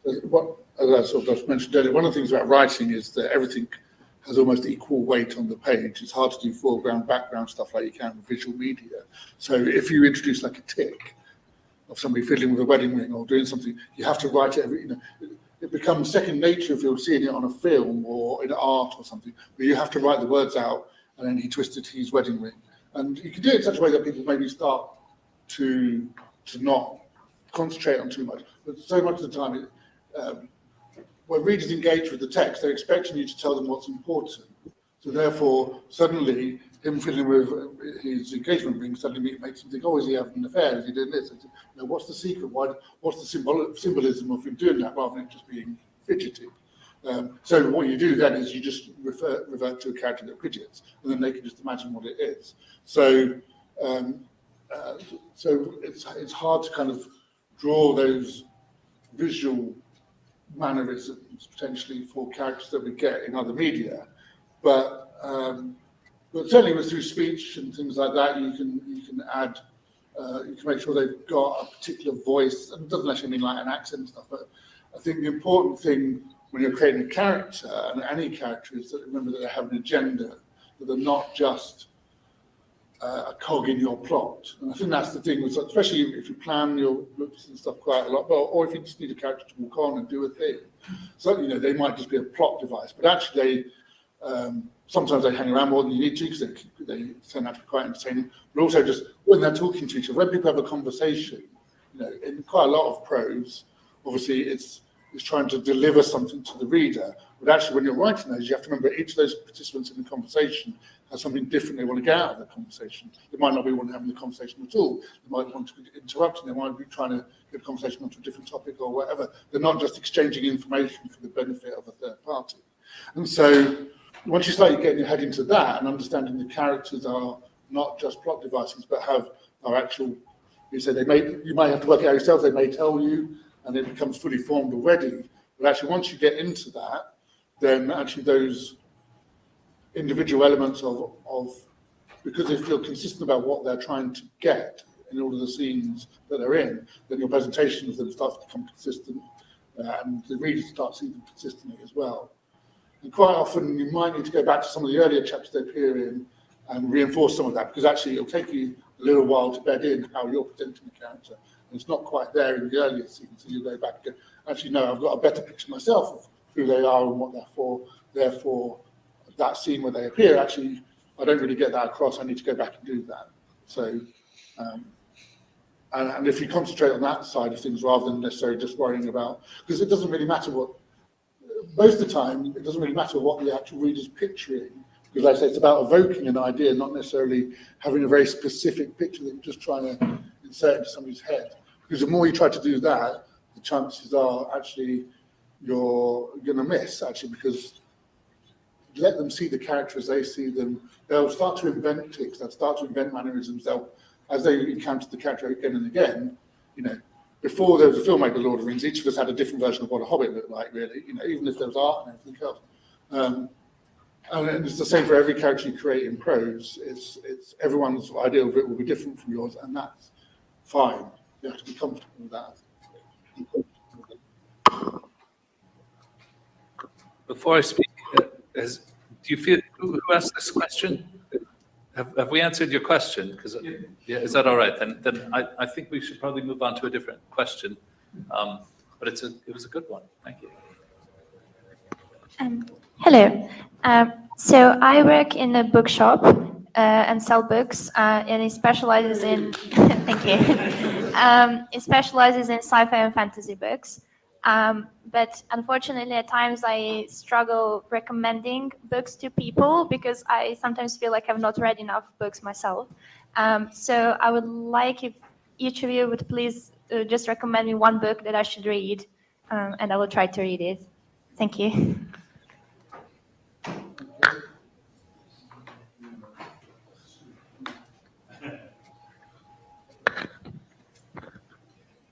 So should I start? There's a book out there that I literally evangelize for this book to whoever listens, because I think it's probably one of the best books ever written, genre or non-genre, that good, and that's Guy Gabriel Case Tigana. And it's one to take your heart out of you and leave it in your hands while it's still beating. It's beautiful stuff. It's absolutely beautiful stuff. And you know, all I can say is if you haven't read Tigana, go and read it. That's all.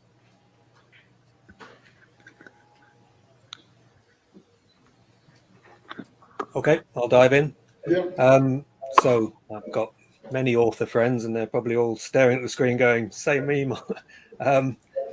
I'm going to say Senlin Ascends by Josiah Bancroft. And this is a book that speaks to me on lots of levels. First of all, it's just brilliantly written. The prose is astonishing. It's the best prose in modern fantasy that I've read. I haven't read Guy Gabriel Kay, but I've heard lots of good things about his prose too. But it's also important to me on another level that it's an illustration of the role that luck plays in our game. That I run this thing called the self-published fantasy blog off, and it's I think it's in its 8th year now. We have 300 books a year. They self-published books a year. They come in and they're judged, and we get finalists and a champion. And Senlin Ascends was a self-published book, and the author had spent 3 years just knocking his head against a brick wall trying to get people to read it, trying to get it published, which didn't work, trying to get anyone to read it. And he just couldn't get that critical mass of readers. You need to sort of break through the noise barrier in order to have people take notice of your book, and he just couldn't do it. It took to the self-published fantasy blog off, and that managed to generate enough publicity for it to get just enough people to look at it at the same time to start talking about it. And once that happened, the quality of the book sold itself, and it got it then turned out to get a traditional publishing deal, and it's sold tens of thousands of copies now. But it's a sort of lesson to me, because putting it into the contest was really his last gasp. He'd done everything, and he told himself, after this, I'm just giving up. And it would have been a terrible shame. And I'm sure that there are loads of really great books out there that just fall through the net. And we can't catch them all, but it's good to be aware of them. It's wrong to put the books that are super famous on a pedestal and say they're there because they are just simply the best books. They are great books, a lot of the ones on the pedestals, but there are also great books that just didn't make it, and it wasn't their fault. So Senlin Ascends. Okay. I would recommend, it was a book that I found quite affecting, and I don't particularly know why, but it was just, I connected with it at the time I read it, which is called Dogfellow's Ghost by Gavin Smith, which is the character of Dogfellow from the island of Dr. Moreau. So it's the events of the island of Dr. Moreau, but from the viewpoint of one of the monstrous kind of like human hybrid things that he creates, Dogfellow, essentially. I won't go into it, but I found it it's well written, but it's yeah. It's possibly the essential dogginess of it, to be fair, which is like, and that loyalty and the outlook, and it captures that really nicely. And also, just because we were mentioning in his talk earlier, Mark mentions people that who can't handle the stress of not knowing what happened in a book because they think something bad is going to happen to the character and stuff. And it is one of those books because it doesn't end well because the story is based on things like that, and is the character going to survive or not? So it's not a comfortable read at times either. But again, so yeah, that if there was a book, it's not necessarily say it's just one that springs to mind. I think, and I read it quite a while ago, but yeah, put that on the list. There's a writer, Sebastian de Kistel. I don't know if anyone has heard of him in here. Yep. Yeah, he wrote some books, the Great Coats, or the Great Coats series with the Great Coats. They're swashbuckling fantasy books about justice and injustice, really worth getting into. I read them during the lockdowns, and it's appropriately painful, but exhilarating reading. I was just going to add something. I always go. I think it's worth saying as well that some of the most exciting science fiction, in particular, at the moment, is actually in comics and graphic novels. I think there's lots of interesting stuff coming out in that form. It's a bit like a return to because the thing is, in terms of exploration of ideas and imagery and all that kind of stuff. So actually, series like Low and Black Science and Saga and all those kinds of things as well, are amazing genre works as well as traditional prose books. All right, I think we sadly have time for only one more question before we start eating into Alma's time. So, or just do you guys want to have another baguette fight over who gets the last question? So, on the subject of other people's works that you like, but not quite there, what's your favourite trope or theme that you haven't been able to shoehorn into your own works? If you could write anything without caring about how commercial it is, what would you throw on the page? Well, a trope or theme. I don't know. I really like Cold War spy stuff. And I don't really get to do anything like that in the stuff I do at the moment. So trying to work out how Cold War spy thriller with magic would work or something like that, I don't know. Alpha Legion!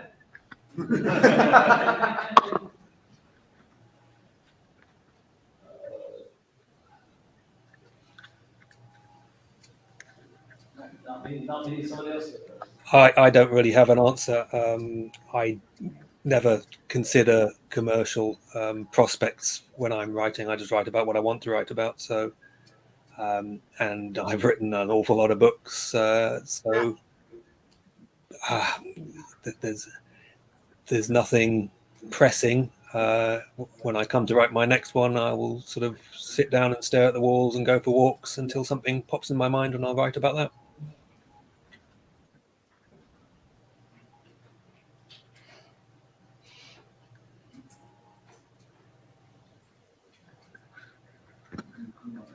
Alma? I said what he said. I don't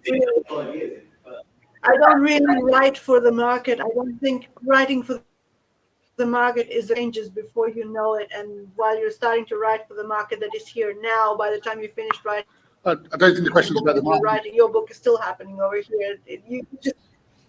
I think it's more. But I know, but basically the aspect of it is more of a market driven thing, and I write the stories that I need to write. That's about it.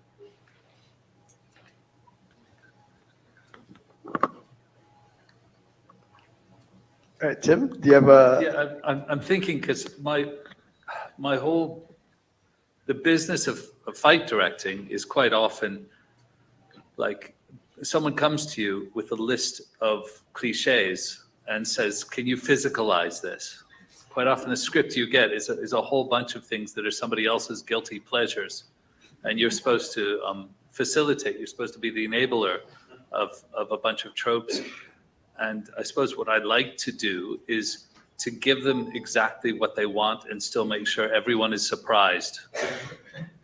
So somehow, if you're doing, let's get away from the fantasy world toward a different fantasy world, which is Shakespeare's plays. You're doing another bloody Romeo and Juliet, and they come at you with Tybalt is just a big bully, and you go, well, what if Tybalt has to do everything that he's told to by Mercutio because of their families that they're from? And you get to House Atreides, the Montagues and Capulets, instead of just taking all the received notions. You turn every cliche you can on its head, shake everything out. That's what I like to do when someone comes at me with that list of yes, and then they're not left-handed, and yes, and then all that is just to, okay, we'll go with that, but we're better than that. Let's make it. Let's find a way to make those things work if we absolutely have to do them. But yeah, my big dream would be to do something that is completely bloody original in collaboration with other people. That would be lovely to one day not have to deal with the cliches. All right, and I think that concludes our guest panel. A round of applause for.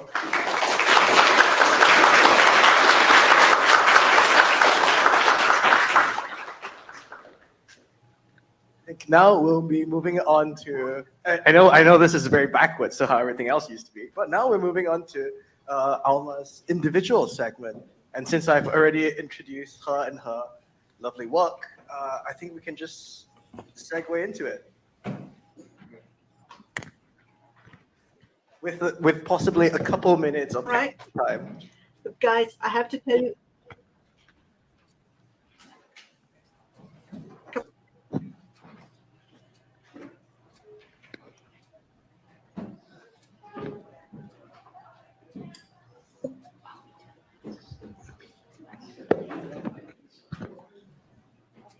Is this thing on? Oh, yeah, it is. Oh no. Hello? I'm not quite. Hello? Oh, my mic's not working. Sorry. Hello? All right. Phew. Okay. Yeah. The mic is now on. Okay. So we just gotta switch one of the cameras around, and we'll be good to go.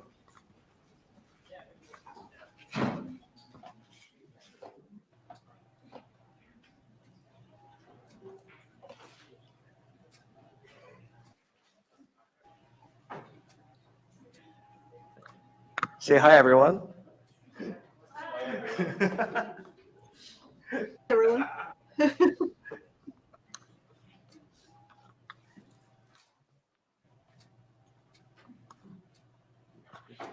Are we good to go? Are we on? Somebody tell me when to start.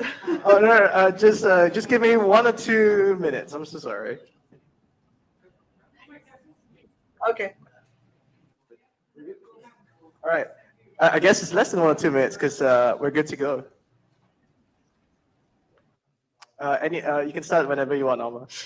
All right. Sorry. Okay. Hi guys, thank you for having me. I have to tell you that this is early in the morning for me. I'm not necessarily, I've only had 1 cup of coffee, so I hope I'm going to be making some kind of sense whatsoever out here. The theme of this convention is twisted.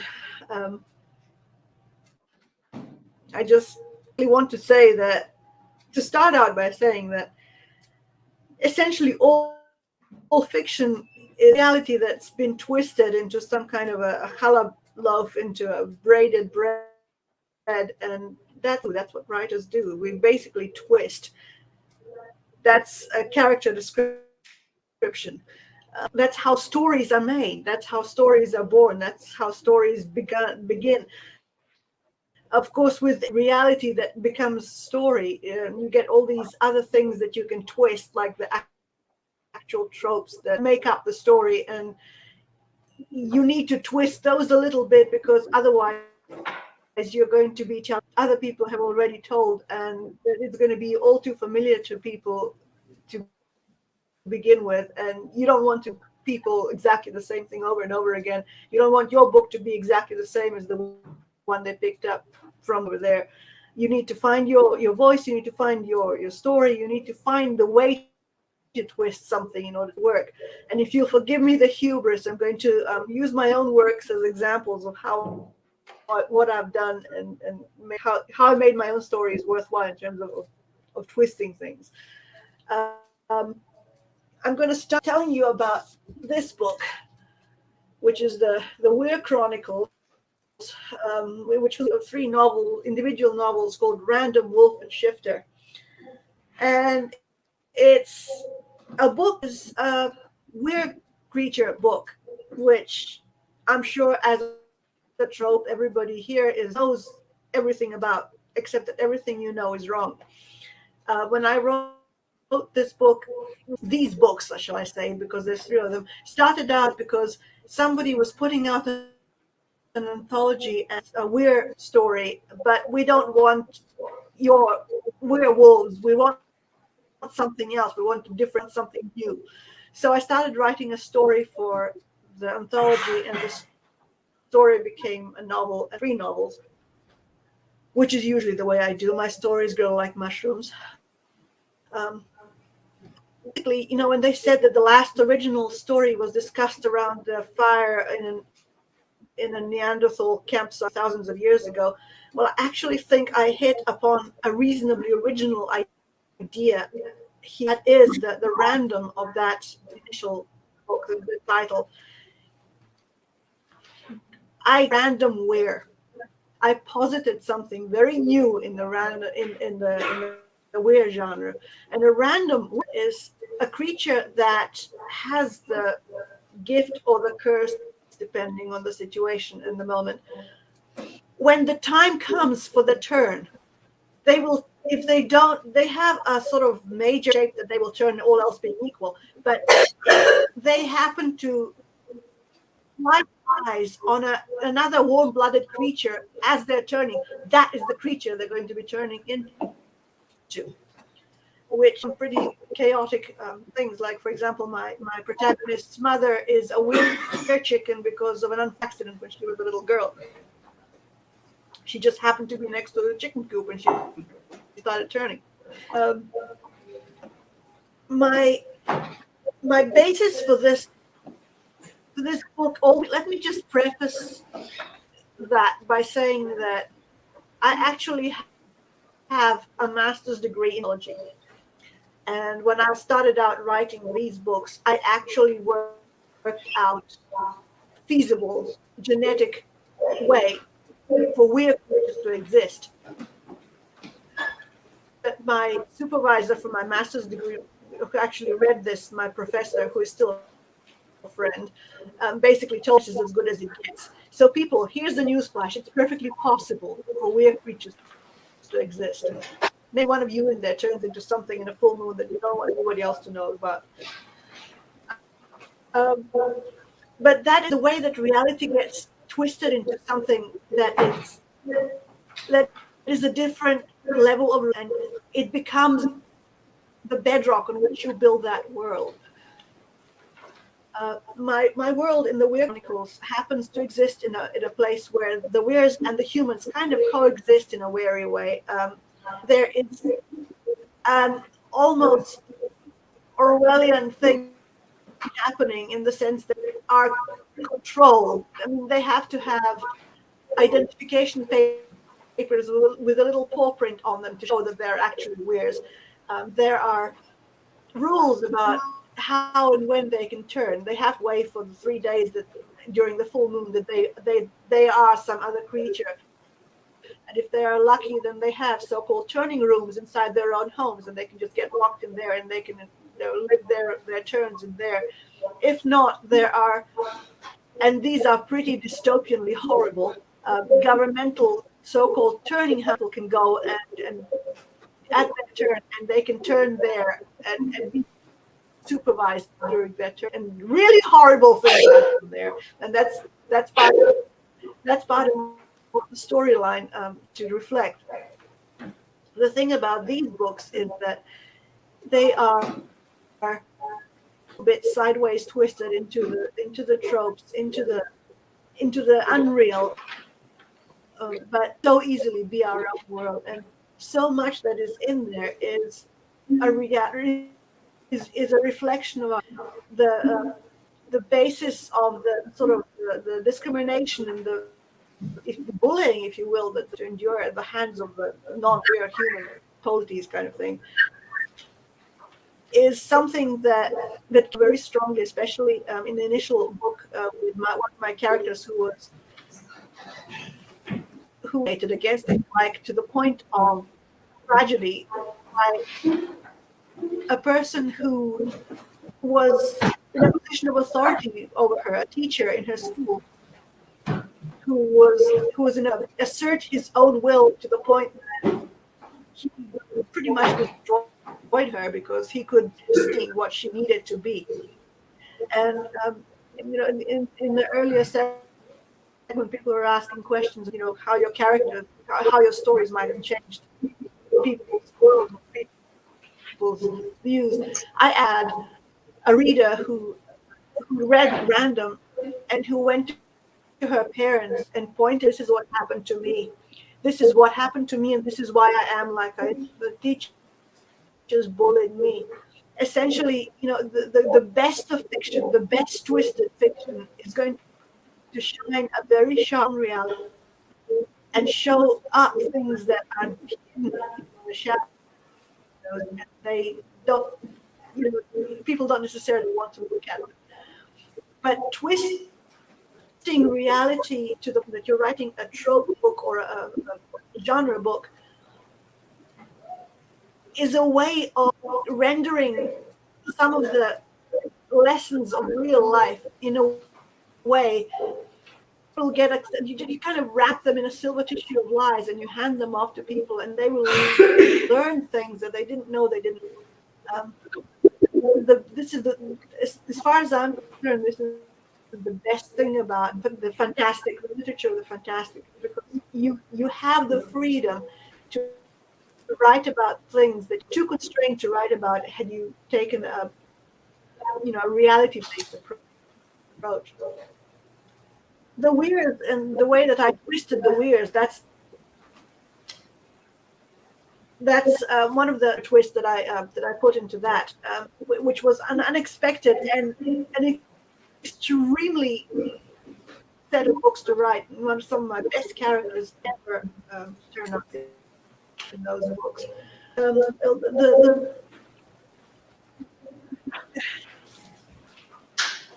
The collection published most recently is this, which is the Fractured Fairy Tales collection, and this is twisting in a different way. Like, for instance, there is a set of stories, and they call it a story in 4 parts or 4 short stories that make sort of mini whole. But at one point in the past, I edited an anthology called Children of a Different Sky, which was a charity anthology for, by, and about refugees, because that's the trope of our times. And in our world, the revolution can and usually is televised, and there was always been through the eras of history, but never quite saw them and realized it and kind of got their presence thrown in our faces as we do in the television, as we see, or media, if you like, because we see all these images that we have never seen before. We actually see people running from wars and trying to cross rivers and piling into boats and drowning on alien shores. And we see that, it's a reality that happens. And one of the reasons I wrote that book was simply because it was a response to what was going on in the real world around us. And I wanted to make a contribution. The proceeds from that book actually went to a couple of refugee charities. But that was in the back of my brain. I went one morning and something in my head said, well, if the princesses, as your Disney princesses were actually refugees,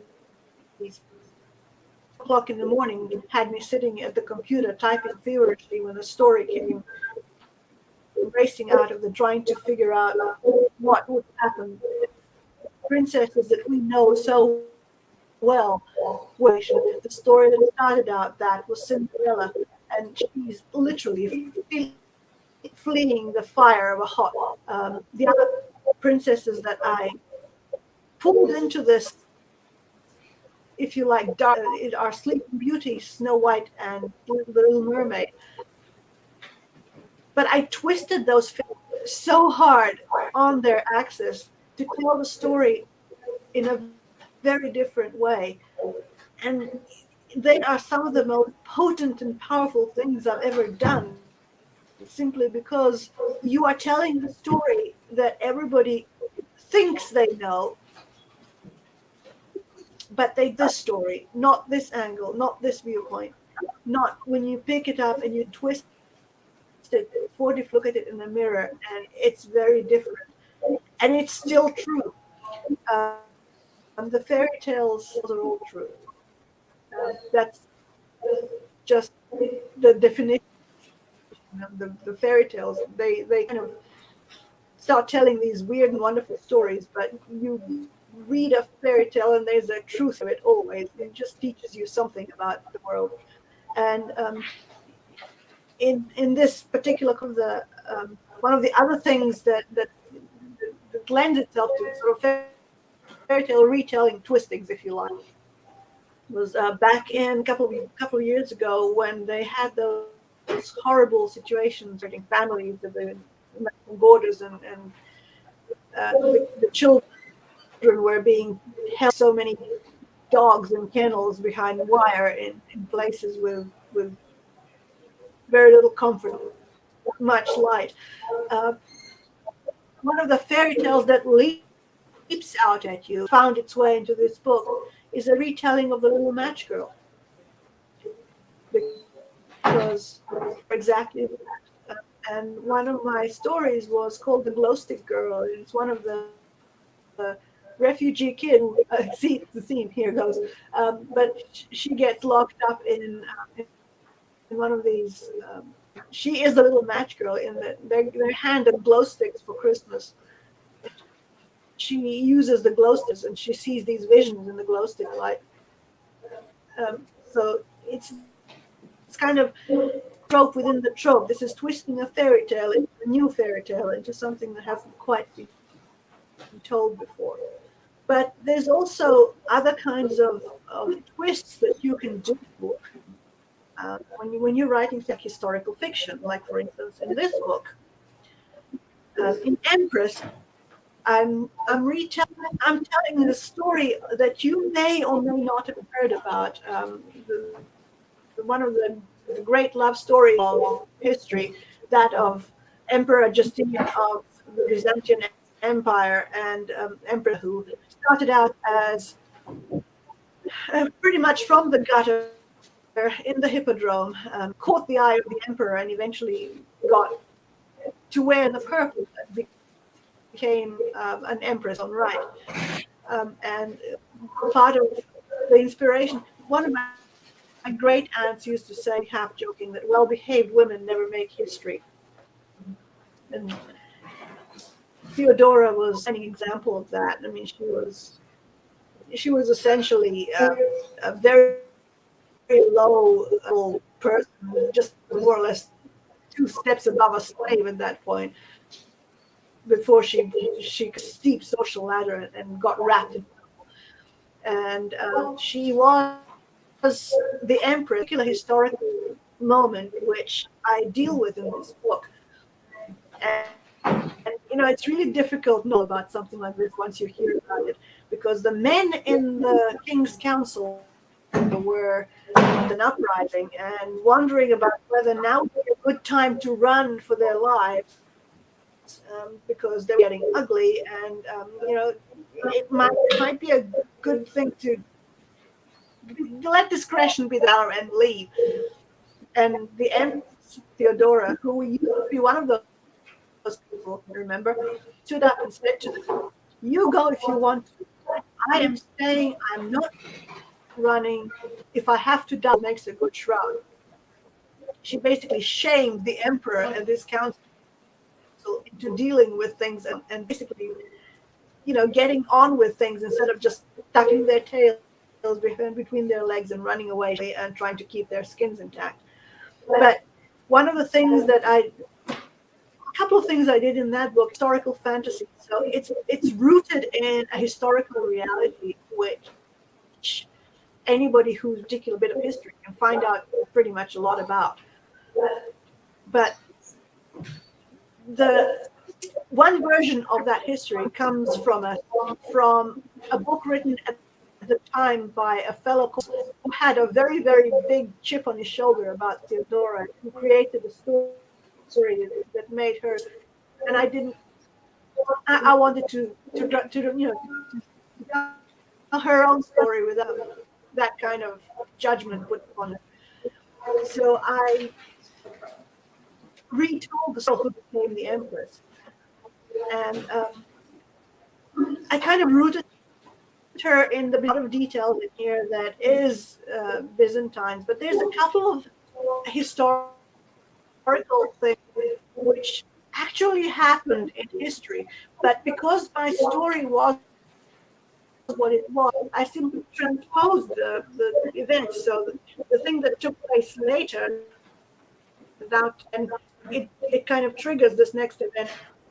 Cause and effect gets a little bit turned around, and that is a twist. That is a historical twist. When you're writing historical fiction, using history as your blank canvas and your your own upon that.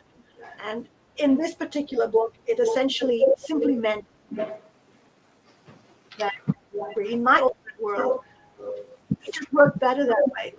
And the other thing that I told a deliberate choice is, you might think, and you'd be right, that in those days, Christianity was kind of a big, and the early Christianity and their early dogma fight that they had, the Nicene Council, and all of that.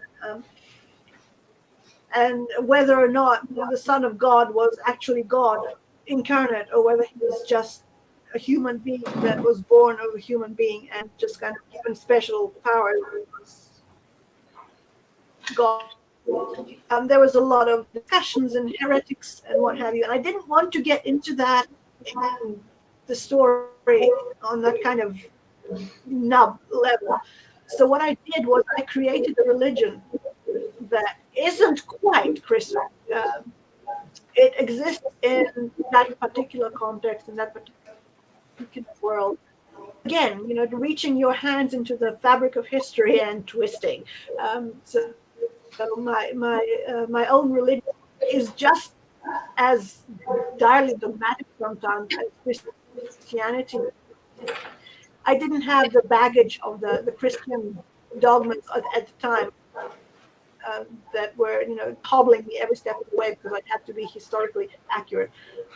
This is why I love writing historical, the breadth to actually dream bigger. But I told people earlier, like Gabriel Kay, he does this with an incredible gift.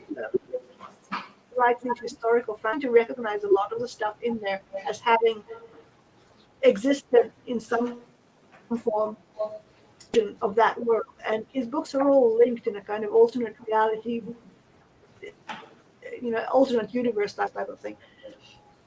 And he's done a remarkable job in creating an alternate universe that fits together beautifully in that kind of context.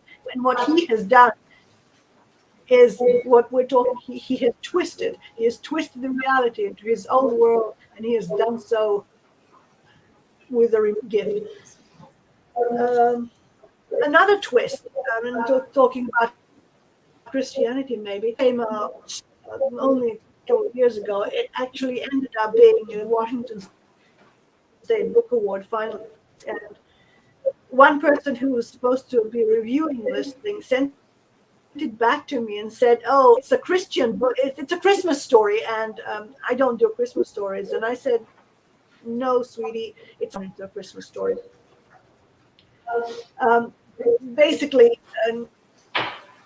there are so familiar to everybody that you guys, everybody could rattle off the whole, the three wise men, of the Christ child, and everybody knows that. What if there was a different thing happening? What if there was a different kind of story? I don't know how many of you have read Arthur C.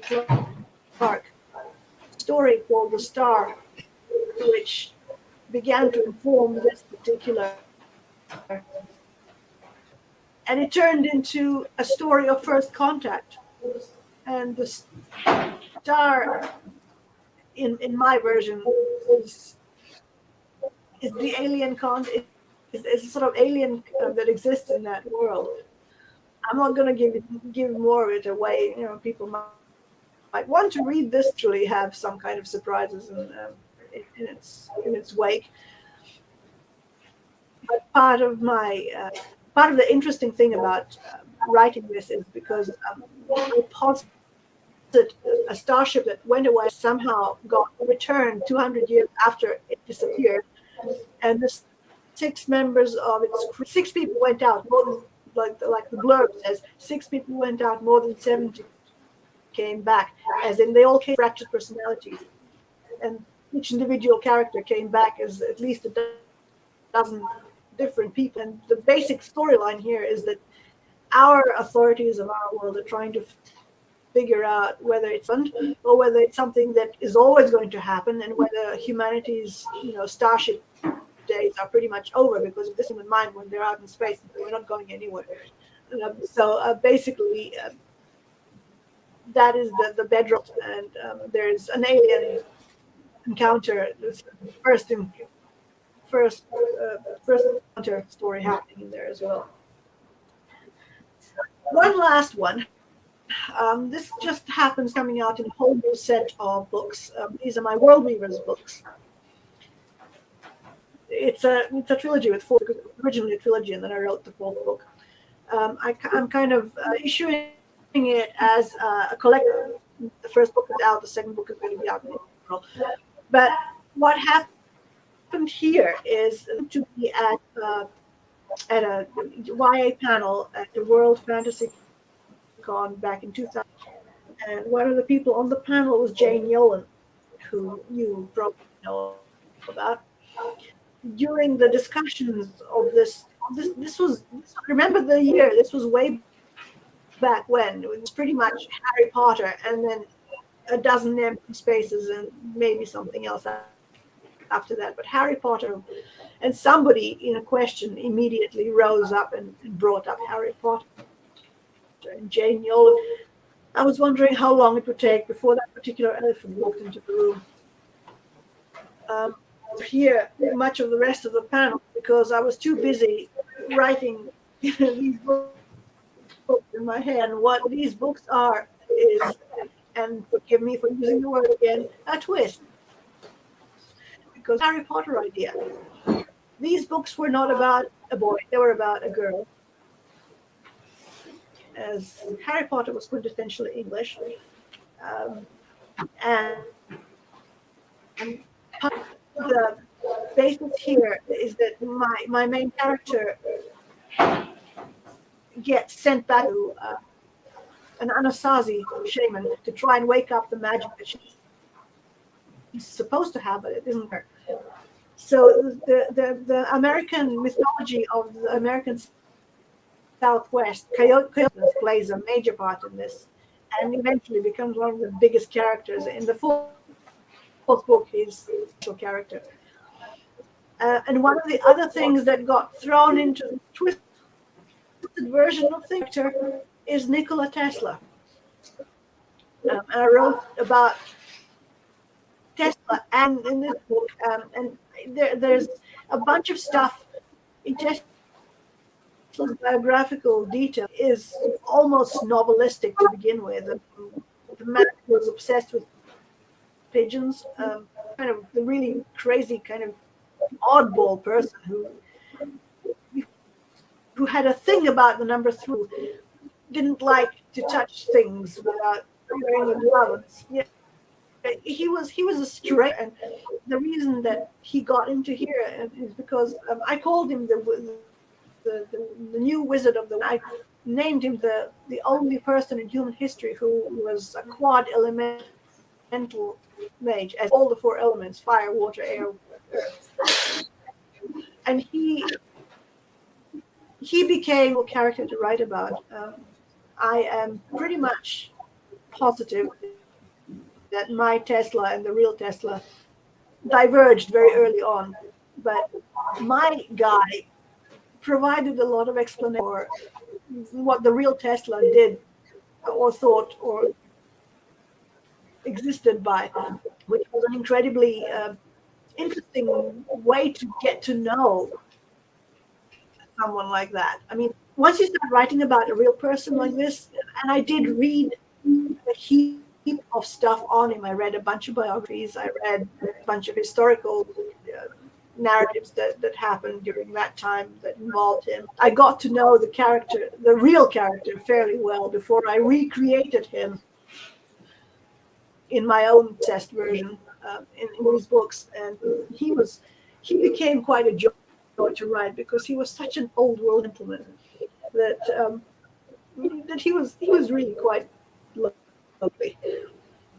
The joy of writing characters who are not, if you who have their own little quirks and ways of existing, and they've got that about life, the universe, and everything.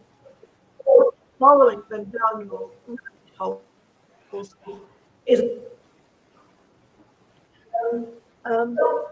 so what I'm see, there's a dozen ways you can get your hands into the macro story, get into what you want it to be, and then twist it into something that you can bake into whatever kind of bread you want it. But that is the ability to twist is what makes a writer. To see the thread that needs twisting is what makes a writer. And a heap of stuff before you really get gift to look at a story and to see that little golden thread that's running in the middle of it. I'm going to twist around and turn into a different thing. Turning stories into different is a gift that we have as writers, and then those stories go out to their readers. And they're going to put things in there that we never did, or we never thought we did. I mean, I've lost count of the number of times when somebody said something about my story that surprised me because I never really put that in there way that was conscious. It just happened to work in my head, and when the reader read it, it came through it. It came in, and a whole different light was cast on what I was writing. The important lesson for a writer is the simple fact that once you've written the book, and once it's published, and once it's out, it belongs to you. It belongs to the reader. It belongs to the people who pick it up and read it and understand things and love things that you may not even realize that are there. Part of the joy of it, sitting down and just letting, I'm one of the people in the previous panel who said he was a very meticulous planner.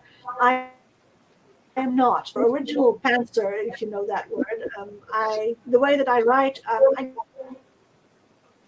just pick up a round and I don't even know what's going to come up from the ground. It's going to be a cabbage or a red. I mean, basically, I watch the story grow and I describe it as it happens. Which really horrible panelists and people ask me, how do you write? And I said, I have no idea. I just sit down and I take, and like I said, my characters already know their story better than I do. And I will just write what they tell me to write. And honest to God, writers who listen to their characters. In the Weir books, one of the characters was actually sitting on my bed at 4 o'clock in the morning, being the side of the bed with his heel and telling me, I did not say what you said I said. And even like you said, I said it. And God, I hate it when they write. Which he was, and back to the passage that he was complaining about. And of course he was right. He knew himself better than I knew him. So he was just that I was doing something that wasn't correct. But stories, twisting reality into stories is a gift. It's one that I've played with since I was knee-high to I was telling stories when I was this way. I wrote a novel when I was 10 years old, and it was really horrible, and it doesn't exist anymore, thank God. I wrote my novel when I was 14, and that is still around, and bones of that are still good enough that I'm going back to it at some point and, teasing out the story that as a more mature and experienced writer, I know is in there that is hidden too much novice verbiage that I put in there because I didn't know any better. So, fix that. But aside from all of that, in the meantime, I've written more than 20 other books, which are all out there. And they're across genres. They range from historical fantasy, like Emperor, like My Secrets of Jinche and Embers of Heaven, all of which actually take place in the same alternate history. They're connected in a way, they're connected in a way that our Byzantina are connected in this world. They're in the same geographical world, same general time, world to ours. But they all exist in that alternate universe. I'm trying to do a sort of guide thing and recreate a fantastical tale of a whole different world there. So there's that. I've written high fantasy, like the Changer of Days books. I've written Silent Star. I've written the Weir trilogy, the Weir books. I've written the YA books, these things. I've written across the genre, the breadth of genre, and I've twisted direction every which way. And I've had a ball doing it. So, do you have any questions? Because I'm kind of starting to lose my voice. So, if you Yes, have any questions? Yes, there is a question. Hang on.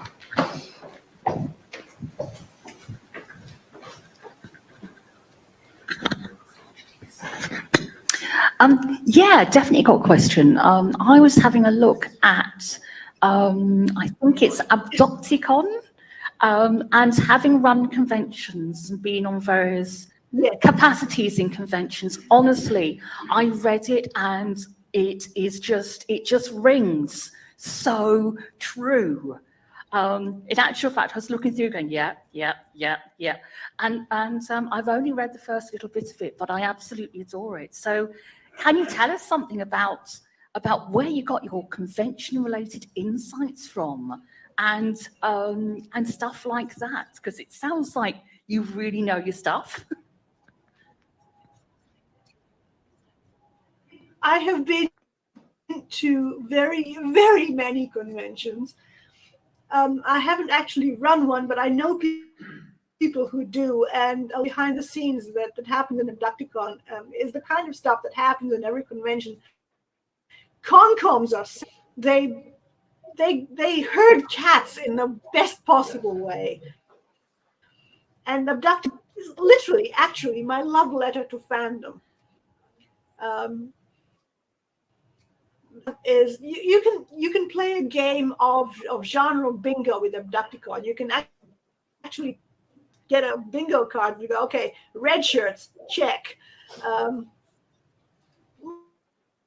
All the little you will recognize from things, like there's a particular piece of Abducticon which I purely love. Android characters makes its first appearance, and one of my human characters realizes that something really weird is going on. He accosts this android character and basically said, "Put us back where we were right now." And the android says very clearly, "Do that, Dave." That kind of, I read that at a convention at one point. When I read that line, I think the entire room just broke up. It was just it was a wonderful homage, if you like, to a very well-known genre thing. People recognize from the book, from the movie, and it was just, yeah, conventions are, that's my tribe. And during the lockdown, during the whole COVID thing, when I couldn't go anywhere and do anything, I missed them so badly. So thank you guys for inviting me here. It's our pleasure. Any other questions? Yes.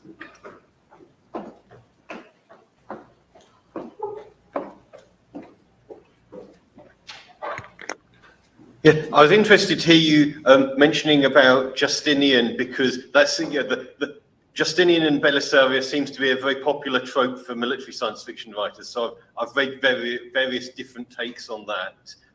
But my thought was, is it? I'm not sure I've ever actually read a straight historical novel about it. So the only way I know about it is through reading Wikipedia and reading the twisted versions. So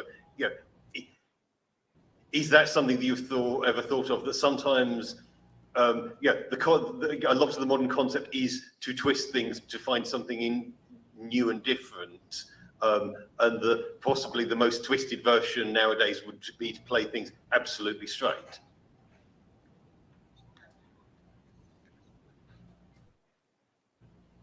Actually, kind of weird, because Justinian, my husband of Theodora, was probably the least militaristic emperor that Byzantium ever had. He was the judicial emperor. He was the one that sat back and burnt the laws of Byzantium. He was not really a war wager until he absolutely had to, and even went to his generals and said, "Do something." But there were a lot of Byzantine Empire era emperors who were pretty deaf. And yeah, you could probably write a straight historical fiction on any, get a historical viewpoint or a window into history that is a fascinating way to look at humanity.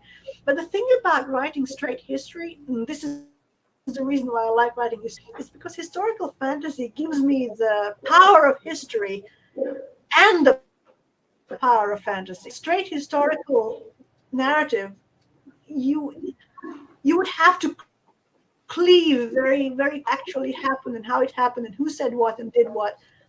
And I find that idea training. One of the writers who did historical fiction, but did it really well and made it read almost like fantasy, Sharon K. Penman. I don't know if anyone know her stuff, but she was the one that made me fall in love with Llewellyn of Wales in a bad way. She created that character who was real, who lived, fought for Wales in his own way. She made him alive. She just made him alive, and it's very possible to write a straight historical narrative about a character like that and make it live. It just needs to be done by somebody other than me. All right. Any other questions? All right. Well, I think Alma deserves a round of applause. Thank you so much.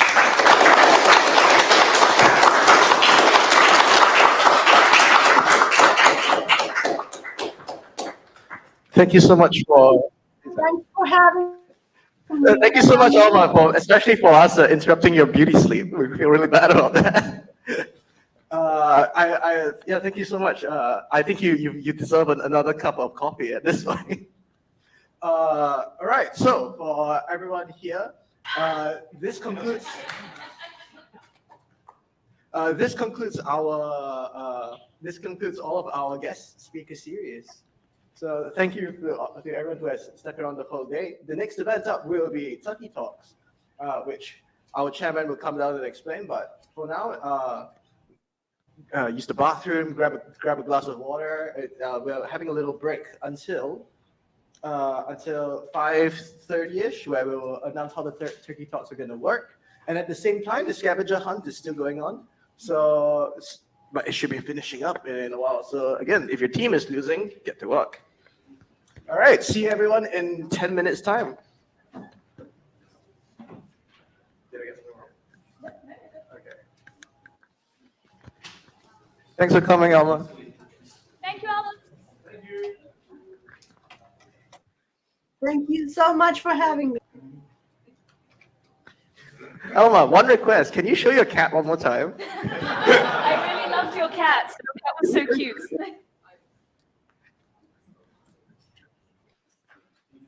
Thank you. I don't know where she is right now. That's my Maine Coon. All right. Cool. Cool.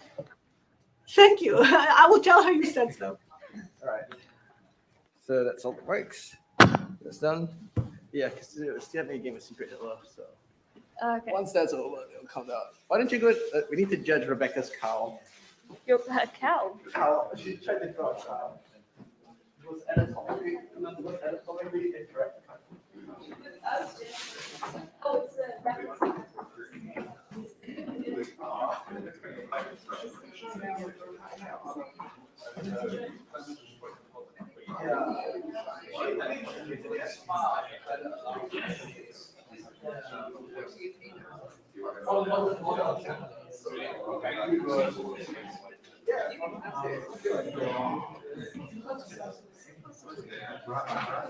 Yeah. Yeah.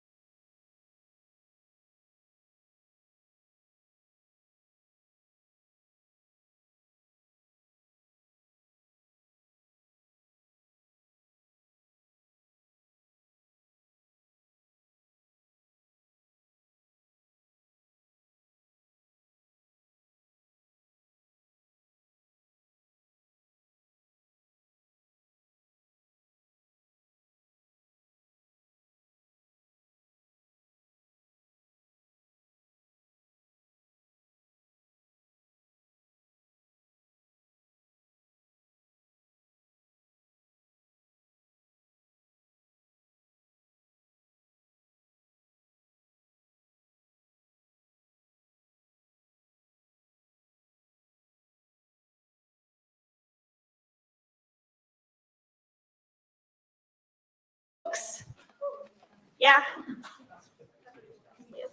Right. I'll leave my phone here. Okay, so for those of you who don't know how Turkey Talks work, who haven't been here before, basically what it is we've had our guest speakers, but now it's you guys' turn to totally professional, definitely not made up on the spot talks. So what we'll do is we'll get volunteers to come up here and start doing talks, and if they're really terrible, you can pay to make them speak for less time. And if they're really great, or if you want them to suffer for longer, you can pay to make them speak for more time. So we'll have some people in the aisles with buckets, and generally you just put your hand up and say, like, add a minute. I think the going rate we did last year was about £1 for a minute. So if you really hate them, you can say like £10 for 10 minutes, and then they have to talk for 10 minutes unless someone else takes it down. So yeah. Additionally, if you hate everybody else, you can force them to suffer for this team. True. So do we have any volunteers for our first Turkey Talk? If no one volunteers, I'll pick on some people that I know have stuff ready. Oh, yeah? Yeah. Do you want to come down and grab a mic?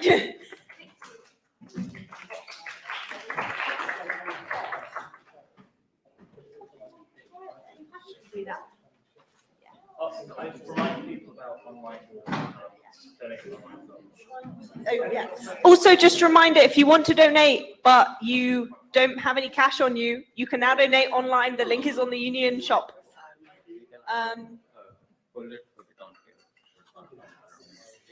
So, do you want to tell everyone your name and what you're going to talk about?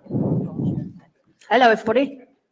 First of all, I love public speaking. Second of all, I have no idea what I'm going to talk about until I say the words. I'm known as Talanti. I'm just going to go with Talanti.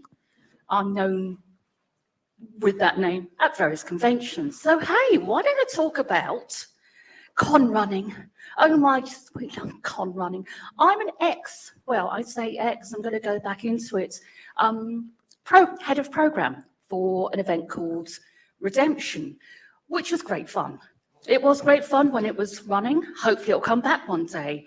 But one thing I learned about being head of programming is, oh my word, I might have hated being a PA, but gosh, it gave me some really great logistical experience. So in terms of logistical experience, this involves, as I do believe Alma said, herding cats.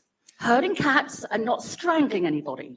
Now, this is the challenge, especially when you're trying to manage yourself. And I've got various chronic health conditions. So trying to make sure I was in the right place at the right time, I find that hard enough for me. For everybody else, wow. So I thought, well, fine, let's take me out of the occasion. And I love public speaking, so let's put me as head of programming. And they said, okay. So that's what I did. So the first thing is you need to find out who your audience. So what are they into? What are they actually going to want to see? Can I bid £5 not to make it longer or shorter, but to nominate a topic? I think asking you shall receive. Nominate a topic. What, are you going to nominate a topic for me to talk about? I would like you to change topic to speak about your own original fantasy setting. Ooh, my own original fantasy setting. Well, to start off with, it's definitely going to have tall ships. It's definitely going to have some form of polar expedition. It might well have a little flavour of the first season of The Terror, featuring the Discovery Service. And on top of that, well, why don't the instruments have some very bizarre readings? Indeed, why don't they pick up magic? Why don't they pick up, let's just say, changes in atmosphere? Because you can make up so many things. But in terms of the Arctic or the Antarctic, what if there was a little cave area? And you sail into that cave and clearly the ice has disappeared somewhat. And you end up sailing in there because the rivers have taken you there, the tides have taken you there. So what's in this ancient place? Where are we? Who lives here? What happened to them? Are they still there? And that is totally my dream. Oh, by the way, the other part of this dream, if I was going to put myself in this story, which I don't have to, central heating. The ship would have central heating because otherwise everybody's going to be freezing their tails off, and who needs that in their life? Does that help? Is that good? Oh, do I have to keep? Oh my gosh, yes, please. I'd love to. I thought we were going to say 3 minutes is the limit. I don't mind. Yeah. Oh, have I got to stop now? One more minute. Oh, 1 more minute. Oh, yeah. Fantastic. So, anyway, with this ship in this fantasy setting, there's this strange quality to the ink, to beautiful handwriting, where if you happen to write something and you wish really, really hard, it comes true. So, if you really, really want a pint of Peroni, my favourite tipple, or a really nice latte, you can write it and really wish, and there it is. Including decent directions, and maybe you can upgrade your ship.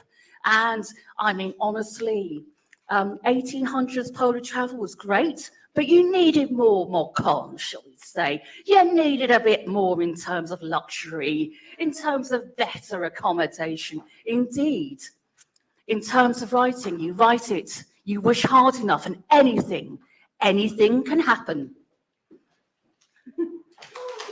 I think. Have I got to stop now? Yeah, I think so. I think that's. I was really enjoying that. Sorry if I about could that. write anything, I do more, but that's okay. Specific challenges in trying to run all of your connections in this fantasy setting? Am I allowed to do that? Yeah. Oh, specific challenges? Well, how's about the fact that when things got way too much, I proceeded to take over our tiny little ops room to have an anxiety-based seizure. Got up, the hotel said, okay, can we get you anything? Pints of lager, I've got to go straight in, and I need to make sure that this next panel item is sorted out because I can't find any of the panelists. The room is in a bad state of repair, and I don't know what the heck I'm doing here. So I just winged it. Eventually, I went to the bar. Sure enough, in the corner, there's the panelists. They're completely forgotten they were meant to be on the panel. I was like, please go to your room, otherwise I'll cry. And they did. Another challenge was when I was doing a quiz for an EasterCon. And one of the people whose shop was part of passing answer to a question proceeds to heckle me. And I looked at him and said, I'm doing my best, mate. Please get behind me. I'm doing my best. If it's rubbish, you are my stage director. And you can help me with the questions. And you can help me not be rubbish. So a lot of the very scary stuff, you delegate it to somebody else. Because delegation, that's what you need. How's that? Is that good? Thank you very much. Oh, I love this. So, This is making me happy. Do we have another talker to volunteer? Phil, do you want to? Oh, sorry. Oh, yeah. Oh. I'll hand over the batons. And thank you, everybody. I've really enjoyed that. Thank you for not throwing anything. It's appreciated. I don't dodge very well. Hiya. Your talk made me think of my fantasy house that I had since I was a kid. And in my fantasy house, it's got lots of features you might like it's castle-sized, mansion-sized, whatever. But the top floor has doors, and the doors open up into other houses in other places, which I like so you don't have to travel. One goes straight to wherever I'm working. So I don't have to go to work anymore. I can just go there without having to get there. I'm just already there. I like that.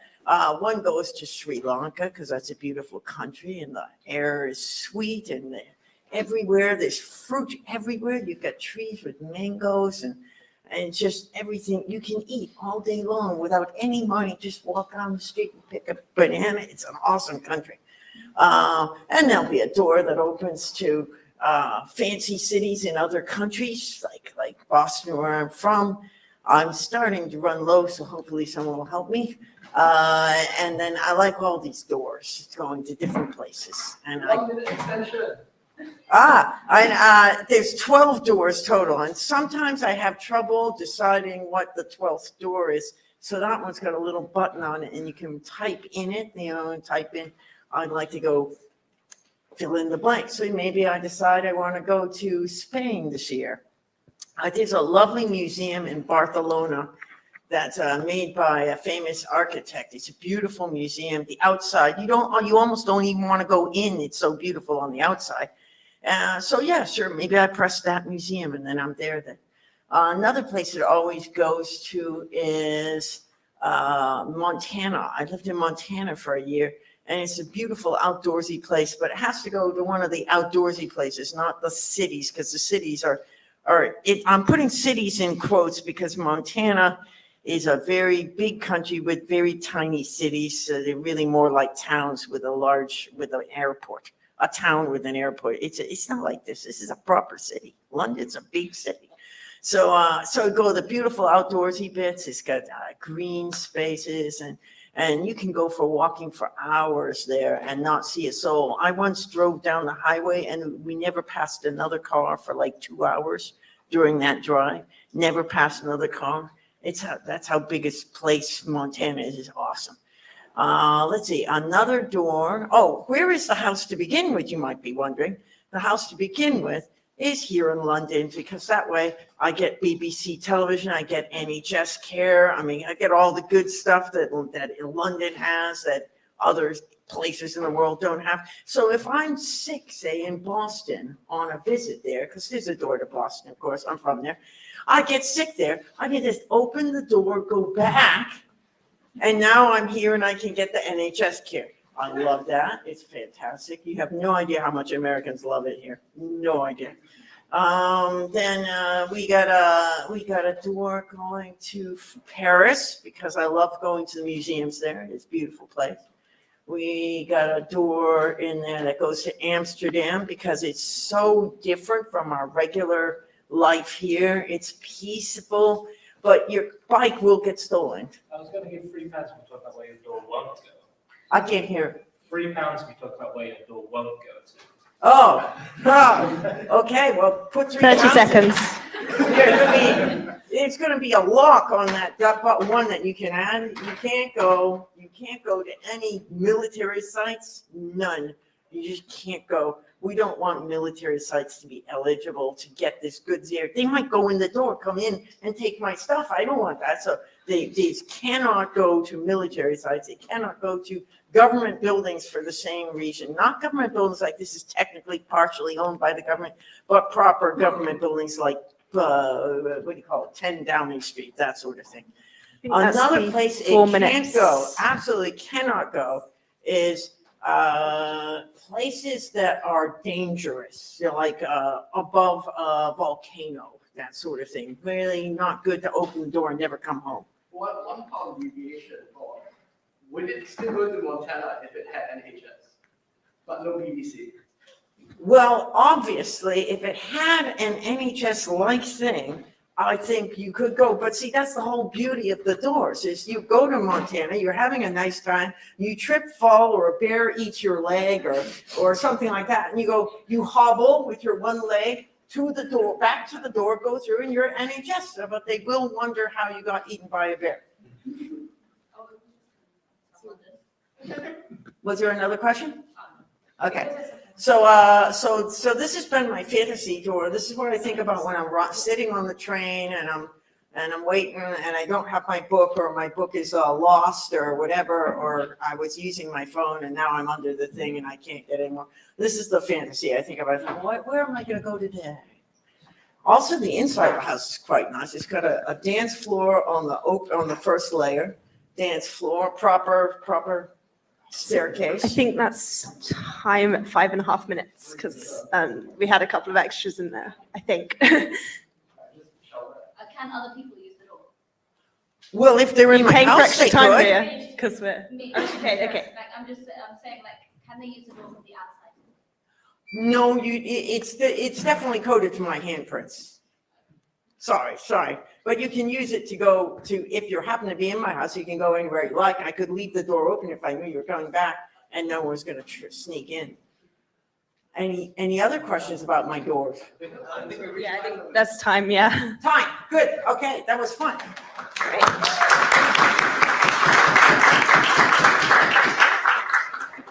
Okay. Other volunteers? Phil, do you want to come up?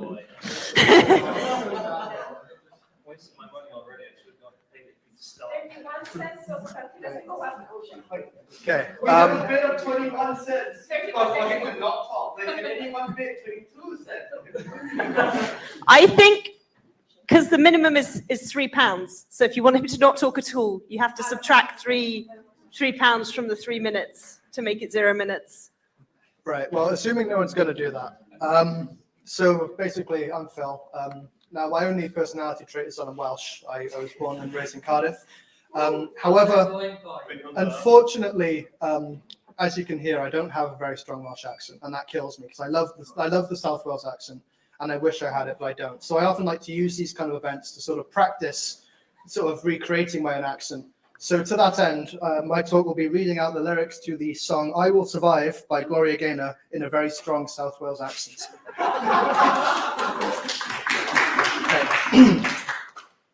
Well, at first I was afraid. I was petrified. You know, I kept thinking I could never live without you by my side. Oh, but then, you know, I spent so many nights thinking how you did me wrong. And I grew strong. And I learned how to get along. And so you're back. You're back from outer space. I just walked in to find you here with a sad look upon your face. You know, I bloody knew I should have changed that stupid lock. Should have made you leave your key. Or if I'd known for just 1 second that you'd be back to bother me. Right, so you know, go on now, go boy, go on, walk out the door. Just turn around now, because you're not welcome anymore. Weren't you the one who tried to hurt me with goodbye? You thought I'd crumble. You think I'd lay down and die? Yep, sure, I'll change to that now. Hang on, just give me a moment to get that up. Wait, £1 for you to finish doing that one first and then do Rocket Man. Oh, well, no. I've got the lyrics now, so I'm going to have to go. Right, so. You didn't even get to the chorus. Rocket Man. She packed my bags last night pre-flight. 0 hour, 9 a.m. And I'm going to be high as a kite by then. Oh, I miss the earth so much. I miss my wife. It's so lonely out in space on such a timeless flight. And I think it's going to be a long, long time till touchdown brings me round again to find I'm not the man they think I'm at all. Oh, no. I'm a rocket man. Rocket man, burning out his fuse up here alone. And I think it's going to be a long, long time till touchdown brings me round again to find, oh, you know, I mean, I'm not the man that they think I am at home. Oh, no, let me tell you, no, definitely not. You see, I'm a rocket man, that's who I am. I'm a rocket man, burning out his fuse up here alone. You know, I mean, Mars ain't the kind of place to raise your kids. Neither's Newport, I'll tell you that much. In fact, it's cold as hell. It goes for lots of whales as well, I have to say. And there's no one there to raise them, if you did. And all this science, I don't understand. I mean, you know, it's just my job 5 days a week. A rocket man. A rocket man. And I think, well, you all know what I'm going to think. I think it's going to be a very long, long time until touchdown brings me around again to find I'm not the man that they think I'm at home. Oh, no. As I said before, and I'll say again, I am a rocket man. A rocket man burning up his fuse up here alone. And then the end of this song is just a lot of sort of repeated lyrics, which you have to repeat kind of awkwardly for the next few minutes. And I think it's going to be a long, long time. And I think it's going to be a long, long time. And I think it's going to be a long, long time. And I think it's going to be a long, long time. £1 to say that really, really angrily and to add a minute. You're paying the pound, you? Is that you paying pound? I'm paying £1 for you to keep talking for a minute and also to do those lyrics really angrily. Angry Welsh accent. Right. There's another donation over here. Right, so I'll do that first. I'll do this. And I think it's going to be a bloody long, long time. Never going to bloody break, do I? I think it's going to be a long, long time. And I think it's going to be a long, long time. And I think it's going to be a long, long time. And I think it's going to be and then the song lyrics on Google come to a close. That's me for that song, I think. So there's another donation, apparently, if I have to... Yeah, there were 5 minutes for Mamma Mia. 5 minutes for Mamma Mia. Right, here we go. I feel bad for the people that came up here, like actually doing proper speeches, and then here I am being a twat, but there we are. We'll get back to proper talk soon, I promise you. Hang on. Mamma Mia lyrics. Right, so. I'm just a performing monkey for you people, and I don't really know what it... Right. Mamma Mia, here we go. It's by ABBA. I've been cheated by you since I don't know when. So, I made up my mind and I've decided it must come to an end. Look at me now. Will I ever learn? I don't know how, but I suddenly lose control and there's a fire in my soul. And I can hear a bell ringing. One more look. And I forget everything. Whoa. So, Mamma Mia, here I go again. My, how can I resist you? Mamma Mia, does it show again? My, just how much I've missed you.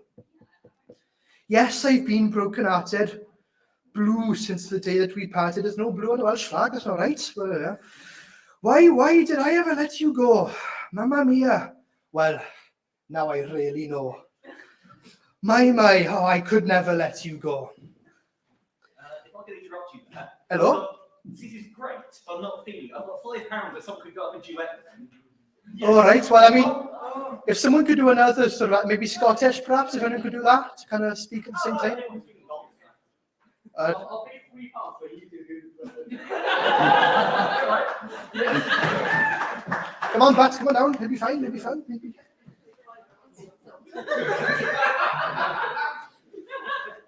I have to say, what I would be doing now would be extremely racist if I wasn't Welsh. So I hope you're all right, are you doing it as well? Right, so where we're going from? So we've got the lyrics here. We're going from Yes, I've been broken up. I've got the lyrics up here, right? Oh, what's wrong with that? I mean, it's fine. It's no problem. We're going up to 9. Oh, bloody hell. We better be quick. We're running out of time. Come on. All right, so we're going from the start. Let's go from the start. Let's go from the start. Right, here we go. I've been cheated by you since I don't know when. So I've made up my mind. It must come to an end. How about you do one line, I do the other line, all right? You do one line, I do the other line. Oh, well, bloody hell, get on with it. Oh, God, no, I don't know what the backing vocals are, to be honest with you. I've not really tried. I mean, my knowledge of ABBA songs is crushingly bad. We're good. Right, so if I made up my mind, it must come to an end. Oh, look at me now, will I ever learn? I don't know how, but I suddenly lose control. There's a fire within my soul. And I can hear a bell ring. Can you hear that? One more look. One more look, and I forget everything. Whoa. Mamma Mia, here I go again. Oh, my, how can I resist you? Mamma Mia, does it show again? Oh, my, just how much I missed you.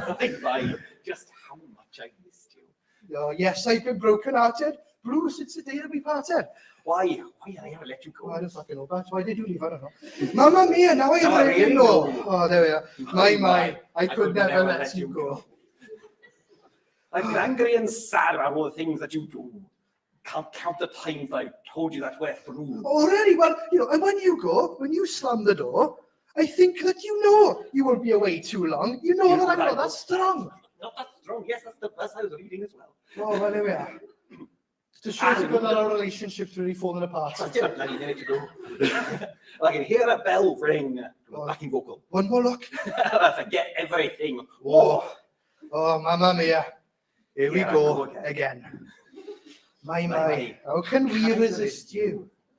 What language do we do? Are we doing plural? Because there's two of us. Mamma Mia, does it show again? Oh, my, just how much I've missed you. Yes, I've been broken hearted. I've been blue since the day that we parted. Why did I ever let you go? Mamma Mia, even if I say bye, leave me now or never. Mamma Mia, what am I doing? It's a game that we play. Bye, it doesn't mean forever, unless you're dying, in which case it very much does. To be honest. It's sort of a. Did someone have the hands up over here? I saw. 10 seconds. Make the. Well, there's someone with the hands up, so we might have longer still, boy. 500 miles. Oh, that's bloody good. That's basically an Eskimo accent already. You're gonna have to speed run it for a minute. Oh, bloody, oh, Christ alive. All right, here we go. Alternate words. Right, so I'll When? start. I'll start, you go. When I wake up, well, I know I'm gonna be the man who wakes up next to you. When I go out, yes, I know I'm going to be the man who goes along with you. Or when I get drunk, and I've got to be honest, I get drunk quite a lot. Well, I know I'm gonna be the man who gets drunk next to you. And when I Have her. When you have her. When I I don't have know what her. that means, but I know I'm going to be the man who's havering to you. right, both of us together, and And I would walk 500 miles. miles, and I would roll 500 more, just to be the man who walks 1,000 miles to fall down at your door. What was that? More time, was it? 16 minutes. 16!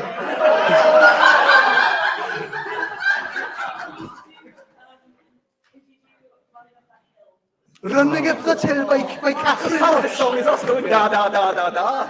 Da da da da da da da da da da da da da. Right, you've got to do this for 16 fucking minutes, right? You don't want to my own back here. Yeah. What was it called? Running up there. Running up the hill. Well, at least we're making a lot of money for charity. It's just a shame I have to do this at the expense of my nation's credibility, I suppose. Shall we do this one word each at a time as though we're doing some terrible improvised theatre? Oh, that would. Well, that's a bit bloody harsh, I won't lie to you. We're going to do one word at a time. That's One word at a time. You can try it and we see how it works. So you start. Oh, fuck.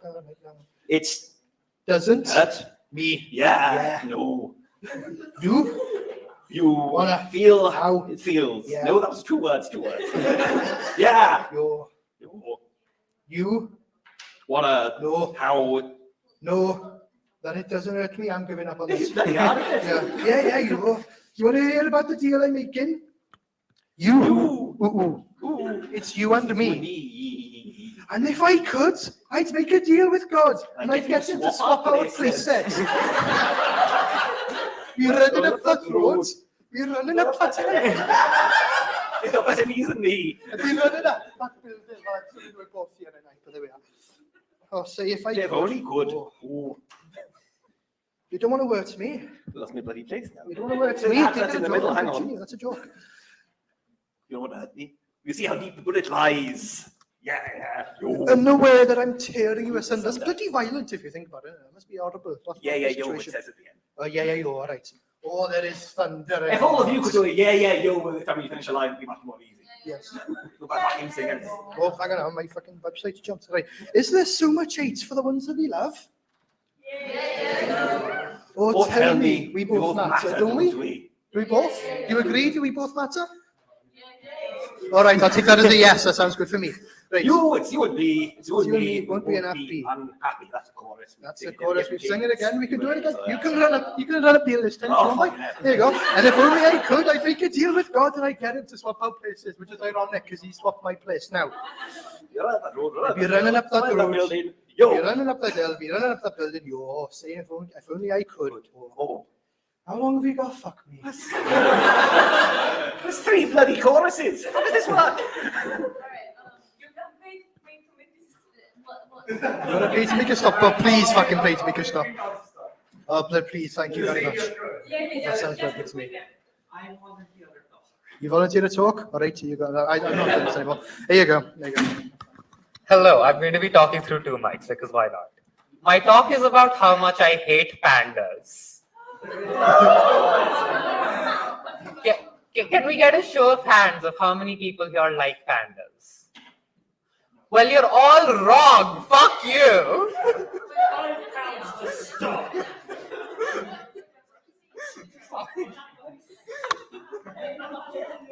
Well, no, I was kidding.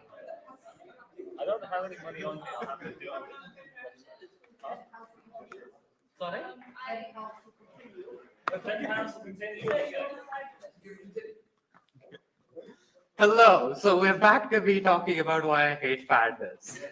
Now, fair warning, the title sounds provocative. The content is all about the minutiae of conservation biology. So this is going to be very boring. Yes, pandas represent everything that is wrong with how our current approach to conservation biology. We put in effort and money into conserving pandas just because we find them cute and the public finds them cute. The World Wildlife Federation, for fuck's sake, has a panda as their mascot. They have it on their logo. Pandas are a dead-end species. They do not contribute anything to the ecosystem. They are not vital to any other species' survival. They do not contribute anything, and they are actively trying to die out. And if we just left them alone, not even if we stopped harming them, if we just left them alone, no positive, no negative, they would naturally die out. We are actively spending money and resources and time and expertise on conserving pandas when there are so many other keystone species that we could be spending that time conserving, but we don't because they don't look cute. There are insects which are more vital to ecosystems than pandas, but they do not get donations and they do not get conservation efforts because they don't look cute, because people don't want to put money into preserving insects. How much time do I have? I'm getting through this way too fast. I will try. What was it? Yes, insects. I'd argue give me a rifle, I'll deal with it. Donate to give me a rifle so I can shoot pandas.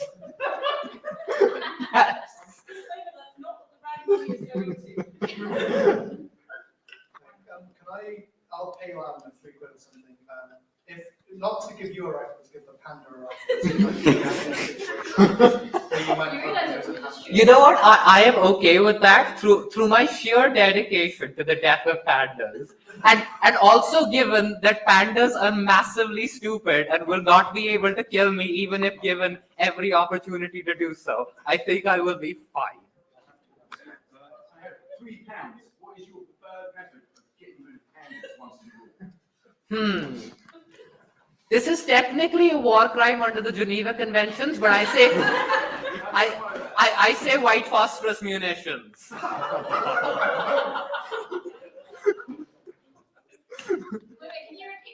White phosphorus munitions. Koalas are fine. They have a lot of chlamydia, but they're fine. My objection is not to slow creatures or bears or anything that requires conservation efforts. My objection is to the fact that pandas do not actually contribute anything to the ecosystem. They are not a vital species. And the only reason we put effort into conserving them is because they're cute. There is literally no biological basis for conserving them. What would you say to the argument that because they're cute, they're actually putting their ecosystem good vibes? I'd say that biology does not care about your good vibes. And this is why Sophie, do you have any comments on that? he said biology doesn't care about good vibes. I said that's very biology, and that is stressed and depressed. No, that makes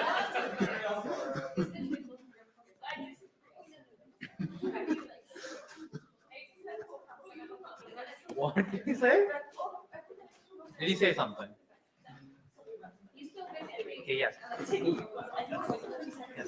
We need to be prioritizing our conservation better based on how many species we could save and how much impact that will actually have on the environment. For the amount of money and resources and expertise we spend on saving one panda, there are dozens, if not hundreds, if not thousands of species that are dying, some of which we haven't even put in the resources to discovering first, because they don't look cute, because they're small, or because they're ugly. There are lots and lots of very fucking ugly animals that are absolutely vital to their ecosystems and would cause collapse if they died out. We are not focusing on them. Those animals are not on the WWF logo because they're not cute enough. And that is a travesty. We should not be letting human ideas of cuteness dictate scientific conservation. I think that's my time.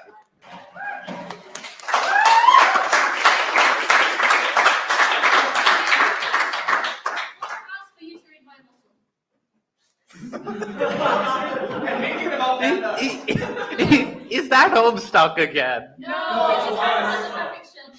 Oh God, is this? You could read the Dalek version. It's significantly Just in my voice, or what? Hi, my name is Miran Dalek, Exterminator, Metallic Grey, and I have metallic grey metal. That's how I got my name, with blue bumps and a cozy hat with orange streaks and red tips that reach my whisk arm, and an eye in a single eye stalk, like limpid tears. And a lot of people tell me I look like Blue Strategist Dalek. AN, if you don't know who they are, get the hell out of here. I'm not related to Davros, but I wish I was, because he's a major fucking hottie. I'm a Dalek, but my plunger arm is straight and long. I have pale grey panels. I'm also a menace, and I inhabit a library called ICSF in London, England. I feel like the accent is just collapsing as I go along. Where I'm in the middle shelf. I'm big. I'm a goth, in case you couldn't tell, and I wear only my hat. I'm not saying I love the engineering department. That's not happening. I hate the engineering department, and I steal all my parts from there. For example, today I was equipped with pale blue Dalek bumps with an unmatching red ribbon around it and a black plunger. Take literally anything else.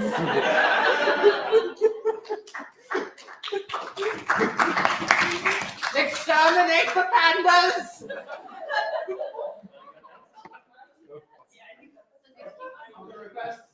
So, not strictly within the rules, but a reading from the Shelf of Shame we can offer.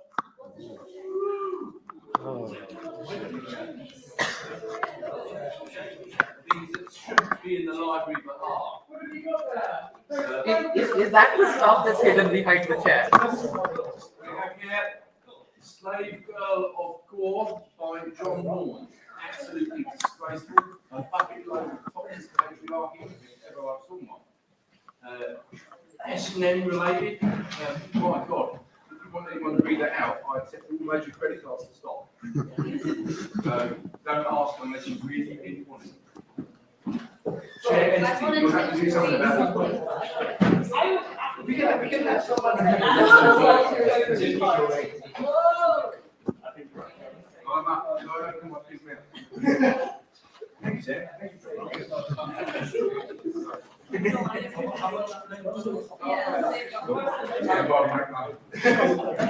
wondering when are we going to get cancelled and finally happens. Just so you know, Sam and Kenny gave you this Oh my God, thank you very much. Does this work? It does indeed. Is there anybody? Here we go. You. No, the interest of not society, if there's anything you wanted to replace it with something in your imagination or some kind of maybe forget it. No, I will meet your request afterwards. That's a good idea. Okay, are we ready for this monstrosity? You have been warned. Okay.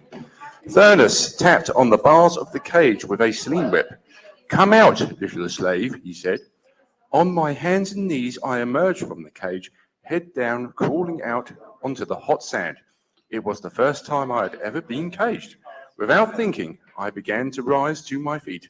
The butt of the sling whip, this full of violence, struck me heavily, driving me downwards between the shoulder blades, felling me. I lay in the hot sand, startled. I hurt. I could feel the warm sand granules between my fingers on my thighs. Master, I said, frightened, how have I displeased him? Were you given permission to rise, slave? He asked. No, master, I said, frightened. Forgive me. It is common on Gore for a girl emerging from a small cage on her belly. Sam Kenny, what's your say? £6 for Trevor to have someone to co-narrate with him. Matching.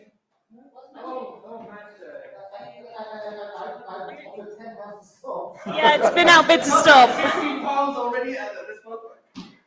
6 to start, 10 to stop. Before we even started. Any Yeah, more? that tracks. 15 from activating the rate.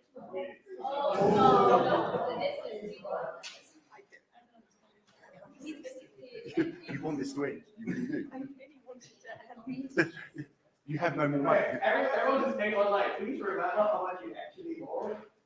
I mean, I've done 6. I've done 1 and then 4. This is some serious mathematics here. 1 and then 5.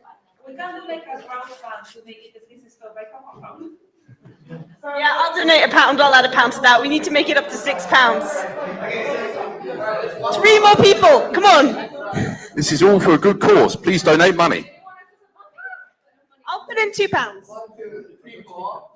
2 more pounds. Otherwise, it's going to be. Are you donating money? More donations of money? How much? How much is left? £2. Yeah, sure. Is it over? It's over. That didn't last long. Thank you. Thank you. Well,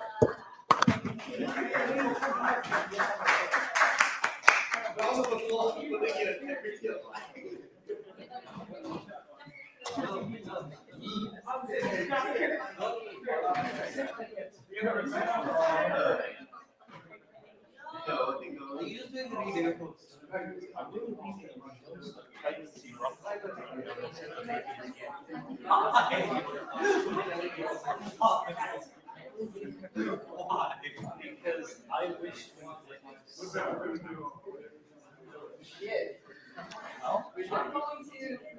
the allegedly work over.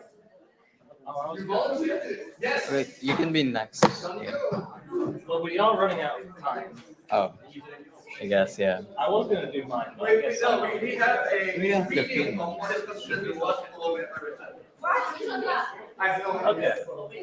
I'll go after this one. I really do want to do it.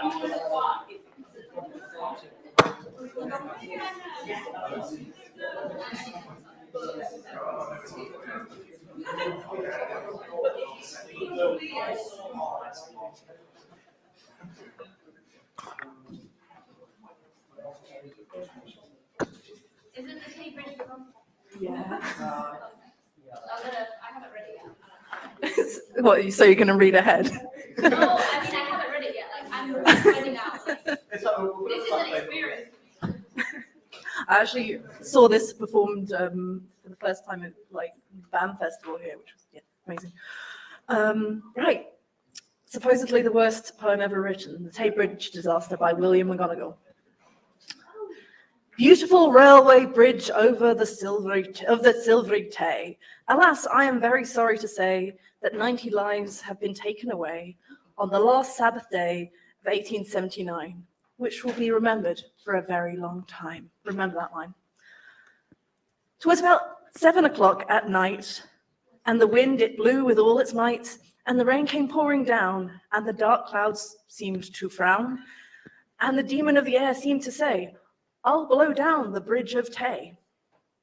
When the train left Edinburgh, the passengers' hearts were light and felt no sorrow, but Boreas blew a terrific gale, which made their hearts for to quail.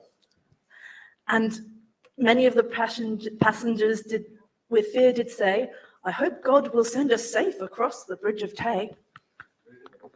£5 to do it in the style of an edgy comedian worried about being cancelled. What do they even sound like?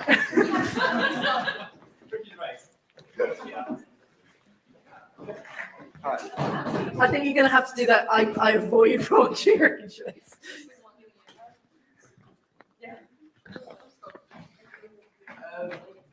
£10 to stop this snuff. I prefer Slave Girl of Gore. Would you like me to read that instead? £10 to stop. It's in the bucket. It's now official. But I haven't even got to the next repetition of on the last Sabbath day of 1879, which will be remembered for a very long time. I thought it was very good. The first letter of each word in that Gore novel. The first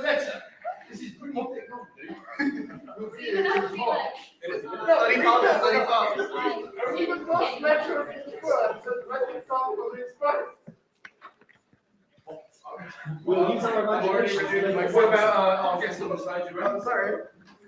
Wait, no, you have to finish the cars that you started, didn't you? What? The next bit.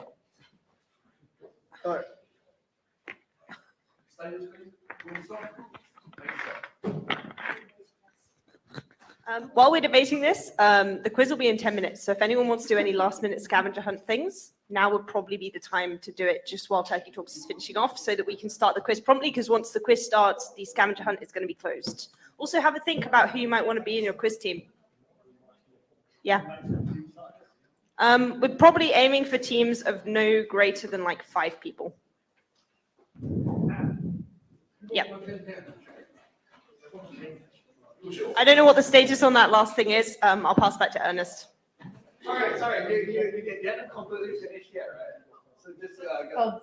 Believe me, there's like 5 minutes worth of this poem. You don't want it.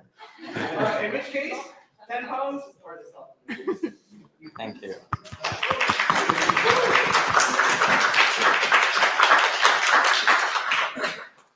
Right, it seems like I don't have much time, so I'll get set up straight away. If any of you have heard of Homestuck, I apologize profusely. Now then, Homestuck is a webcomic made in 2009 by an insane person who had way too much money, way too much spare time, and a terrible imagination. This is not made by him, though. This is a fan work, because if there's one thing crazier than authors, it is fans of crazy authors. Can you tell us something about this creator? Anything noteworthy that he's made other than this? Yes, so have any of you heard of or played Undertale? So Undertale was made by a gentleman by the name of Toby Fox, who worked on lots of music in Homestuck. But he became known in the Homestuck community for his work on this song right here, which I will begin dramatically reading. This is Toby. I'll let the donation people sort out the out. So this will be a dramatic reading of Toby Fox's "The Baby Is You," a pregnancy rock opera. Every day, 1 million babies are born in the United States alone. Many of these babies climb out of vaginas. Others, the storks bring them. Some are born out of slime in Paradox Space, thanks to a special video game your mommy used to play. Wait. Here's an update on the donations. You have to speak for 10 more minutes on this. Oh, wonderful. Okay. But at double speed. At double speed. Okay, right then. Give me some Eminem right now. Regardless of how these babies may be born, they all come into the world of a special force called love. This is that story. Number 1, Throg song. There are police sirens playing in the background. John, hi, I'm John Egbert, and oh my God, Dave, what are you doing on the floor writhing in pain? Dave, nothing, John, just ignore me. I'm not pregnant. John, oh my God, Dave, what's happened to you? Dave, I'm lying. I am pregnant. John, what? How is that possible? Who's the father? Dave, the father. I can't tell you, John. John, but then who's the baby? Dave, the baby, John, is you. You're the baby. All the babies. All of them. John, no, Dave, no! We have to get you to a hospital. Are you serious, though? What are you saying, Dave? John, I guess the only way you can understand is song. Song number 2, I'm having a baby and the baby is you. Bum, bum, bum. I was sitting around in the middle of the night, all bored with nothing to do. I called up my friend. He put some stuff in my end. I taught him 100 different ways to screw. I conk-sunked his boots, touched his immigrants. The chips had just started to fall. Now, after that night, I was given a fright, a baby tummy shaped like a ball. Damn, John, I'm having a baby, and the baby is you. I'd birth my best friend, it's true. I'm having a baby, and the baby is you, while a baby's up the avenue. I'm having a baby and the baby is you. My ovaries are out the wazoo. I'm having a baby and the baby is you. You're going to come out of my hoo-hoo. John, but how is that possible? Dave, I don't know. Such is the magic of Skya. He entered all of my 7 gates. He touched John, he prototyped my medium, and now my kernel sprite is rich of data. Just for reference, these are all like very specific and accurate references to the webcomic. All of this means something, and the fact that it does is horrifying beyond belief. Anyway, continuing. And now, you're the baby. John, no! Duet.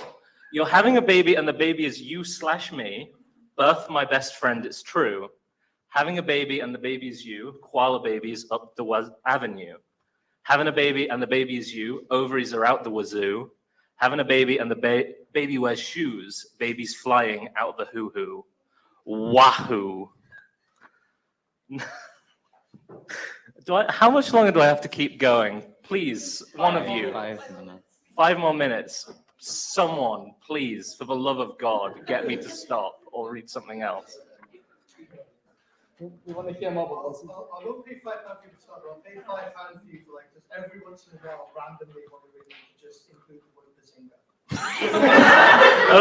Okay, here we go. Dave, oh my God, John, the baby is a bazinga. Baby is a baby. John, Dave, you're losing your water break. We can't go to the hospital now. Dave, you're right, bazinga. There's no time. We must go to Mount Prospect, where I myself was born. John, you were born in a lab, Dave, and I'm your lab daddy. Dave, okay, shut up, Dad, because you're my baby now, and you're the one that's going to have man titties in your face. John, what? Dave, man titties, bazinga, in your face. Man titties in your face. John, oh, gross. Dave, put your fucking shirt on. Dave, man titties. John, I'm not even born yet. That's not fair. Dave, oh my God, someone needs to deliver this baby right now. Carcat, I can, bazinga, do that. Carcat, oh wait, where am I in? John, Carcat, what the fuck are you doing? Carcat, delivering babies. I did it once, I can do it again. John, leave it up to me, Carcat. Carcat, no, I can't. You're the baby. I must do this. I must be the midwife. John, bazinga, there's some things you can't know. 5 minutes for you to also add content to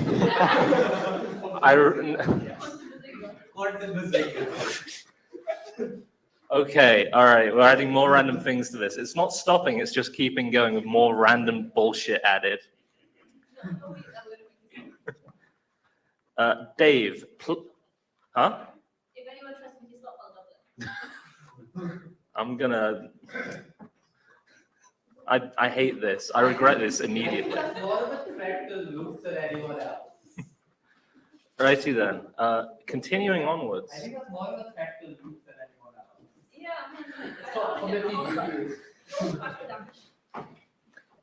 Dave, please just reach inside me.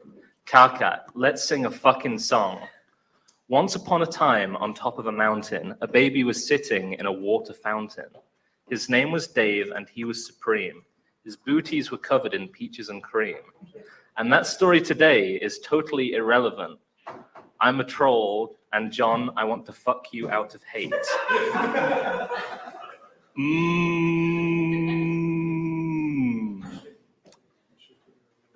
Dave, please stop this singing shit. I need to have this baby now. Quantum bazinga.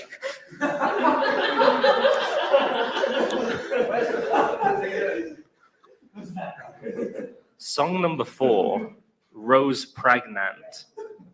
John, Dave, you need to hang in there. Dave, ay.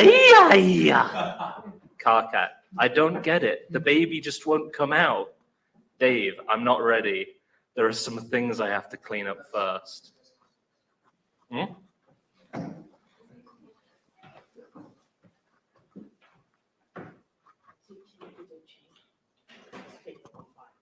Do it in Jar Jar Binks.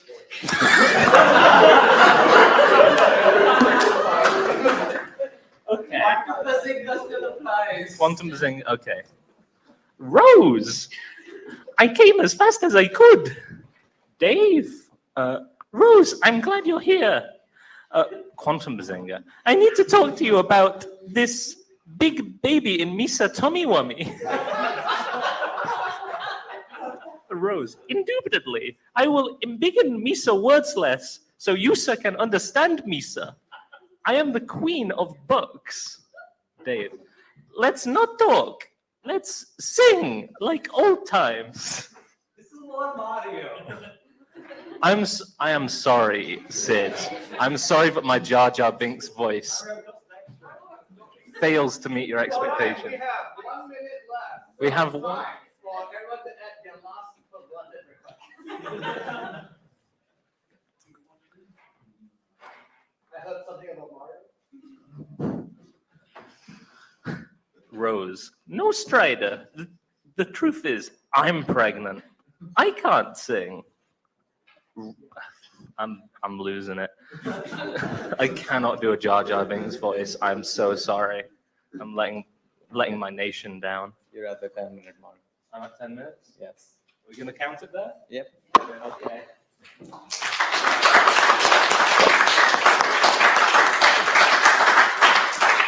I'm very sorry. Has this made you hate It's made me hate Toby Fox.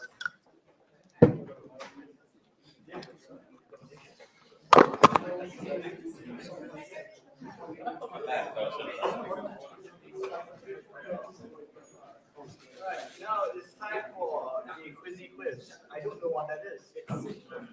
Hello.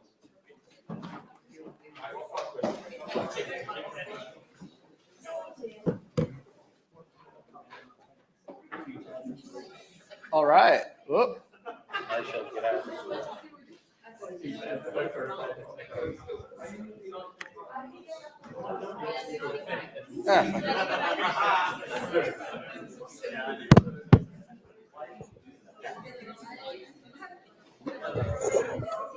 Hello.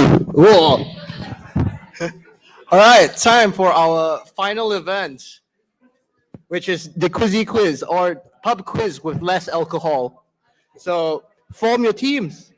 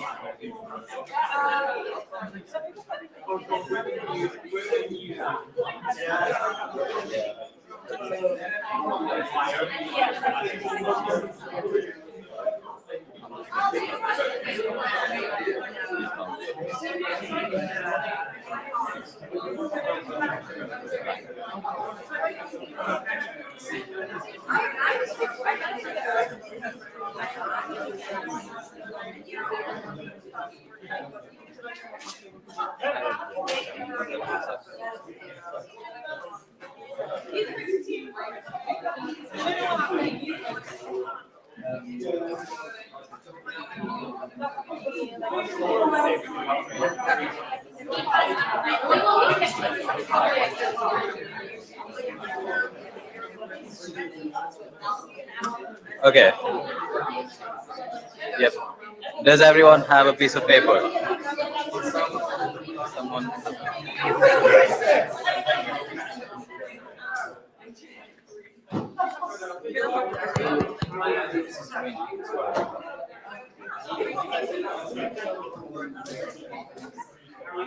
Okay, all teams have a piece of paper. This is how it's going to work.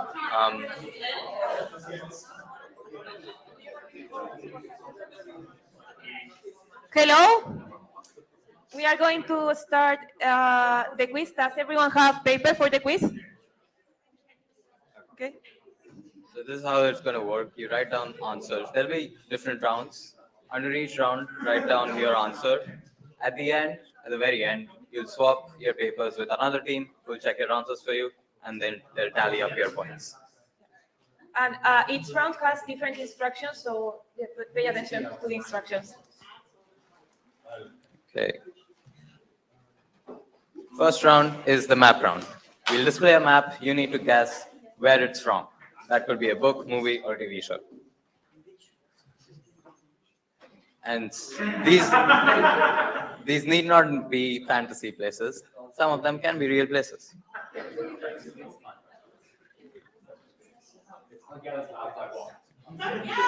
Oh, I should.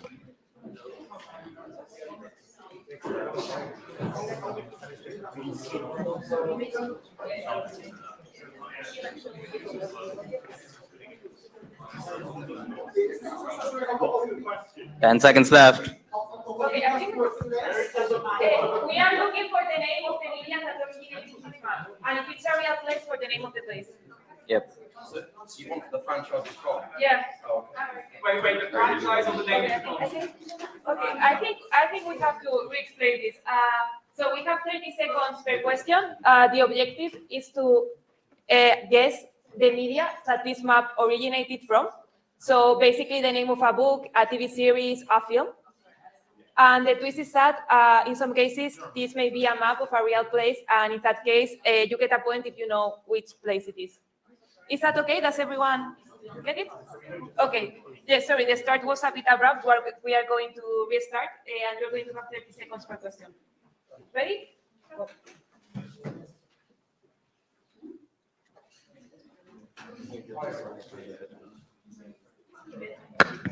Just get the universe right. It's good enough.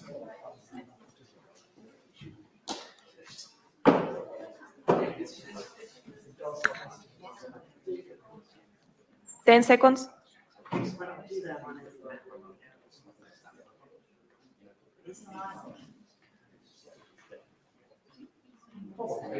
And time. Next.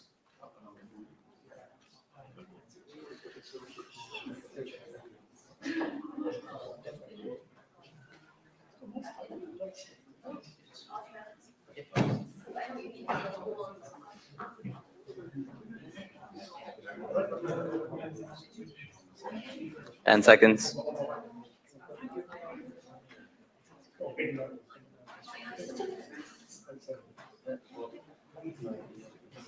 Next.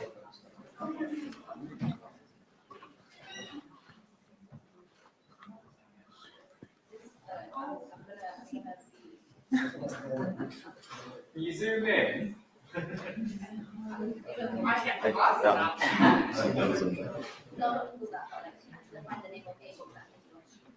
10 seconds.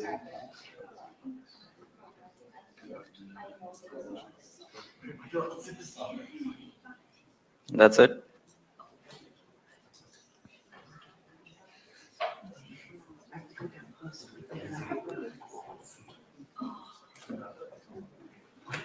Yeah, sure.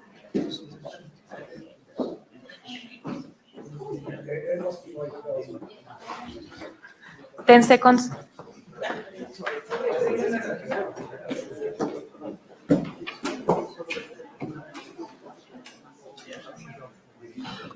Time.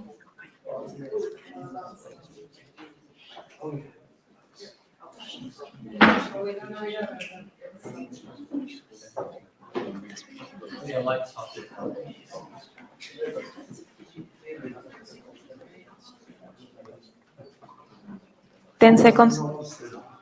Oh, sorry.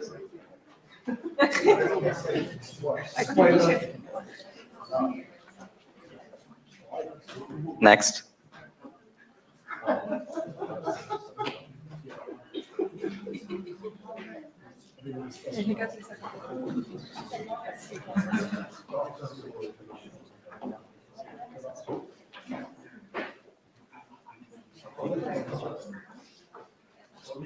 Ten seconds.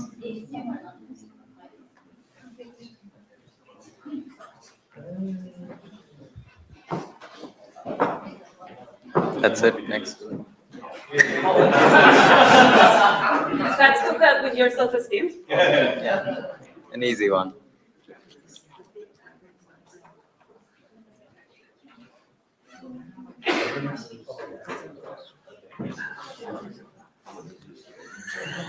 Ten seconds. This is just for math.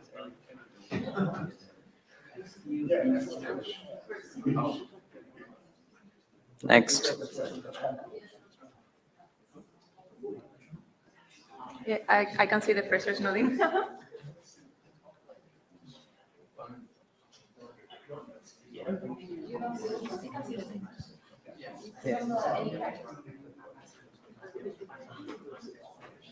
Ten seconds.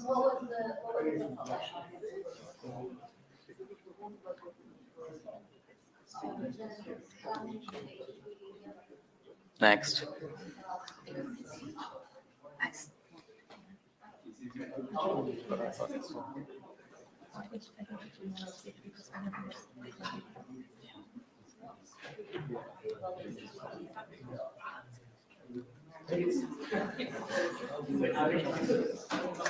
Ten seconds.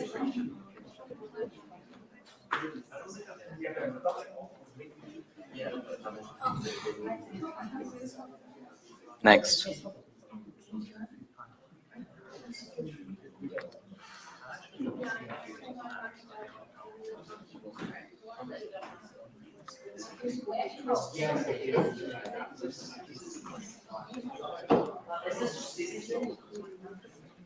Series. Just the title of the book or the series, just in general.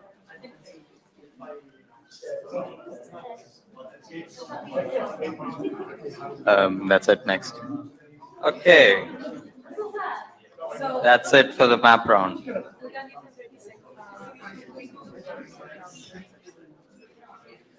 Okay, we are going to give you a bit of time, so if you want to sort out your answers and everything.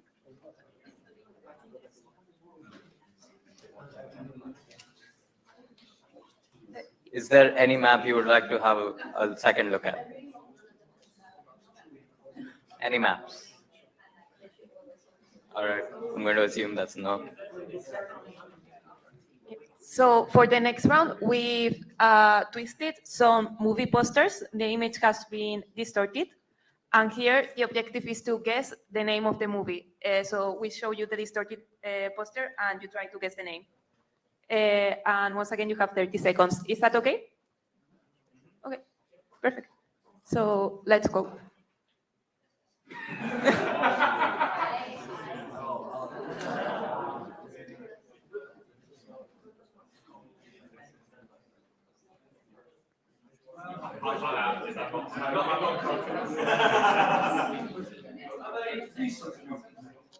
From all across the spectrum, very, Yeah. very recent and very old. Some of them are recent, some of them are old. 5 seconds. Next.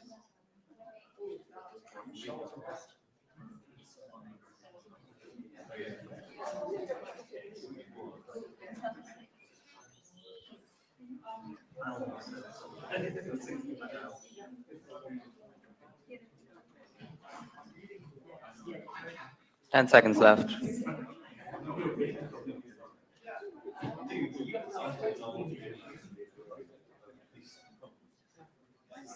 Next.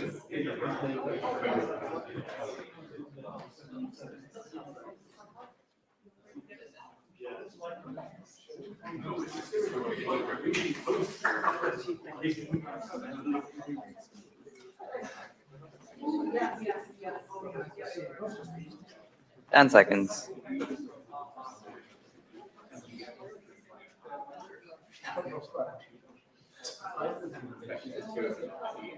Next.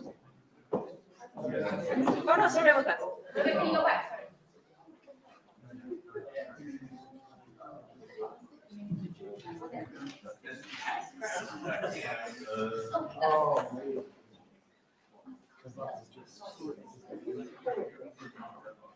Minus 10.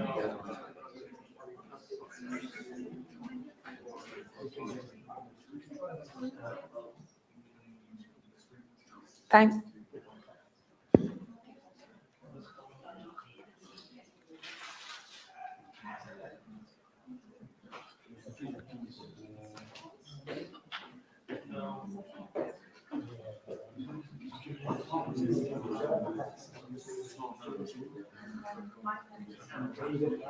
Ten.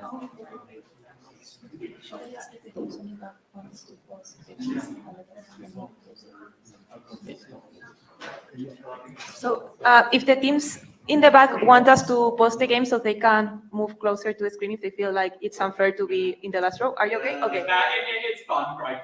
That's fine. That's okay, perfect. Then we can continue. Okay.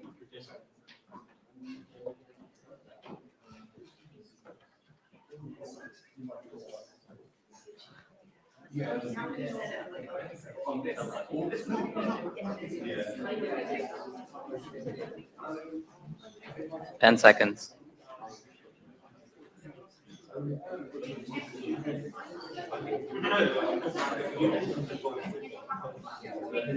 And next.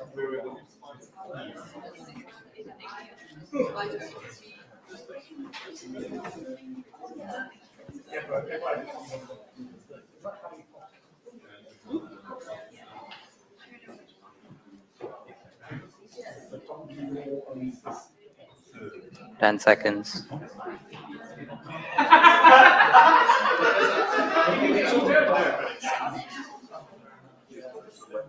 And next one.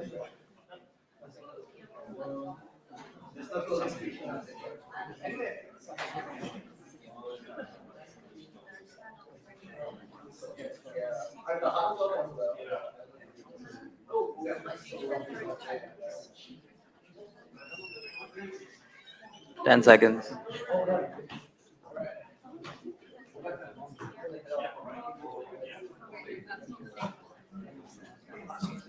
And next.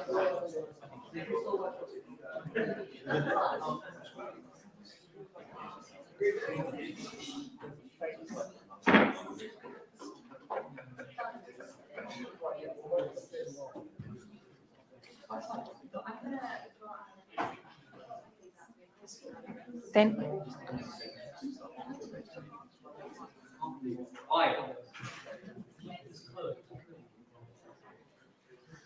Next.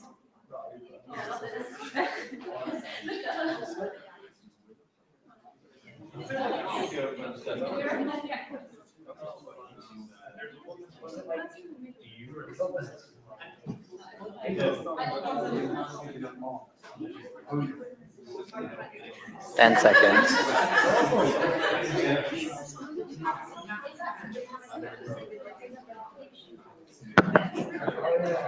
And that's it. Should we see number 9 again? Okay, why not? Yeah. This is a recent one, quite recent. Would you say it was within the last 5 years? No more hints.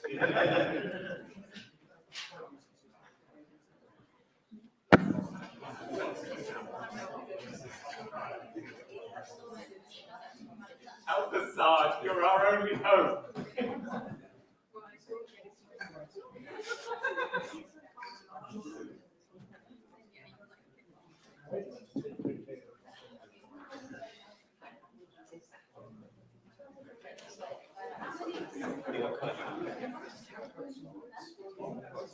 Is everyone happy to move on?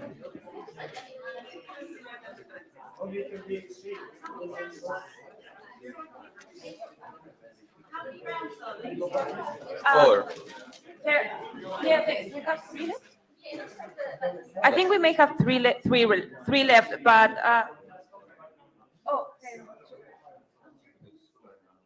well, there's a tiebreaker round, but we are probably not going to do it, so maybe it's only 2 rounds.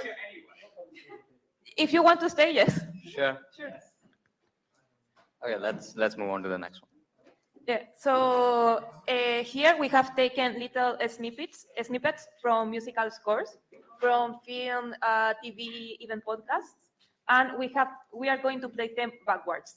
So here you are trying to guess the name once again of the movie or the film or all of that. Is everyone okay with that? Yeah, this is not time. You have however much time we need to play the score, and if you want, I think we maybe can. If you want, we can play a score twice if you want to. So, if everyone's ready, let's start.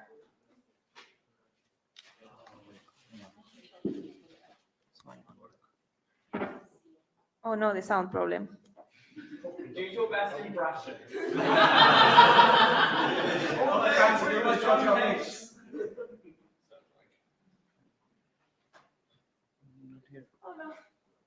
It's difficult to do an impression of something backwards. Do the next one, check on this audio format issue.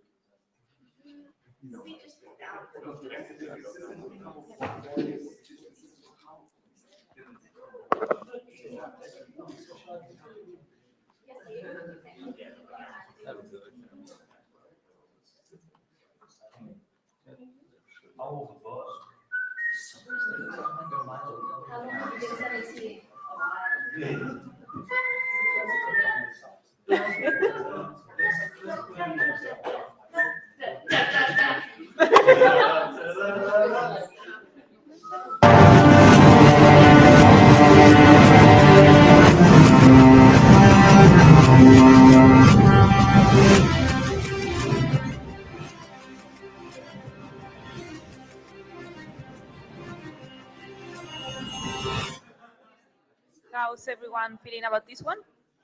Anyone want to play it again? Okay, I think everyone's fine. Okay, if everyone's fine, we are moving on. Number 2.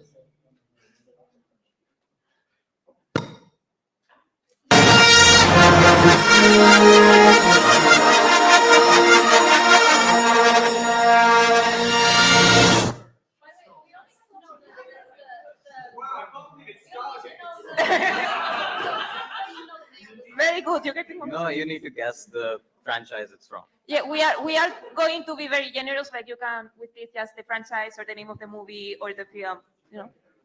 You do not need to know the name of the song, no. Yeah. Not the name of the song. That would be too complicated. Yeah, I think this one is also comfortable for everyone. So number 3.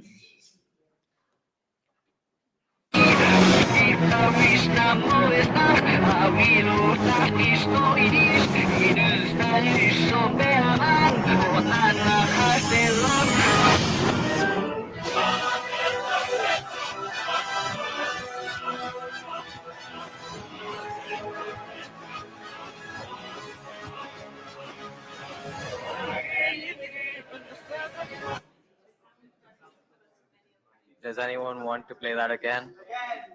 Okay. Okay, ready, go.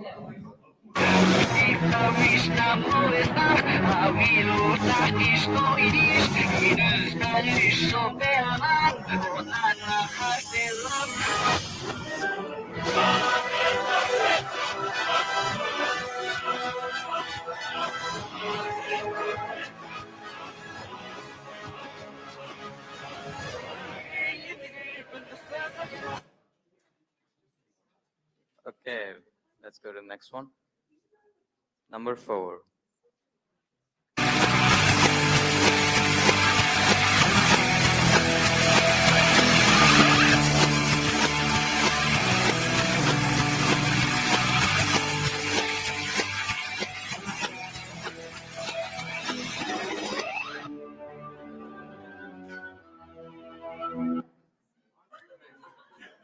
Is everyone okay with that? Once again? Okay, everyone. Okay, let's move on then. Number 5.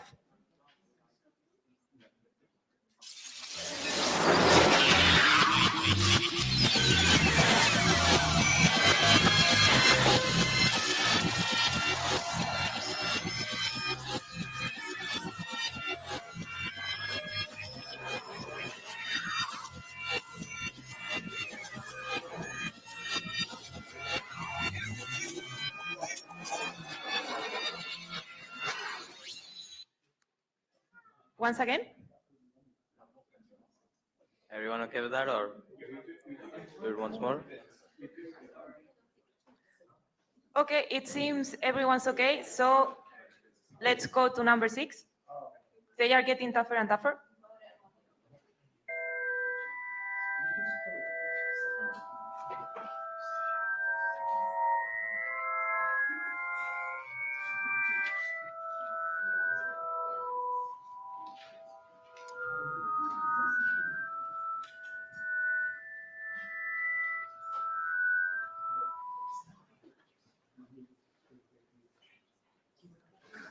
Again? Anyone wants to play that again? Okay, that's good. Bless you. Number 7.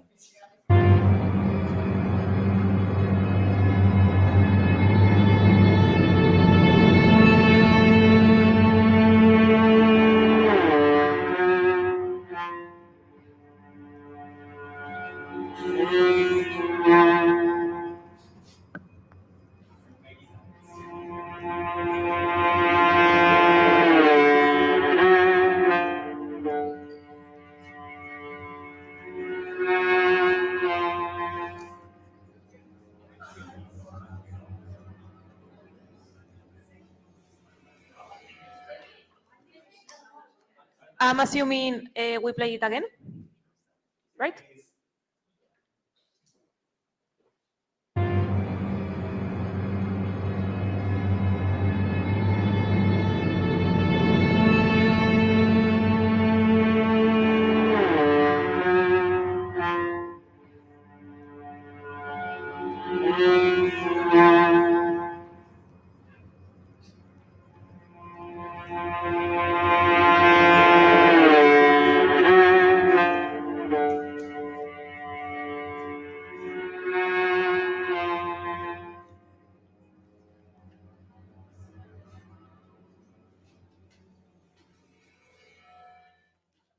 Moving on.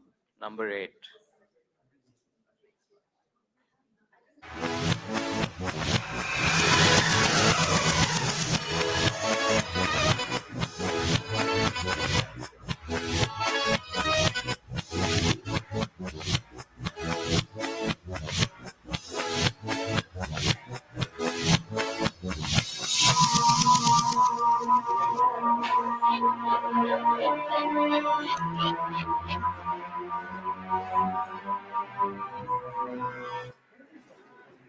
Everyone happy with this?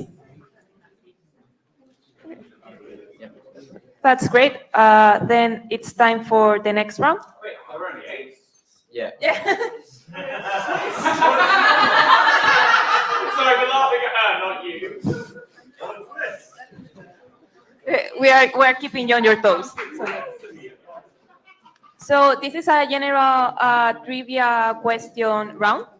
But in general, the questions are related to plot twists, storms, hurricanes, so everything that's twisty. And yeah, because the questions are maybe you need more time to think. We are giving you 1 minute per round. So if everyone's ready, we can start now. Whose face does Luke see on the head when he decapitates Darth Vader in the cave on the planet Dagobah? How many rounds are there? This one of the tiebreaker if you want to play. Yeah. I'm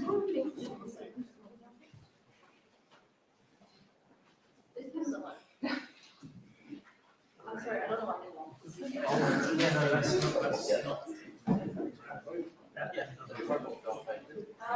what can we have it?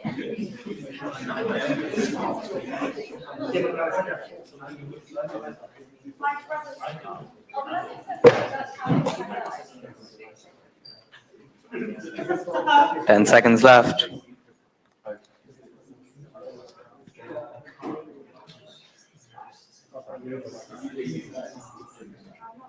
Next question.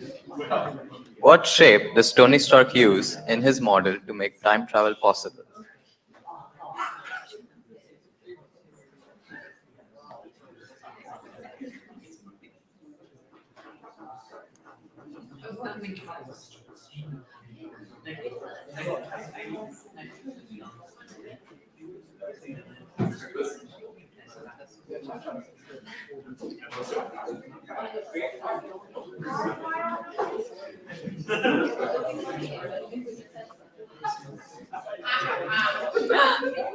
Look.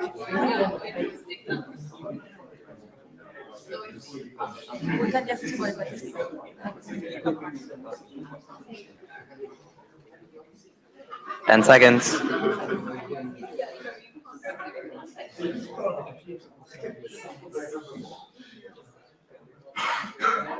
And next, what critically acclaimed sci-fi movie series is famous for escaping fish hurricanes?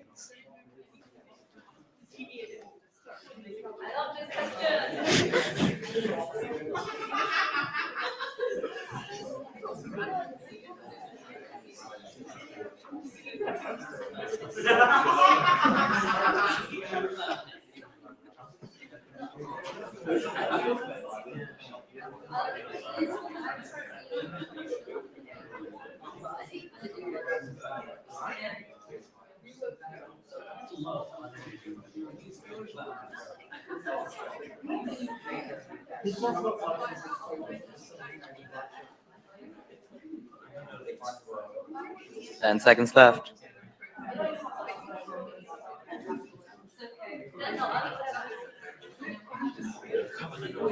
And next question. What color pill does Morpheus offer Neo that would allow him to stay in the Matrix? That should say stay.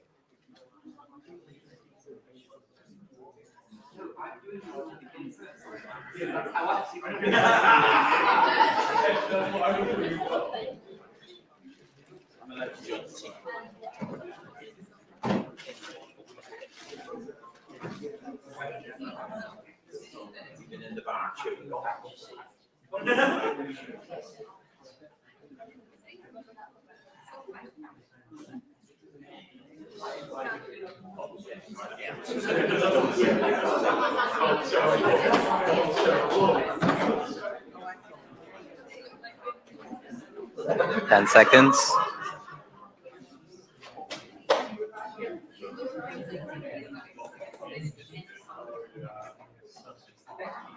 Next question.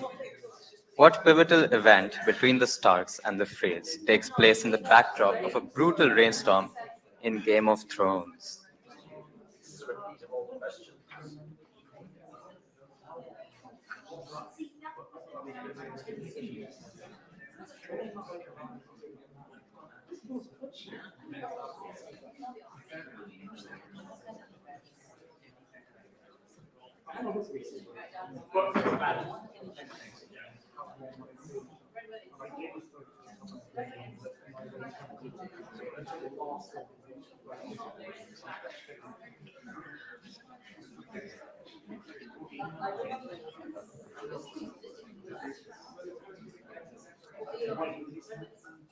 10 seconds.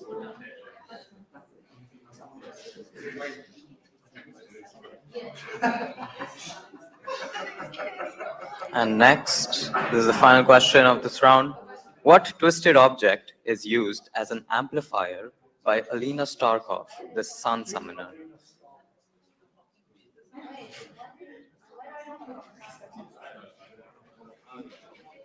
It's from Shadow and Bone.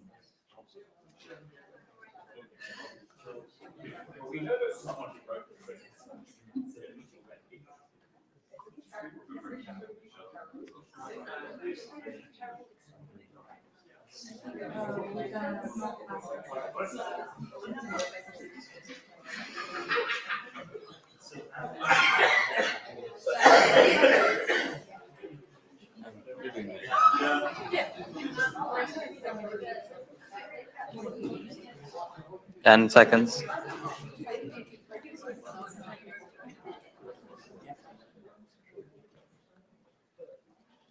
All right, next round. This was supposed to be a tiebreaker, but Yeah, and unless everyone wants to stop the game now, okay. This is only like 5 or 6. Okay, this is only 5 or 6 questions, so it's very short. And once again, it's supposed to be a tornado, a very quick round. So it's again 30 seconds per question, and after this, it's correction time. Is everyone ready? Yeah, nice. Let's go. what is the name of the planet which houses Cloud City, where the iconic scene from Empire Strikes Back takes place? Name of the planet.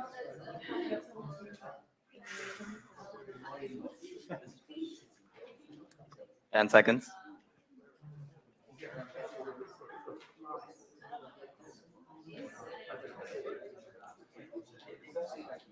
And next question.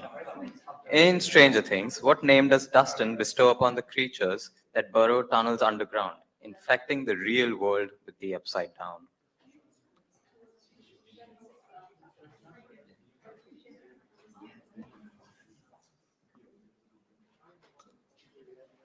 Ten seconds.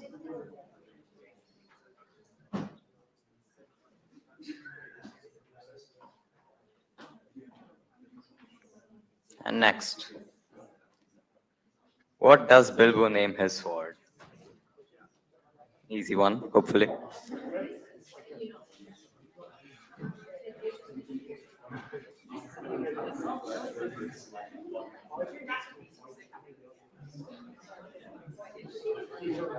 Ten seconds.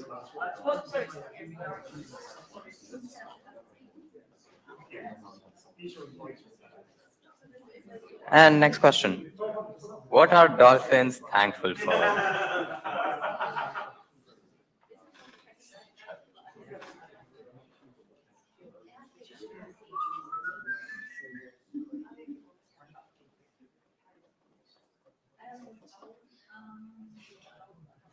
10 seconds.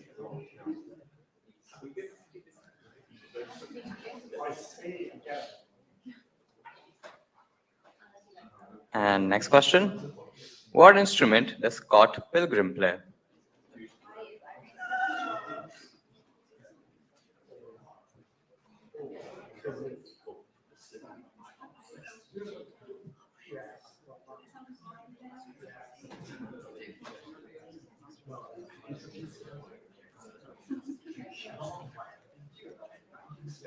Five seconds. Next. What is the name of the last king of Hyrule in The Legend of Zelda Breath of the Wild? If you spell it correctly, you get 1 extra point.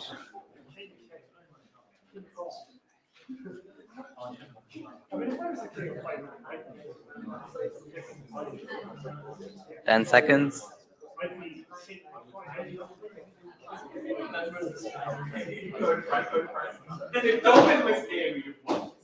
And next. What is the true reason behind the unseen?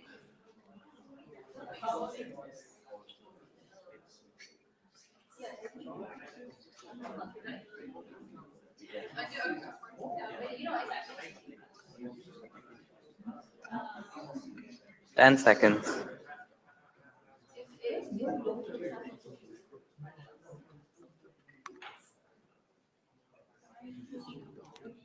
And that's time. You did it.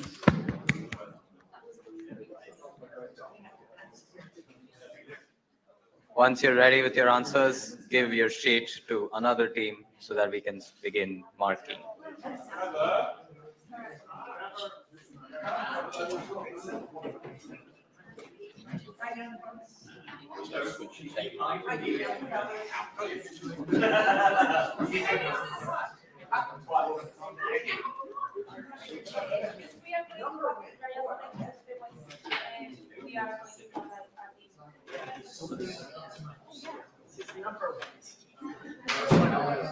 So what a day shall I because he arrived for a while in the day. Job, no, we consider it as like you have to give that to that.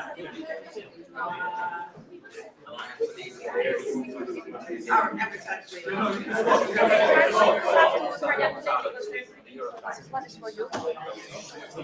Don't be mean about how it is out.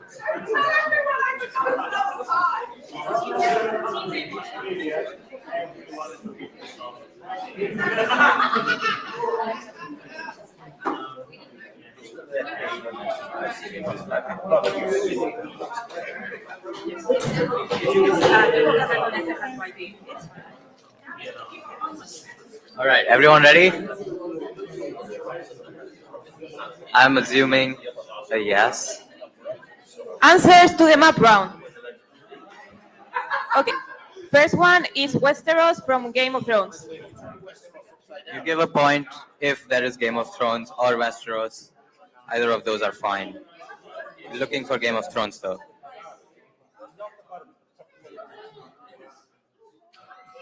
Okay, next one. It was Ankh-Morpork from Discord. You can see death in the corner and everything. Oh yes, in the corner. Okay, next one. From The Jasmine Throne by Tasha Suri.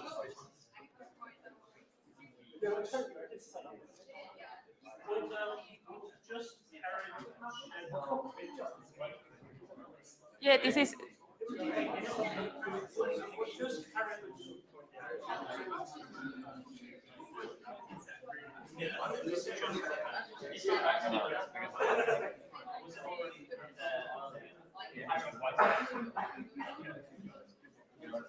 Only the Jasmine throw will work. Yeah, in this this is one. one of the more recent things included in the quiz. Okay, next one was actually a real place. It's just a very old map of the Canary Islands. So you can see Tenerife and all the recognizable places over there. You give them 1 point if they guess it was a real place, and 2 points if they guess it correctly. It's nowhere near the Caribbean. 1 point for real place, and 1 more point if they guess Canary Islands.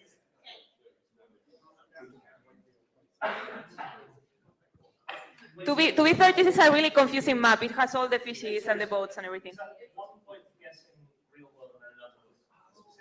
Yes.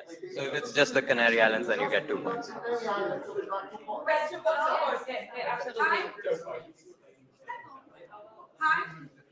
If it's 2 points to write 2 points down, but if you just wrote Canary Islands, it's also. That's correct. That's That's 2 correct. points. That's 2 points. Yeah, Also. because that implies it's Yeah, the real one. Absolutely. Yeah.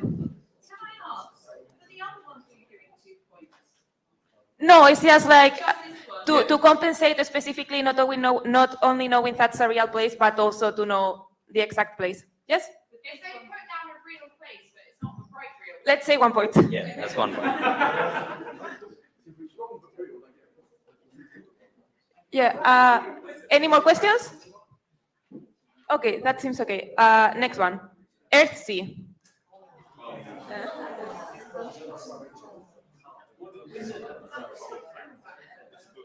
Let's count it, but the technical name is Wizard of Earthsea. So let's be nice.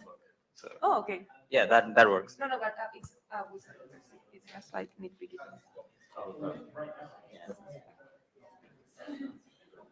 So next one. This is South Kensington, where you are Also in right now. a real place. So again, if they have South Kensington 2 points, just real place 1 point. Yeah, we are here. Is it 2 points again? Yes, it's a real place. If they guess it correctly, then 2 points. If they just guess that it's a real place, then only 1 point. Can I give them 2 points if they wrote Hyde Park Imperial College? Yeah. Yes. That's great. That's great.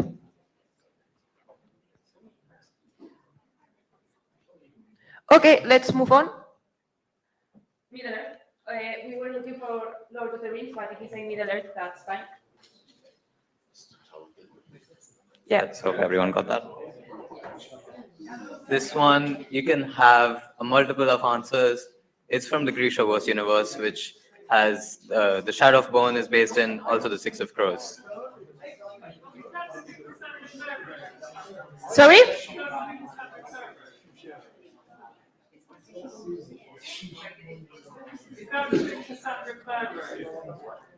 Yeah. Are you saying Leah Bardugo or? Sorry. Leah Bardugo? Yeah, it just got a Netflix series, so it's quite recent. So if everyone's ready, next one. This is the continent of Calorum from A Crown of Candy, a season of Dimension 20, a TV series. D&D, yep. A Crown of Candy or Dimension 20 is fine.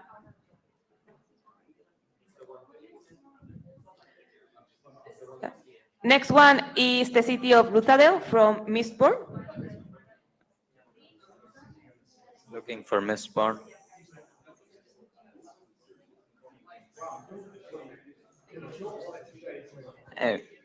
Okay, next round. The twisted movie posters. First one, Avengers Endgame.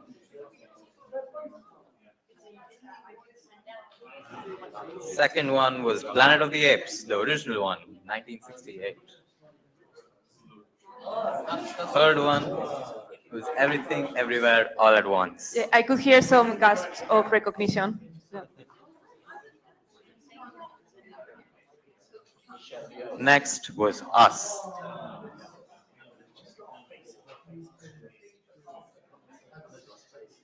Fifth one was Labyrinth, a classic. Yeah, you could kind of see David Bowie's deformed face in the poster. Yeah. The Matrix. The color scheme should have given this away.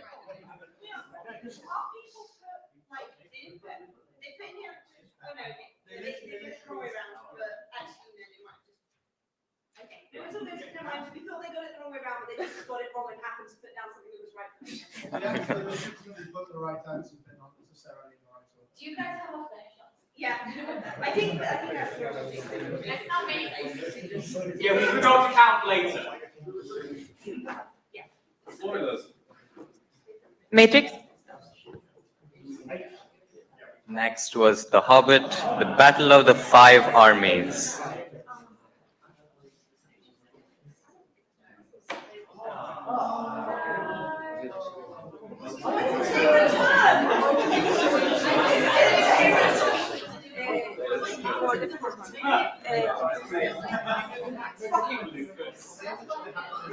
For the Hobbit, just write. I think just writing the Hobbit is fine.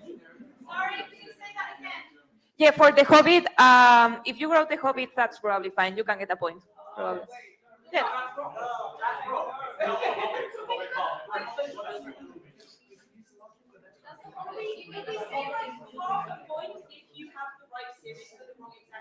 Yeah, sure. Yeah, sure. So half a point if just The Hobbit. If you have the full thing, then full point.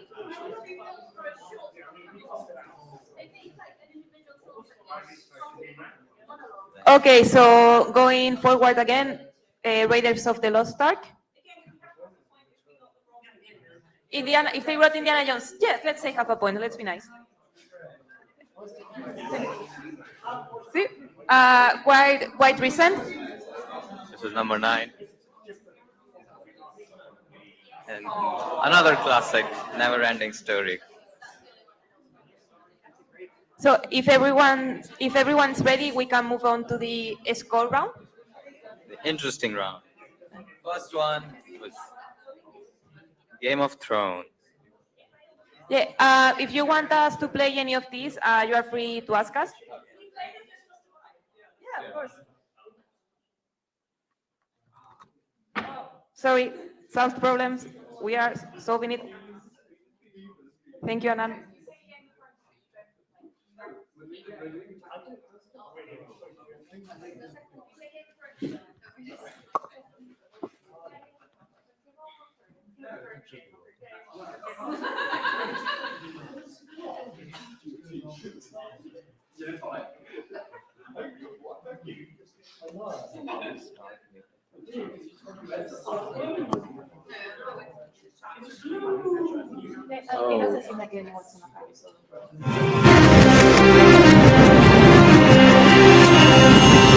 Surprisingly recognizable when backwards.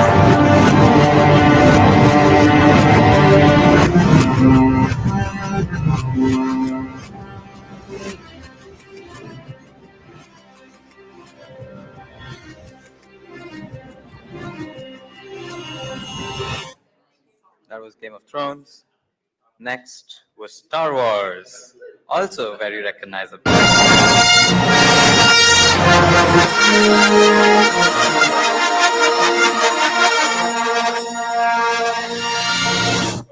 Yeah, we promised that this is backwards. It just sounds extremely similar. Very similar. Third one was Attack on Titan. This one was for the anime fans.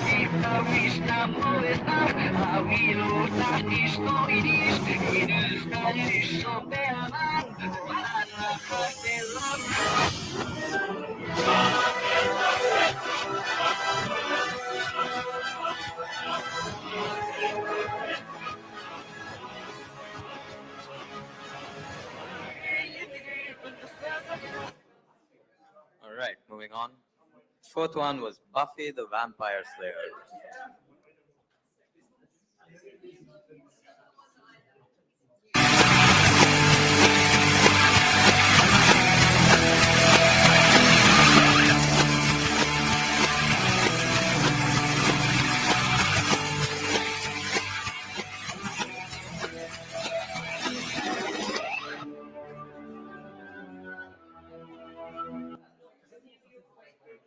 All right, next was Futurama.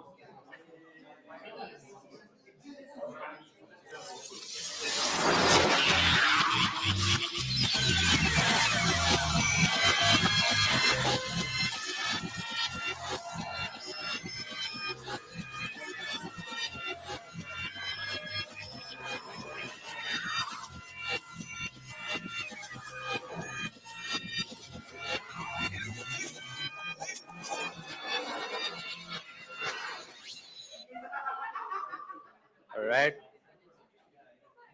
Next was Harry Potter, also very recognizable when reversed.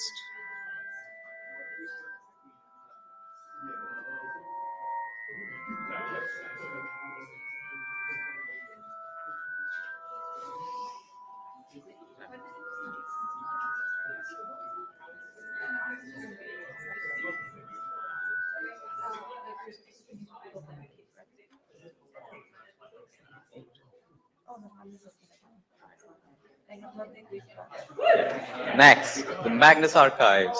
This would have been a reference if Jonathan Sims had been able to come, but he had a last-minute emergency and he couldn't. But yeah. It's sad. Yeah, I'm told it's great.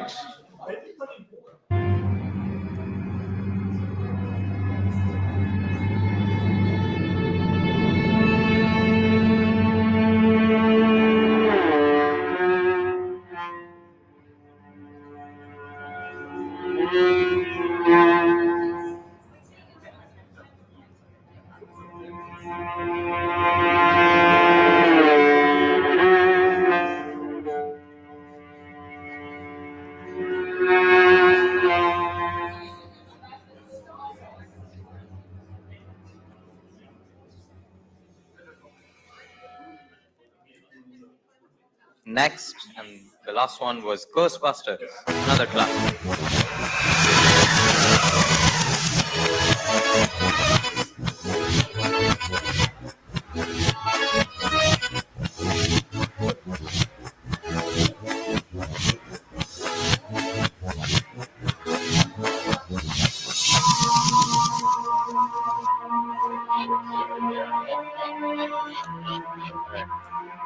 Next round, the twist round. Everyone ready? We are going to quickly go through the last 2 rounds. Number 1, Luke saw his own face. So his own or Luke Skywalker or any of those would work. Number 2, it was an inverted Mobius strip. Yes. Yeah, Mobius strip should get full points. It's fine.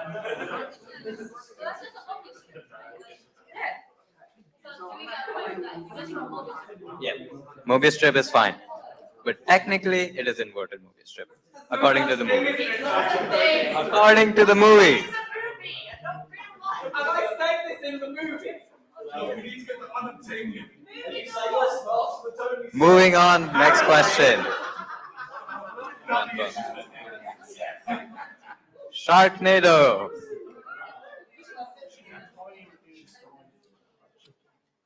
He offers the blue color pill to stay in the Matrix. And the event, pivotal event in the backdrop of a rainstorm was the Red Wedding.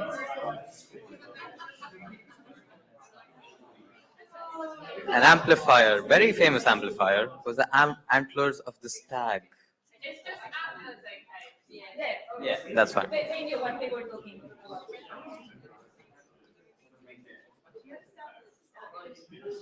Tornado round. The name of the planet was Bespin? Demo Dog. We were looking for Demo Dog. Wait. The demo also does that technically. But did Dustin name the Demogorgon? But didn't Dustin also give Demogorgon the name as well?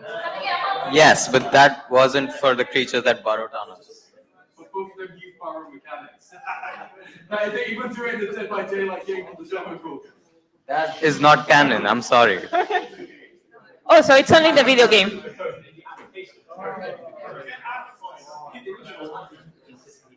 Yeah, sure, you can have half a point. You get half a point for Demogorgon. Number 3 was Sting. Sting. Dolphins are thankful for fish. From the Hitchhiker's Guide to the Galaxy.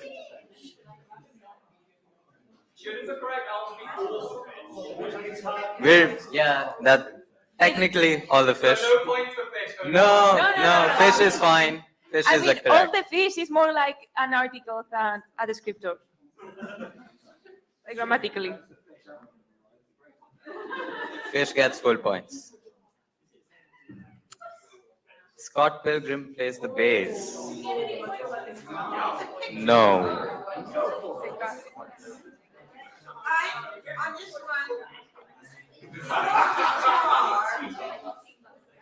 guitar is a generic term that's inclusive of fish, and I give them the point. I don't think it's. I mean, the problem is that there's another guy in the band who plays the guitar. No points for guitar.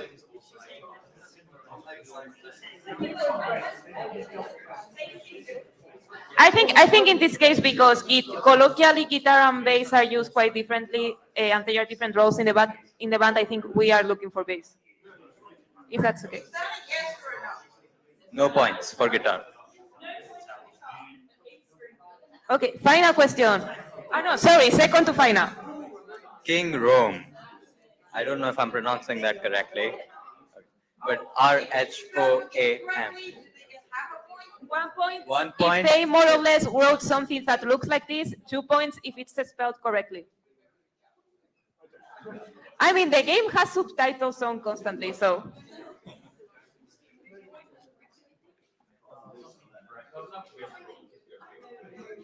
If everyone's ready, we are going to move on to the final question. And that was the Darkling or Alexander Kerrigan. General Kerrigan is also fine.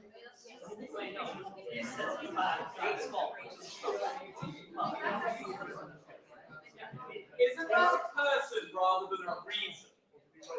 A person can be a reason. I mean, if you describe the process by which he created the unseen. As long as you mention the person, it's fine, it's correct. Yeah. You have to mention the person.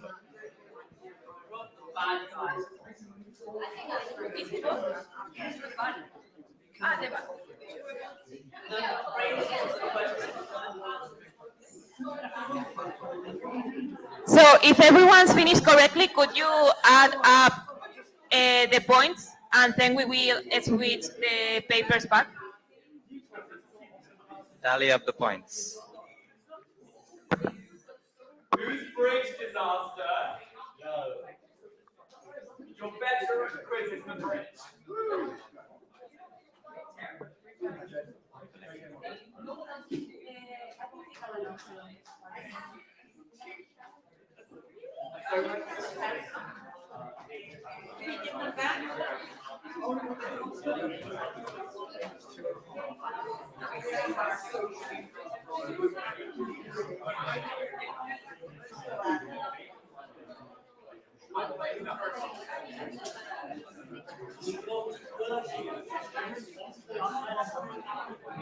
What team is it?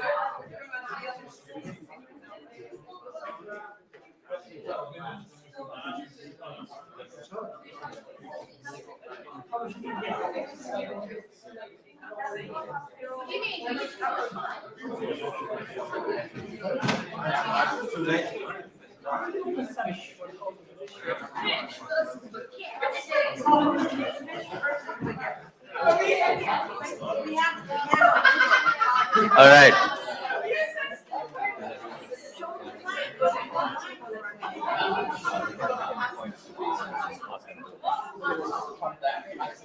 Does everyone have their papers back?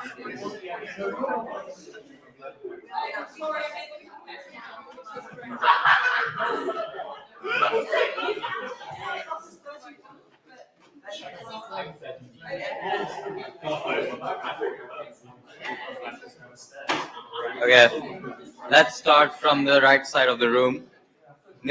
State your team name and the amount of points you got. Yep. We are fish versus baguettes, and we got 26.5 points. Fish versus baguettes, 26.5. Next. Team name? Sorry? Number one, okay. Number 1, 30 points. So Nice. number 1 is in the lead. That group, Your team? We're the dogs, and we got the 31. Oh, so they win by 1 point. I don't know their name. Your team name. What's your team name? Oh, our name, the dogs. The Ducks. Okay, so the Ducks are on the lead by 1 point. Back there. Our team is called Luke Conley, and we got 38.5. Ooh, Wow. Luke on me with the lead. Yeah, what about you? We are the bridge disaster, and we got 27.5. Nice. Rich Then you disaster. tie with fish versus baguettes. All the way in At the the back. back, yes. How many points? 31. Okay, very good. You are tied for second place then. Over there. Oh. There is a Okay, we three-way have tie. 3 teams tied to second place, but the But winners are Luke Conley. Luke Conley.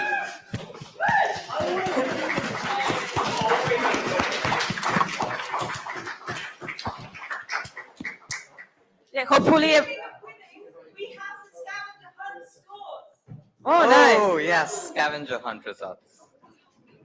I did the maths. I did it partly as I get forgetting how many numbers I've inputted into a calculator, but there are literally like 200 between each person.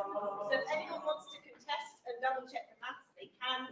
But you know, it's not like there's 1 point in it. Right.